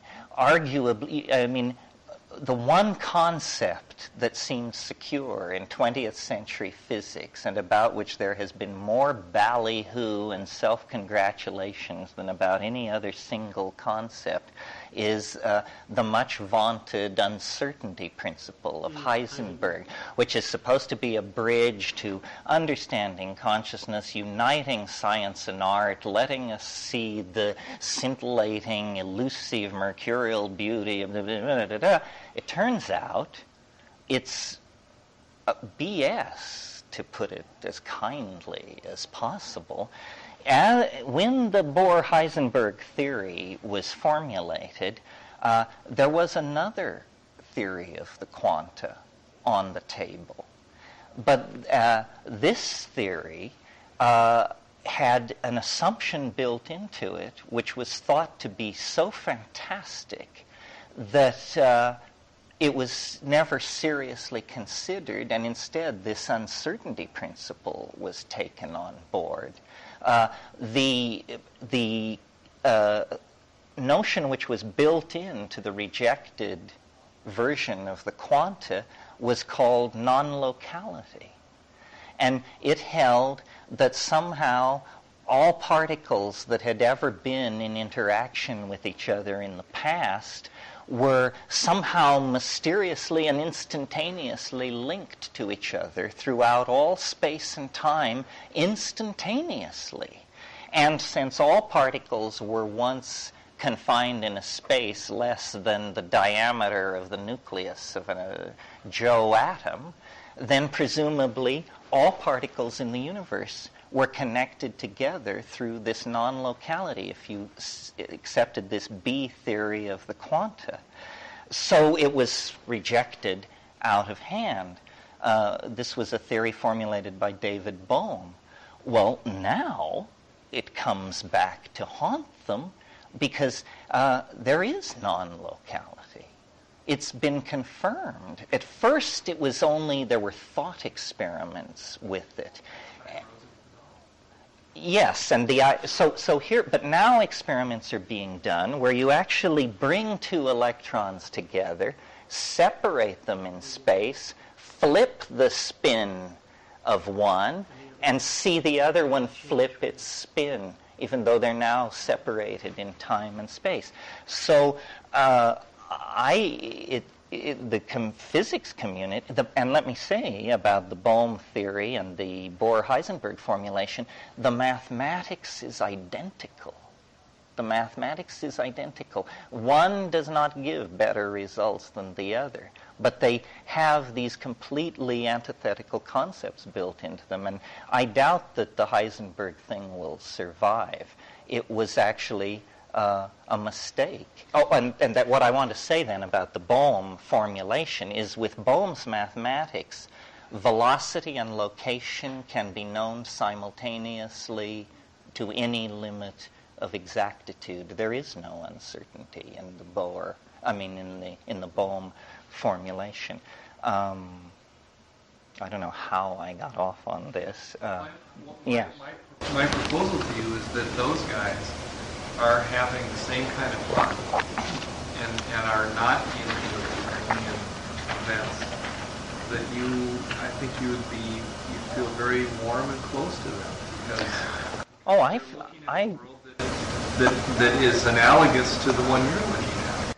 Yeah, I would assume that if I'm right and if they're right, we'll have to meet somewhere out there. There's this guy Lentz at Stanford who has a very interesting cosmology, which he calls a fractal foam cosmology. And I don't understand his mathematics, but he talks about how in his cosmology, in the first few moments of the universe, these things were generated which he calls scalar waves. And they're waves, but they don't move. They're, as he puts it, frozen in space-time. But the reason you know they're there is because they affect the clustering and the ebb and flow of probability. That's it. That's it. I mean, it's absolutely it. So what Lentz's scalar waves have to do with the time wave, I don't know, but it's very, very interesting that these kinds of theories now are coming forward. I think it's because we are feeling an inadequacy in our science because the fine structure of complex systems won't come into focus using statistical analysis. You get a blurred picture of what's going on, and no matter how you deal with the data, it remains blurred because this temporal variable is in there that you're not aware of, and it's creating this inadequacy in your model. You wanted to say something? Well, two questions. First, how do you introduce data into the system? In other words, given the I Ching as the construct, right, and a formula derived from that, which is the assumption I'm making here, what do you enter to create the graph? You enter the valuations of there are 384 points in this thing because it's 6 times 64. So, and at each one of these positions, you generate a number, and then that is fractalized and put through this. And this is all explained exhaustively in the Invisible Landscape, and in the manual for this thing is now 75 pages long. And the second question is taking a 500-year model or a 250-year model or whatever we would choose in current time. Is there a replication of the pattern currently shown with a decline of that order being demonstrated at any other point in history? Yes, the question you're asking is, are there resonances inside the system? And of course there are, because it's fractal. So self-similarity occurs at many scales. As you see with a normal fractal, self-similarity is hierarchical. This has hierarchical self-similarity, but it also has a degree of internal self-similarity on every level. So this plunge that we're going through right now, its resonance, its direct historical resonance on the preceding larger scale is the period around the 10th century, 948 AD. Now, what happened in that period is there was an enormous cultural efflorescence in Islam. The Umayyad Caliphate at Cordoba and the other Umayyad Caliphate at Baghdad were producing, and a lot of it was mathematical and technical. It's arguable that that was the birth of modern science. Those kinds of resonances can be used as a basis for prediction is something I haven't had time to look at. There are many resonances to each point. It's not a simple system. We can only discuss it in simple terms, but in the MS-DOS version, it will print a page full of resonances. And let me explain how I imagine time in this thing. Here's, first of all, how the Newtonians imagine time. If you ask a Newtonian, what is the most important moment impinging on this one? In other words, what moment is most important in shaping this moment? He will tell you, or she will tell you, it's the moment immediately before. This is this amazing faith in the momentum of cause and effect. This takes a completely different view and says any given moment in time is a kind of interference pattern caused by the existence of other moments in time. And that time is, in fact, an extremely complex, data-heavy kind of holographic matrix. And if you can decondition yourself from your large-scale position in things, you can actually feel or sense the continuum. I mean, I got it down to an aphorism. Rome falls 9 times an hour. And if you're paying attention, you'll feel it go by every time. And if you are cleaning your apartment or walking in the woods, if you notice, you think things that there is no rationale for. And as hemlines rise and fall on a slightly different scale, and as art movements come and go on a slightly different scale, what is all this? Well, it's other times, other resonances. It was very interesting. At the website a couple of months ago, I looked at the wave and I said the end of the year would have a medieval flavor because we were crossing through the late 8th century or something. And then I noticed, the liberals have this thing every Christmas time, this in Hilton Head, North Carolina, called the Renaissance Gathering, and Clinton always goes. So all the right-wingers got together at this thing called the Dark Ages as a satire on the Renaissance, and their Dark Age gathering occurred right in the darkest of the Dark Ages in the resonance. A lot of this is for the production of humor, I hope you realize. If you're fans of James Joyce and understand how Ulysses is constructed, what's going on in Ulysses is a man is trying to buy some kidneys to take back to his apartment to fry for breakfast. But somehow, in visiting the butcher and the local bar and running into an old friend, the entire Homeric war is fought out in these few blocks of Dublin, and also the entire fall and redemption of mankind. And this is called allegory, and it's nested reference and fractal association, and it's a very powerful way to make art. And I think it's a very powerful way to make art because it's how nature made the world. The world is an allegory, and it's based on analogies. I mean, I look sometimes at people, and I see other people, I see faces from the past, sometimes my past, sometimes further back. Time is an interference pattern. Yeah. The one thing I'm a little confused about is how you draw the pattern to a given scale. Like, does it make sense to say you could put in Terence McKenna's birthday and see his timeline? People always ask this question. Yeah, although I'm not entirely comfortable with it. Let me trace the history of this kind of thinking for you. Astrology obviously has certain analogs to this because it's about predicting the fates of dynasties and so forth from the movement of the stars, and it's a peculiar combination of mathematical exactitude and occult fancy. Oh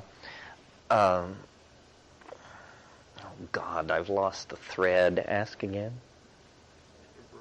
The birthday thing, yes. So originally, astrology was a tool for statecraft. Royal houses and wars and stuff were fought and that kind of thing. Well, the first, I don't know if they were the first, but the first large crop of yuppies was late Roman. And these people had vast wealth, and they dabbled in the occult, and they were interested in these mystery religions, and they were aware of astrology as a tool of statecraft. And people asked the very same question. Said, I'm an important person. Can you do a horoscope for me? And so then the natal horoscope was invented around that time, 1st century A.D., the natal horoscope. I can imagine that we each have our own time wave, in a sense, and that it begins at your birth and it ends at your death, or your death is a very novel point in the wave. The wave has different cycles in it. This has 384 data points. I mentioned that. Notice that 384 is exactly 13 lunations.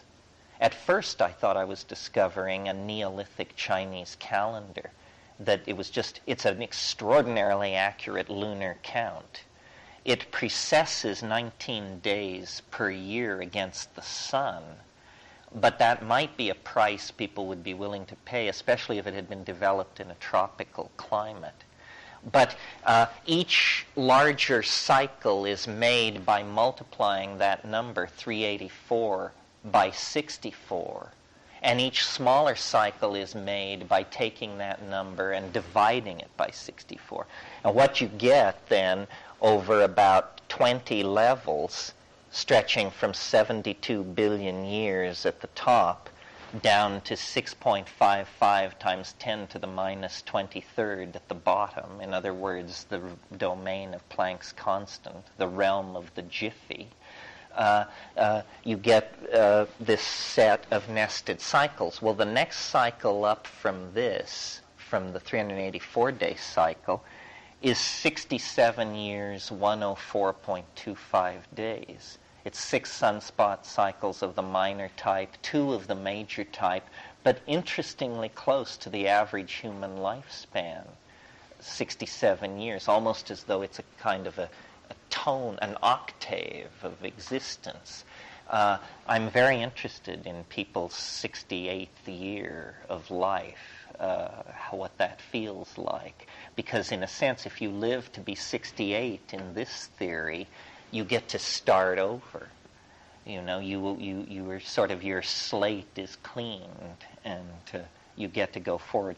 But this kind of thing I find, I'm not that attracted to it. I'm more interested in the idea that this is some kind of a message from somewhere, and that the message is in 2 parts. The first part is, something extraordinary is going to happen to you and your world in 2012. And the second part is, and the reason you should believe the first part is because this wave which predicts that predicts all things which preceded it, predicted the Italian Renaissance, so forth and so on. Let me start this puppy going again, and I'll show you what I mean. What have we got? 1,000,000.4 on the screen. What's the locality of it? Does this apply to our galaxy, the whole universe, or this planet? Well, that's another good question. I've thought about it on all different ways, and I think it's local. I'm not sure how local. So there's to be a king, when, and for the planet to come up with the pattern you use. Well, if it's a universal fractal pattern, then it must be available in many places. A thing that would be very satisfying to me would be if somebody could find this same set of numbers somewhere else in nature. Like Bernoulli, anywhere. I can't. The Fibonacci series. Yeah. The Fibonacci can be brought out from simple rules with a complex set of data. It sounds like that any moment in time can be decomposed into a number of hexagrams, and that the hexagrams have divinatory components to them, and that a hexagram has a meaning. A little louder, Dave. You can draw from it. Is there a sense in which you can figure out what hexagrams correspond with what moment, and figure out the characteristics of that moment that way? Yes, you can, and you could build a vast interpretive industry on that. In other words, there would be a way to extract meaning rather than mathematics from this. What you would do is you would look at a given point in the wave and not only look at its wave structure, but say what hexagrams are building this and what are the ratios of the influences that they're contributing. And that is basically, that's another lifetime of work for me, but that would be very, very rich stuff. Okay, let's go. Let it run for a minute. That's 1.4 billion years, 730,000 years, 366,000 years, 183,000 years. Now, those are glaciations in there. That's the last 100,000, 45,000. Now, let's look at this. This is the last, this is basically 5,000 BC. Now the stakes rise, because we know with fairly high detail what has gone on in the last 5,000 years in terms of inventions, cultural migrations, dynasties, so forth, and so on. So this is from 5,000 BC to the present. Well, along this descent into novelty here are the great ancient civilizations.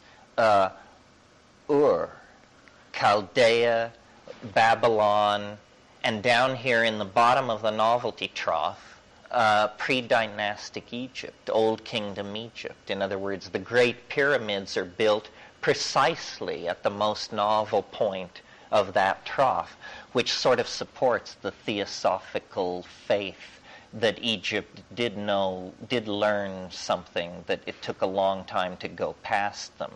Not necessarily 1950. According to the time wave, they were the most novel thing that had ever come down the pike until roughly the foundation of the Roman Republic. And that's about right. That feels about right. On this upslope, this is all pretty ugly stuff here. The Hittites, the Mitanni, Assyria. We're really getting into male dominance, warfare as a way of life, empire building, slavery, huge building projects based on human agony. Ugly business, but it's punctuated by some real moments of progress, like the Phoenician alphabet and so forth and so on. And up here at the top of this thing, Homer sings his song. The Trojan Wars occur actually just slightly before that. What's happening there is that Mycenaean piracy is overwhelming the old Minoan Empire. This is just in a small part of the world, but it happens to have a lot of consequences. Let me say about that, some people say your theory is so Eurocentric. Have you noticed what kind of world you're living in? That's right. That's why the theory is Eurocentric. In other words, the Maya may have been wonderful, but what counts in the historical game is how much influence you have on the present. And the Maya have no influence on the present. I mean, other than some interesting shards in the museums and a respect for their architecture, they didn't pass it on. So, there isn't a man, woman, and child on this earth who wasn't deeply affected by what went on in Greece in the 5th century BC. Not a man, woman, or child on this planet.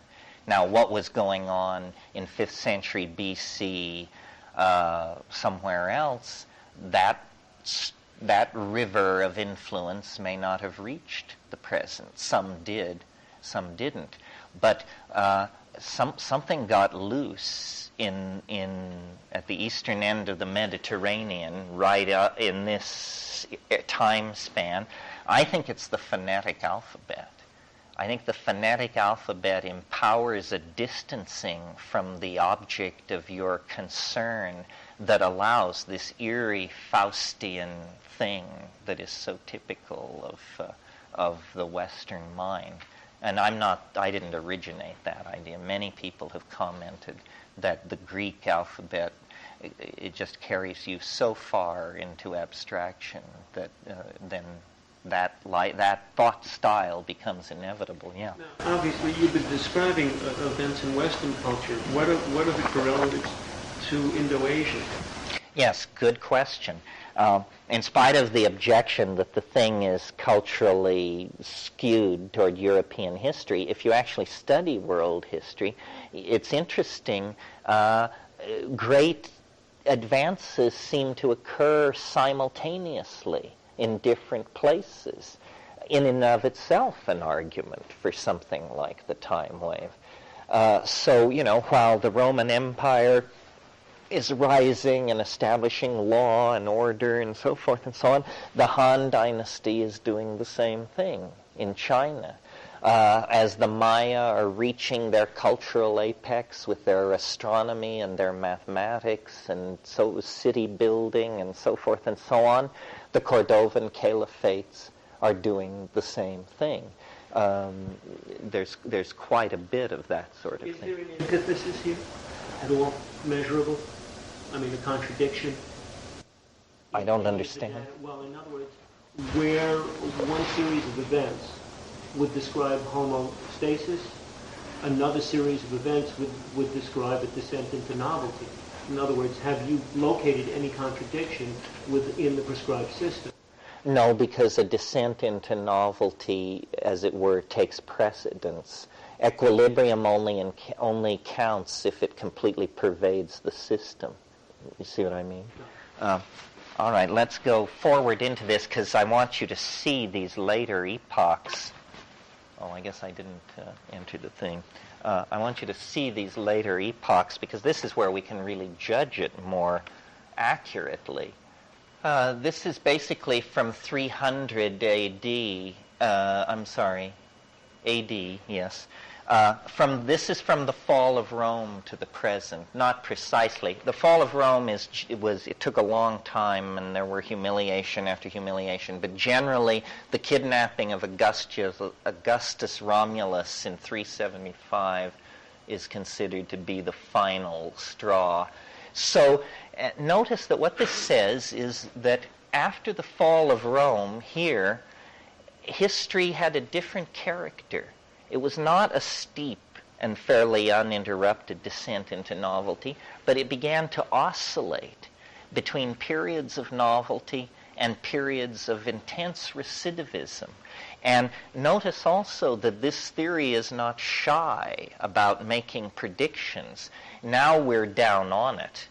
And this extraordinarily steep descent into novelty right here, that's the resonance to what's happening right now. That's 10th century Islam.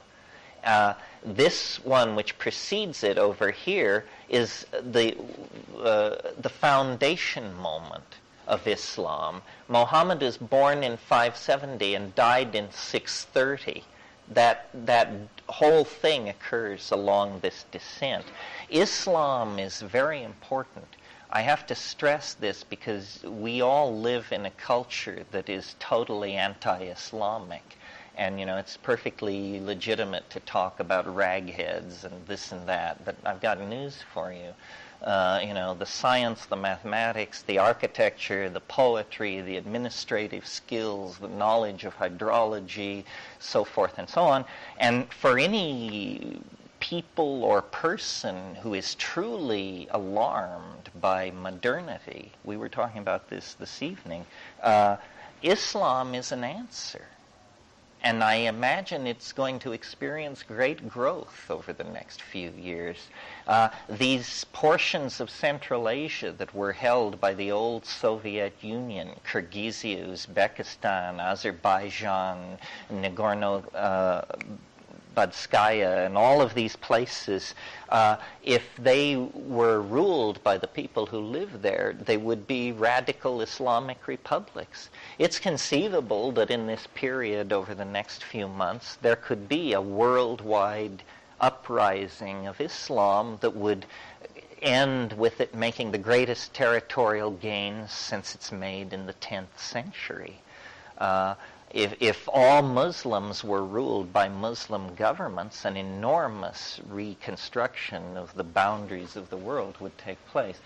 So these two descents both seem related to Islam. I mean, Europe is just a mess at this time. I mean, Macrobius, writing in the 5th century, thought that the circumference of a circle was twice its diameter. You know, what? They didn't have string? I don't know.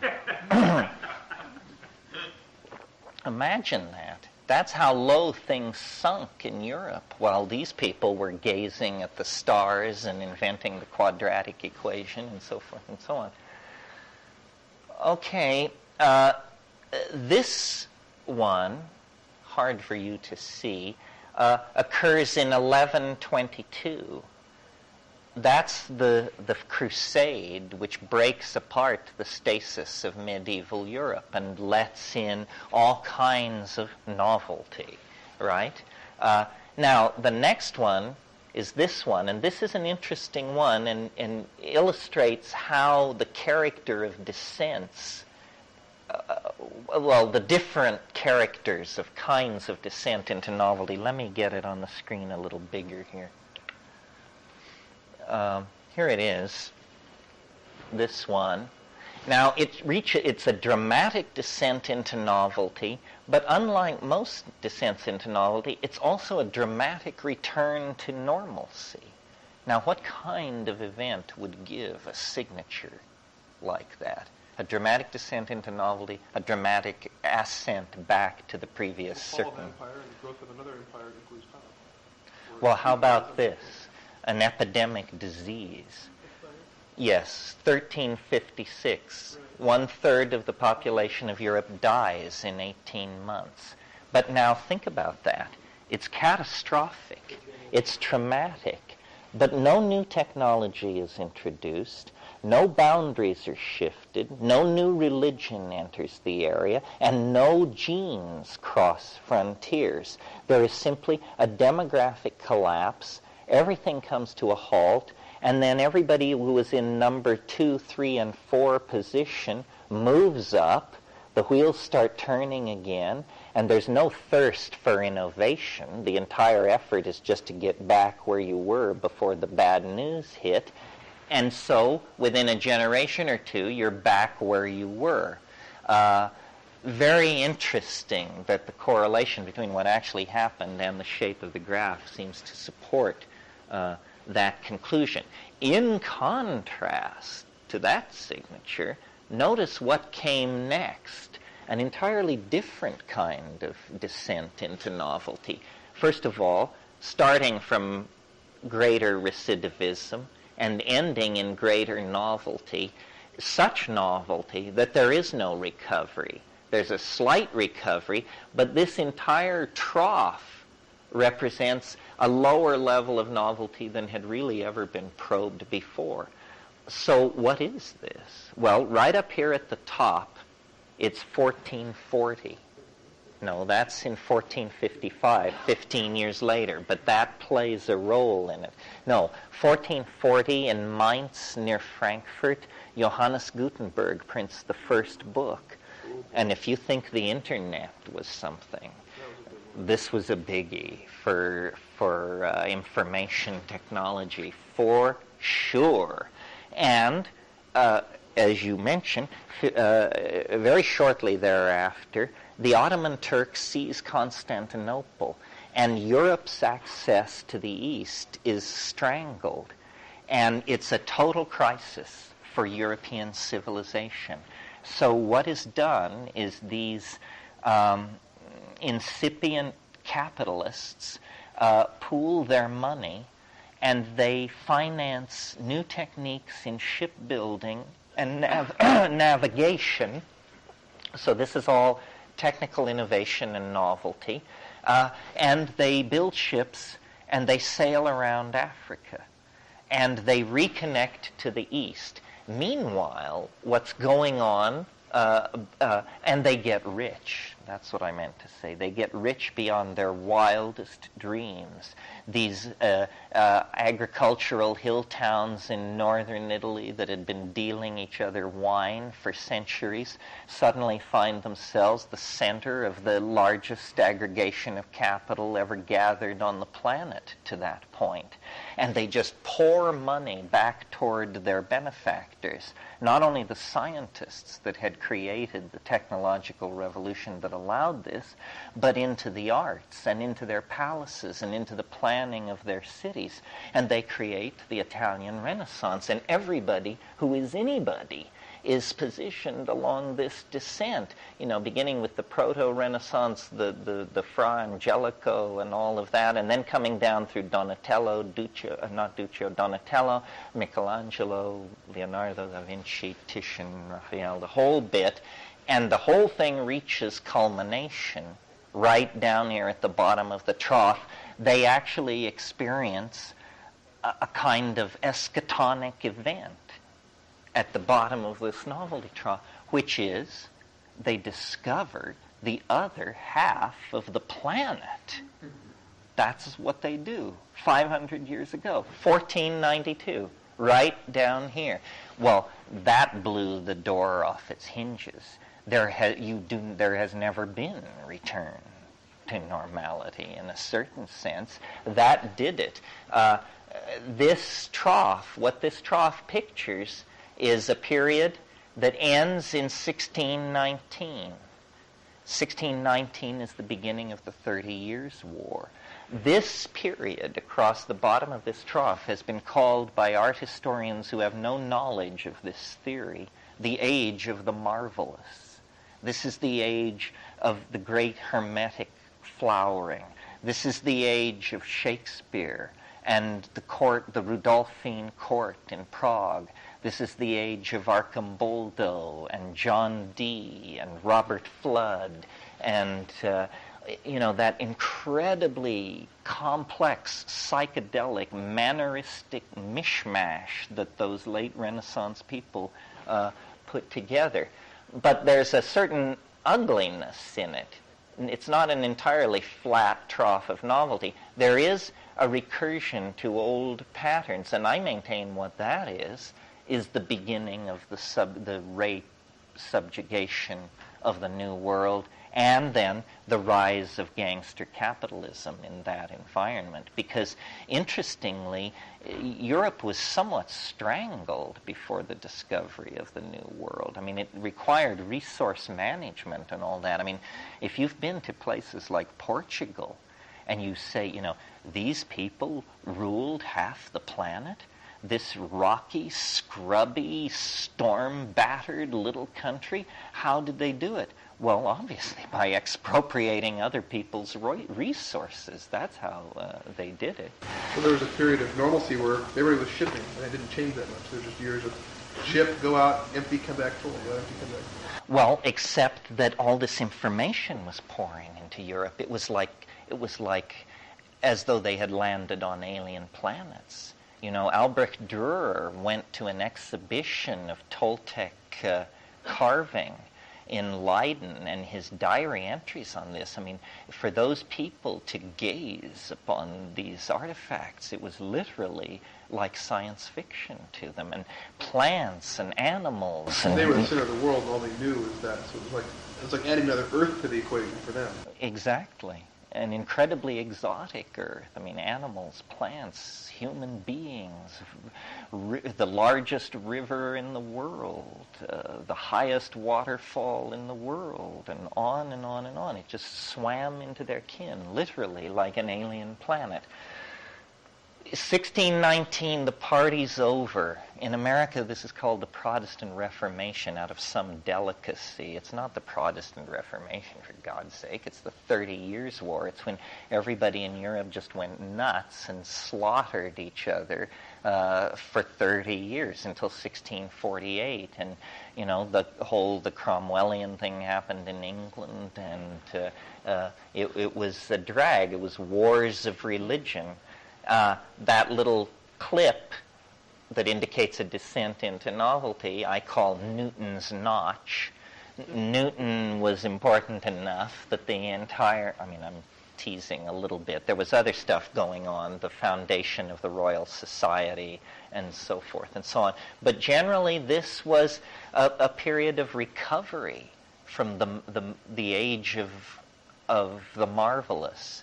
And it's an era of powdered wigs and social mores, increasing class stratification, increasing assertion of the power of the Protestant churches in Northern Europe, and so forth and so on. And then up here, 1740, this is what's called the European Enlightenment. And a bunch of French people, Voltaire, Rousseau, philosophers, theoreticians of how human society should be run, produce these screeds, these theoretical texts, but wild men in the Americas take this up, and the conclusion of all the philosophizing that goes on up here is the American Revolution, which occurs on a downsweep into novelty, and I would argue was reasonably successful, followed by the French Revolution, precisely on an upswing. In other words, a movement back into habit. And for my money, the French Revolution ended catastrophically. I mean, it's every liberal's nightmare, you know? I mean, it was horrible. The good people turned to monsters, and then they couldn't keep hold of it in spite of that. So the French Revolution ends with the enthronement of the Emperor Louis Napoleon. Go figure. And then so forth. And as you see, the 20th century is down here at a much higher level of novelty, lower toward the 0 point. And the entirety of since the middle 19th century, which is just about right, I maintain. Since the middle 19th century, we've just been exploring totally new territory.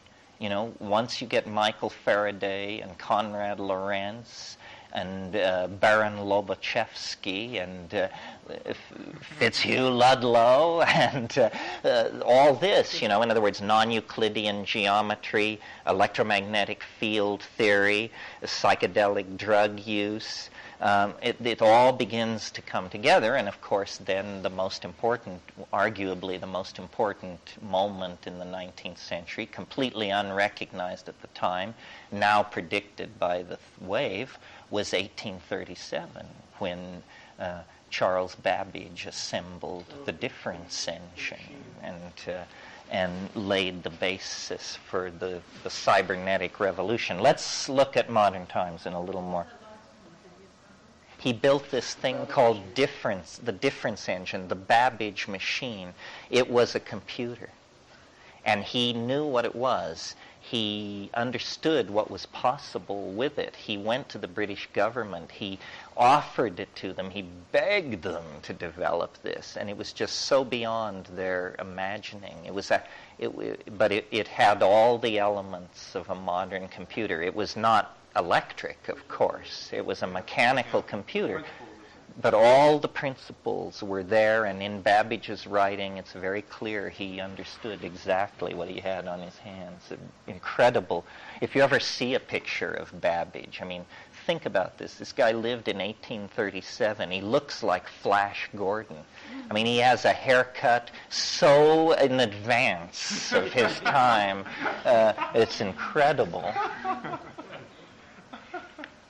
Now let's look at this. This is from 1888 over here. And what's interesting is, we mentioned, or it came up this afternoon, how you can use the calendar as a political flog when you have nothing else going. Well, that not only happened that not only will for sure happen in 2000, but it very definitely happened in 1900. There's something about it. They had the same feeling, actually, that we do now. The telephone had been invented in 1895, or, popularized. They began installing them. That was the internet of that time. It's still pretty amazing stuff. I mean, how you deliver sex over copper wire, I don't know, but they managed to do that. And powered flight was happening all over the world. People were working on it. And so this point up here is, I believe, January 3rd, 1900, or something like that. It's so on the money. And then this cascade into novelty. They were full of hope. They felt it within their grasp. The old world, the Edwardian world, was falling away. It's 1900. Radio is ahead. Relativity is 5 years in the future. Planck's constant is filling the physics journals, and in art the pataphysics is happening, and there's this in Italy, futurism is beginning. The first futurist tracts are being published. Well, then. The First World War, quantum physics, all of these things, it gets weirder. It begins to get weirder. It becomes more than simply an object of optimism. It becomes hideously complex and novel and strange and bizarre. And it reaches an apex in 1933. And I don't have to tell you. So then, across the bottom of this thing, World War II is fought. And World War II was like a rehearse for the apocalypse. I mean, wars now are not particularly about anything. That was a war which was about something. And it was utterly surreal for the people who experienced it to live through. I mean, it was about eugenics. It was about rocket bombs. It was about the power of radio to move millions of people. It was about propaganda. It was all kinds of things. And, of course, it ended with kicking open the nuclear doorway. Anybody who doesn't think World War II was a surreal extravaganza, I recommend Thomas Pynchon's novel Gravity's Rainbow, which is an incredible thing to read, an incredible work of literature, and you'll never see life again the same way.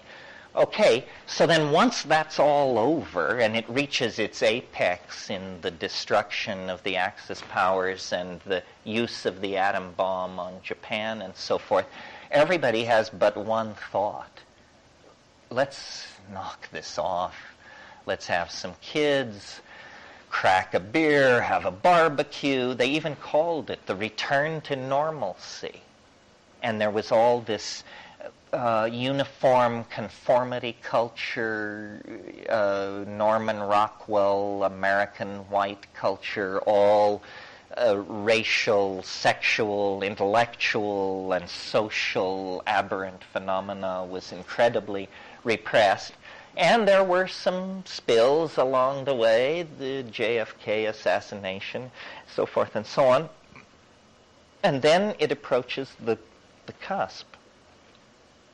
The symmetry break. And if you have an incredible memory, you may remember that a few minutes ago I said Homer sang his song here, one cycle back, one fractal scale up. So the analogy is, or the analogy to Homer singing his song and to the fall of Mycenae and all of that, the fall of Minoan culture to Mycenae, is the 1960s, the freak revolution, the Vietnam War, the age of LSD, the landing on the moon at this scale cannot be discerned from the top of that thing.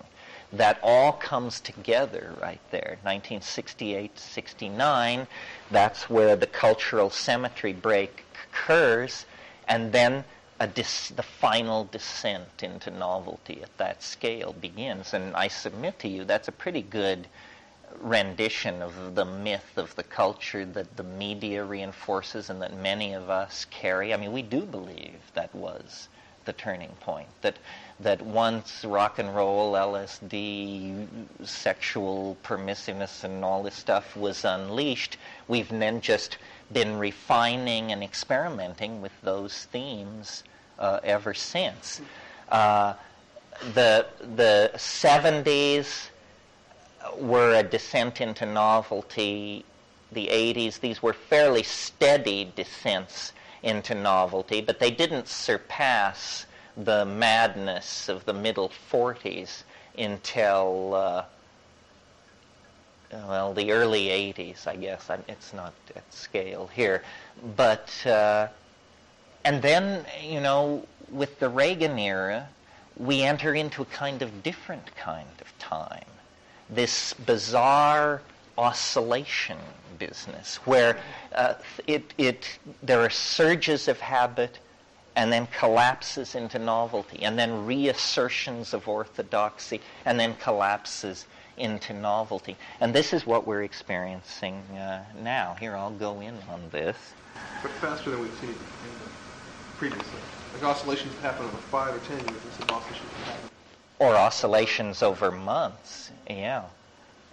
There's now 89 years on the screen. Here are the 1960s. And now we're back to today.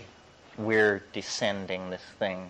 So basically what you're looking at is the 90s with the present year in the middle. And it shows that this is, by the way, predicted to be the most dramatic year in the decade. And that dramatic, whatever that drama is, it'll be in full play by June. Wise grab at Taiwan by the Chinese. Or it could be an AIDS cure. Or it could be an Ebola outbreak. I wouldn't look to the American presidential election for much excitement unless there's gunplay, which never rule it out in this country. We play rough. There could be a scientific breakthrough of some sort.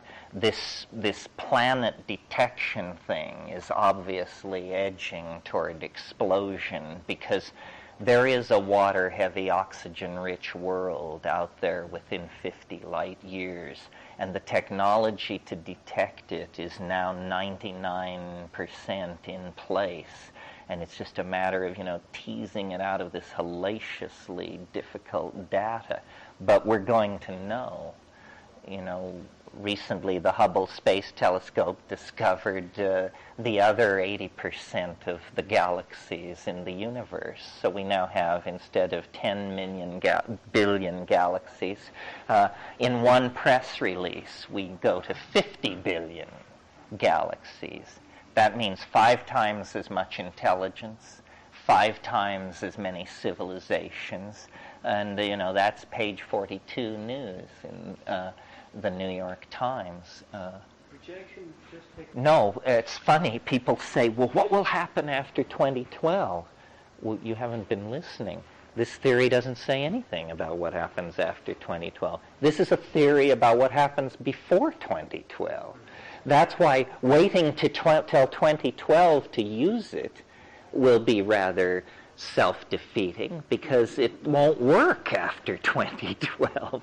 Of course, if there is an after 2012, it will be wrong, in which case we will have the curious task on our hands, some of us, of figuring out why it seemed right for so long. Yes. It became 67 years old. Yes.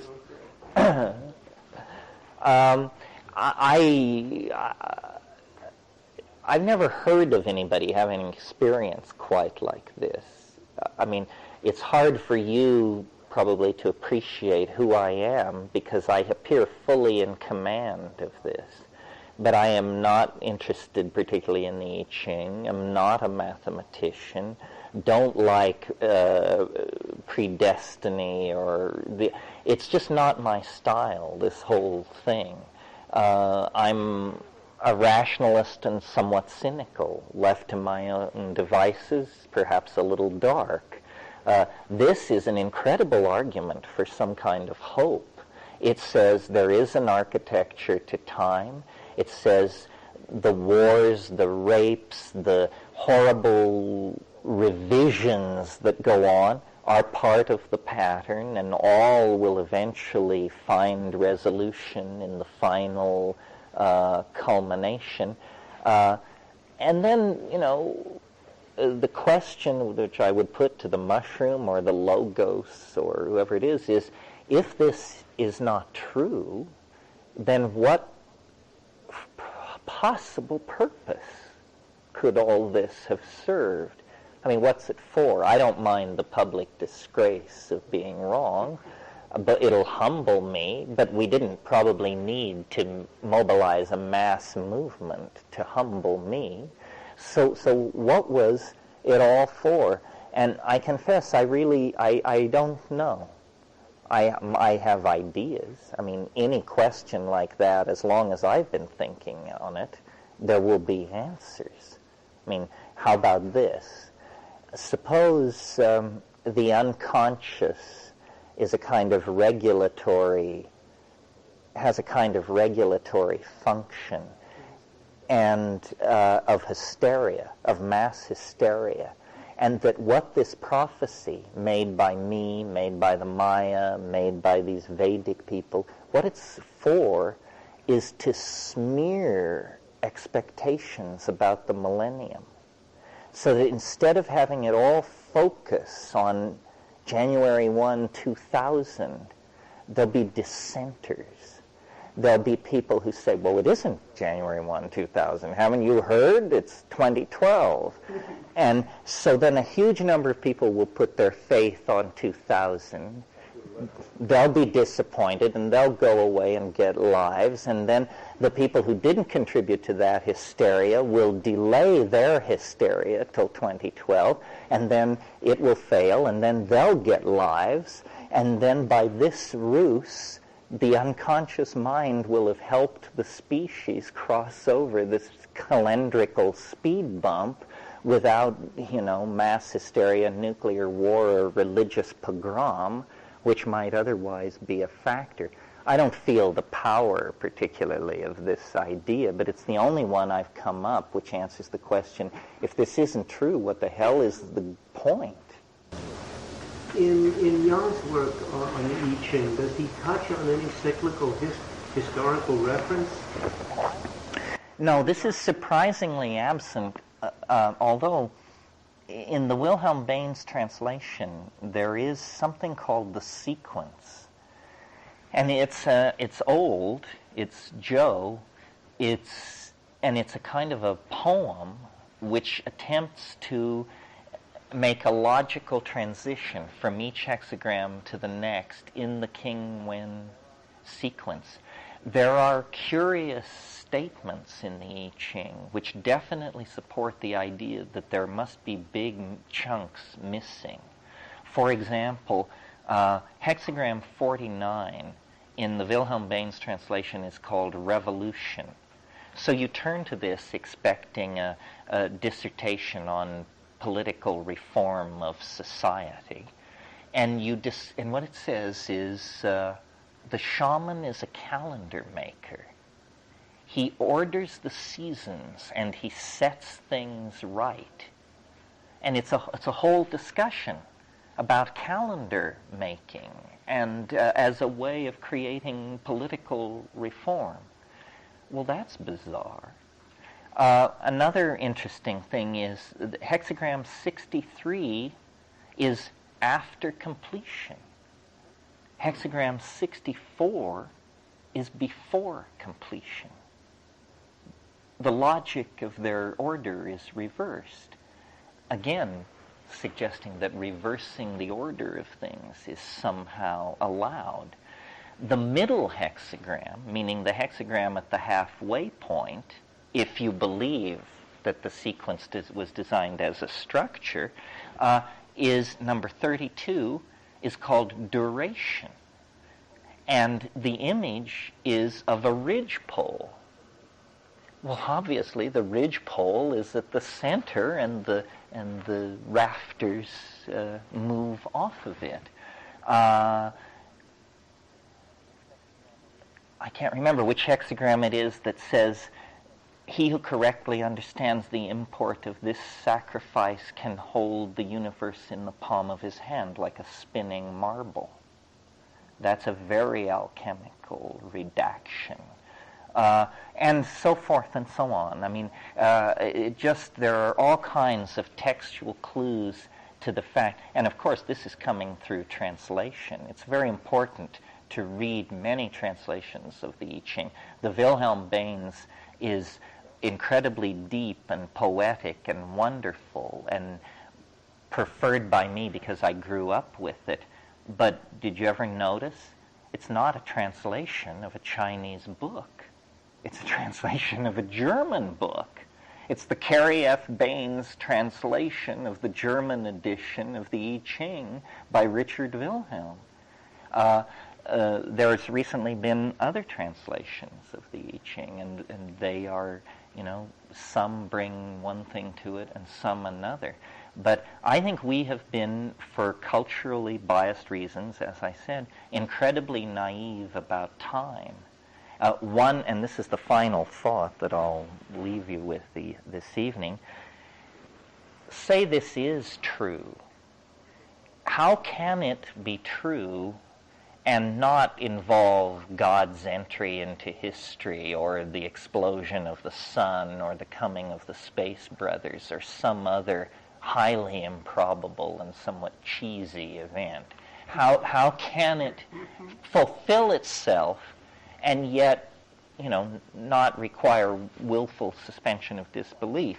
Well, one thought that's occurred to me, you touched on it, the wave doesn't seem to work after 2012, but I've noticed in analyzing all this history and stuff that what the wave, like people will always ask me, does it do the stock market? Only if the stock market moves hundreds of points. Otherwise, it's lost in the noise of everything else going on in the world. When I ask myself, what does this wave predict best? In other words, is it politics? Is it biological evolution? What is it that it really predicts well? The answer is technology. It seems to argue that technology and novelty are almost the same thing. And interesting that the DMT creatures are builders in light, and now we're on the verge through VRML of becoming builders in light. Well, if the wave describes technologies unfolding through time, and if the wave can't be propagated past 2012, then it must be because in 2012 a technology is invented which makes linear time and ends it. In other words, time travel. Time travel. Now, 10 years ago, only mad people talked about time travel. It was not a respectable subject. Recently, there have been articles in Physical Review letters, in Scientific American, in Nature. It's a very hot topic.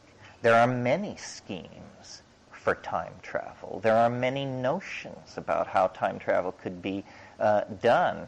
And actually, we should have been paying attention because Kurt Gödel in 1948 wrote a paper that advanced a scheme for time travel that was within the realm of possibility. Possibility. I'm not saying we're going to cobble one together tomorrow. I mean, in some of these schemes, you have to spin cylinders the size of the solar system and stuff like that.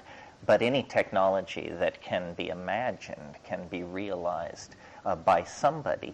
Well, if time travel were invented in 2012, that would explain why there was no longer possible a Cartesian graphical linear description of time's unfolding, because at that point time becomes multivectored and can no longer be portrayed in this kind of a matrix. Now, and this is the last on this, but an objection to time travel is always the grandfather paradox, which seems to imply that if time travel is possible, it's only possible forward in time. Because if it were possible backward in time, you could come back and kill your own grandfather, and then you wouldn't exist. And so therefore nobody could kill him, and you get a logical paradox that is always trotted out to defeat time travel schemes. I have a different notion of how this works. Time travel is not what we think it is. if what we call time travel is an invention, which if ever invented, the moment the time machine was turned on, the rest of the history of the universe will happen instantly, because in order to avoid these temporal paradoxes, the entire system would have to undergo a kind of collapse. Here's an analogy which might make this clearer.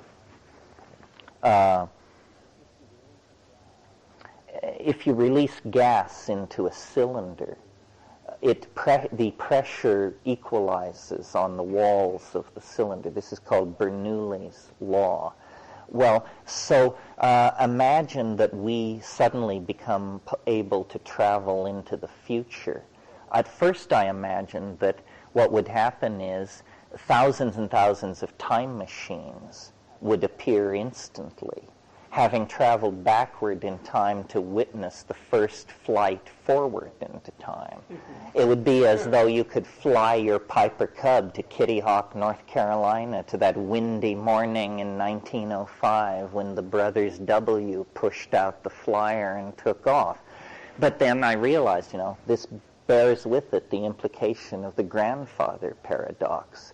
So instead, I think what happens is the moment the first time machine is turned on, the most advanced state of evolution arrives instantly at the other side of the boundary. I call it the God whistle. A time machine is not really a time machine. It's a way of destroying the rest of the history of the universe. And so, in a sense, we're back to the big picture again. The invention of the time machine is a self-initiated annihilation of space and time. This technological device explains why technology is critical in the history of the way. Yes, absolutely. And interestingly enough, if you think they wouldn't risk this, I told you yesterday, nothing comes unannounced. There's a very interesting story about the first atom test at Trinity in 1945. Yes, they had equations in front of them which led some people on the advanced team to believe that when the device was detonated, the nitrogen in the atmosphere would ignite, and that the entire atmosphere of the planet would burn. And they figured it was a 1 in 10. And so they said, reasonable odds. Hitler's out there. I guess Hitler wasn't out there at that point, but those wily Japs were out there. So they said a 1 in 10 chance, and they threw the switch, and it turned out the chamber was empty. So we're here to tell the tale. Much closer to where you want to be than... Well, this reminds me of a wrinkle. Here's a possible scenario which makes use of this concept. There is a cosmological theory out there. It's not the top contender. It's mostly been developed by this guy Hans Alfvén, and it's called a vacuum fluctuation cosmology. Quantum physics allows these things called vacuum fluctuations. And what they are is particles literally appear out of nowhere.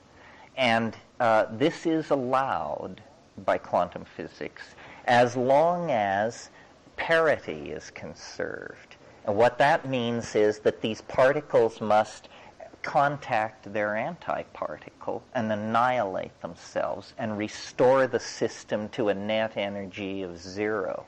But there is this brief moment during the vacuum fluctuation when matter comes into being ex nihilo. Now, the interesting thing about the quantum description of the vacuum fluctuation is that the mathematics set no theoretical upper limit for the size of the fluctuation. It simply says the larger the fluctuation, the rarer it is. So Hans Alfvén suggests, we are in a vacuum fluctuation of 10 high 22 particles. And what that means is that somewhere in the larger metaverse, our antimatter twin exists. And for the laws of physics to keep the accounts balanced, parity will have to be conserved. And what that might mean is a higher dimensional collision with our lost twin. And this would not be a collision in three-dimensional space. You wouldn't see it coming. It would occur instantaneously throughout the entire space-time continuum. All particles would annihilate their antiparticles, and there is only one particle that has no antiparticle. The photon there is no antiphoton. So if the universe were a vacuum fluctuation of this type, at the moment of the reconservation of parity, all matter in this universe would disappear. 100% it would disappear. And what would be left is all the light in the universe. And a universe filled entirely with photons, we have no idea what that is. That might be the mind of God. That might be the omega of the eschaton. Consciousness, there was an article in Scientific American, of all places, 3 issues ago, suggesting that consciousness is a general quality of the universe like gravity, and light is implicated. So it's possible that now that's a large scale. You talk about abandoning the body. This is a cosmology where at a certain point in the life of the universe, all matter disappears. And that would certainly, for my money, fulfill the novelty theory. In a way, all the fiber optic being laid leaves for a lot more light being pushed around than previously in a way, or at least light in a much more complex pattern than just the sunshine on Earth. Well, and the fact that we're beginning to build with light, that virtual realities are made of light. People don't understand, in virtual reality, the difference between a 10-story building and a 100-story building, 1-0. You enter the code where it says make it 10 stories high, you add 1-0, it now makes it 100 stories high. Cost, it's free. Light is free. I mean, virtually free. The technologies it moves through aren't free. But, we have hidden helpers in the quantum realm. Those little electrons, they are numerous. They want to help. Horton hears a who, that sort of thing. Well, that's the basic lay of the land on this. One last thing I should say in the interest of intellectual honesty is not everybody loves the time wave, and some of the people who hate it are very bright. And if you're interested in, Bear Duke's discussions about this, check my website. There's a young British mathematician who thinks he can take it apart, and we've been going at it hammer and tongs, and we're going to lift the curtain on our discussion pretty soon. I would like inspection. I mean, I invite, and those of you who are professional or amateur mathematicians, people should check my work. I told you the first night, my method is shamanic, but my techniques are shamanic, but my method is scientific and rational. The truth can defend itself. If this can be broken on the wheel of logical analysis, then so be it. It does empower hope, but there's no percentage in false hope. I mean, the only true hope is in the maintenance of an open mind. So thank you very much.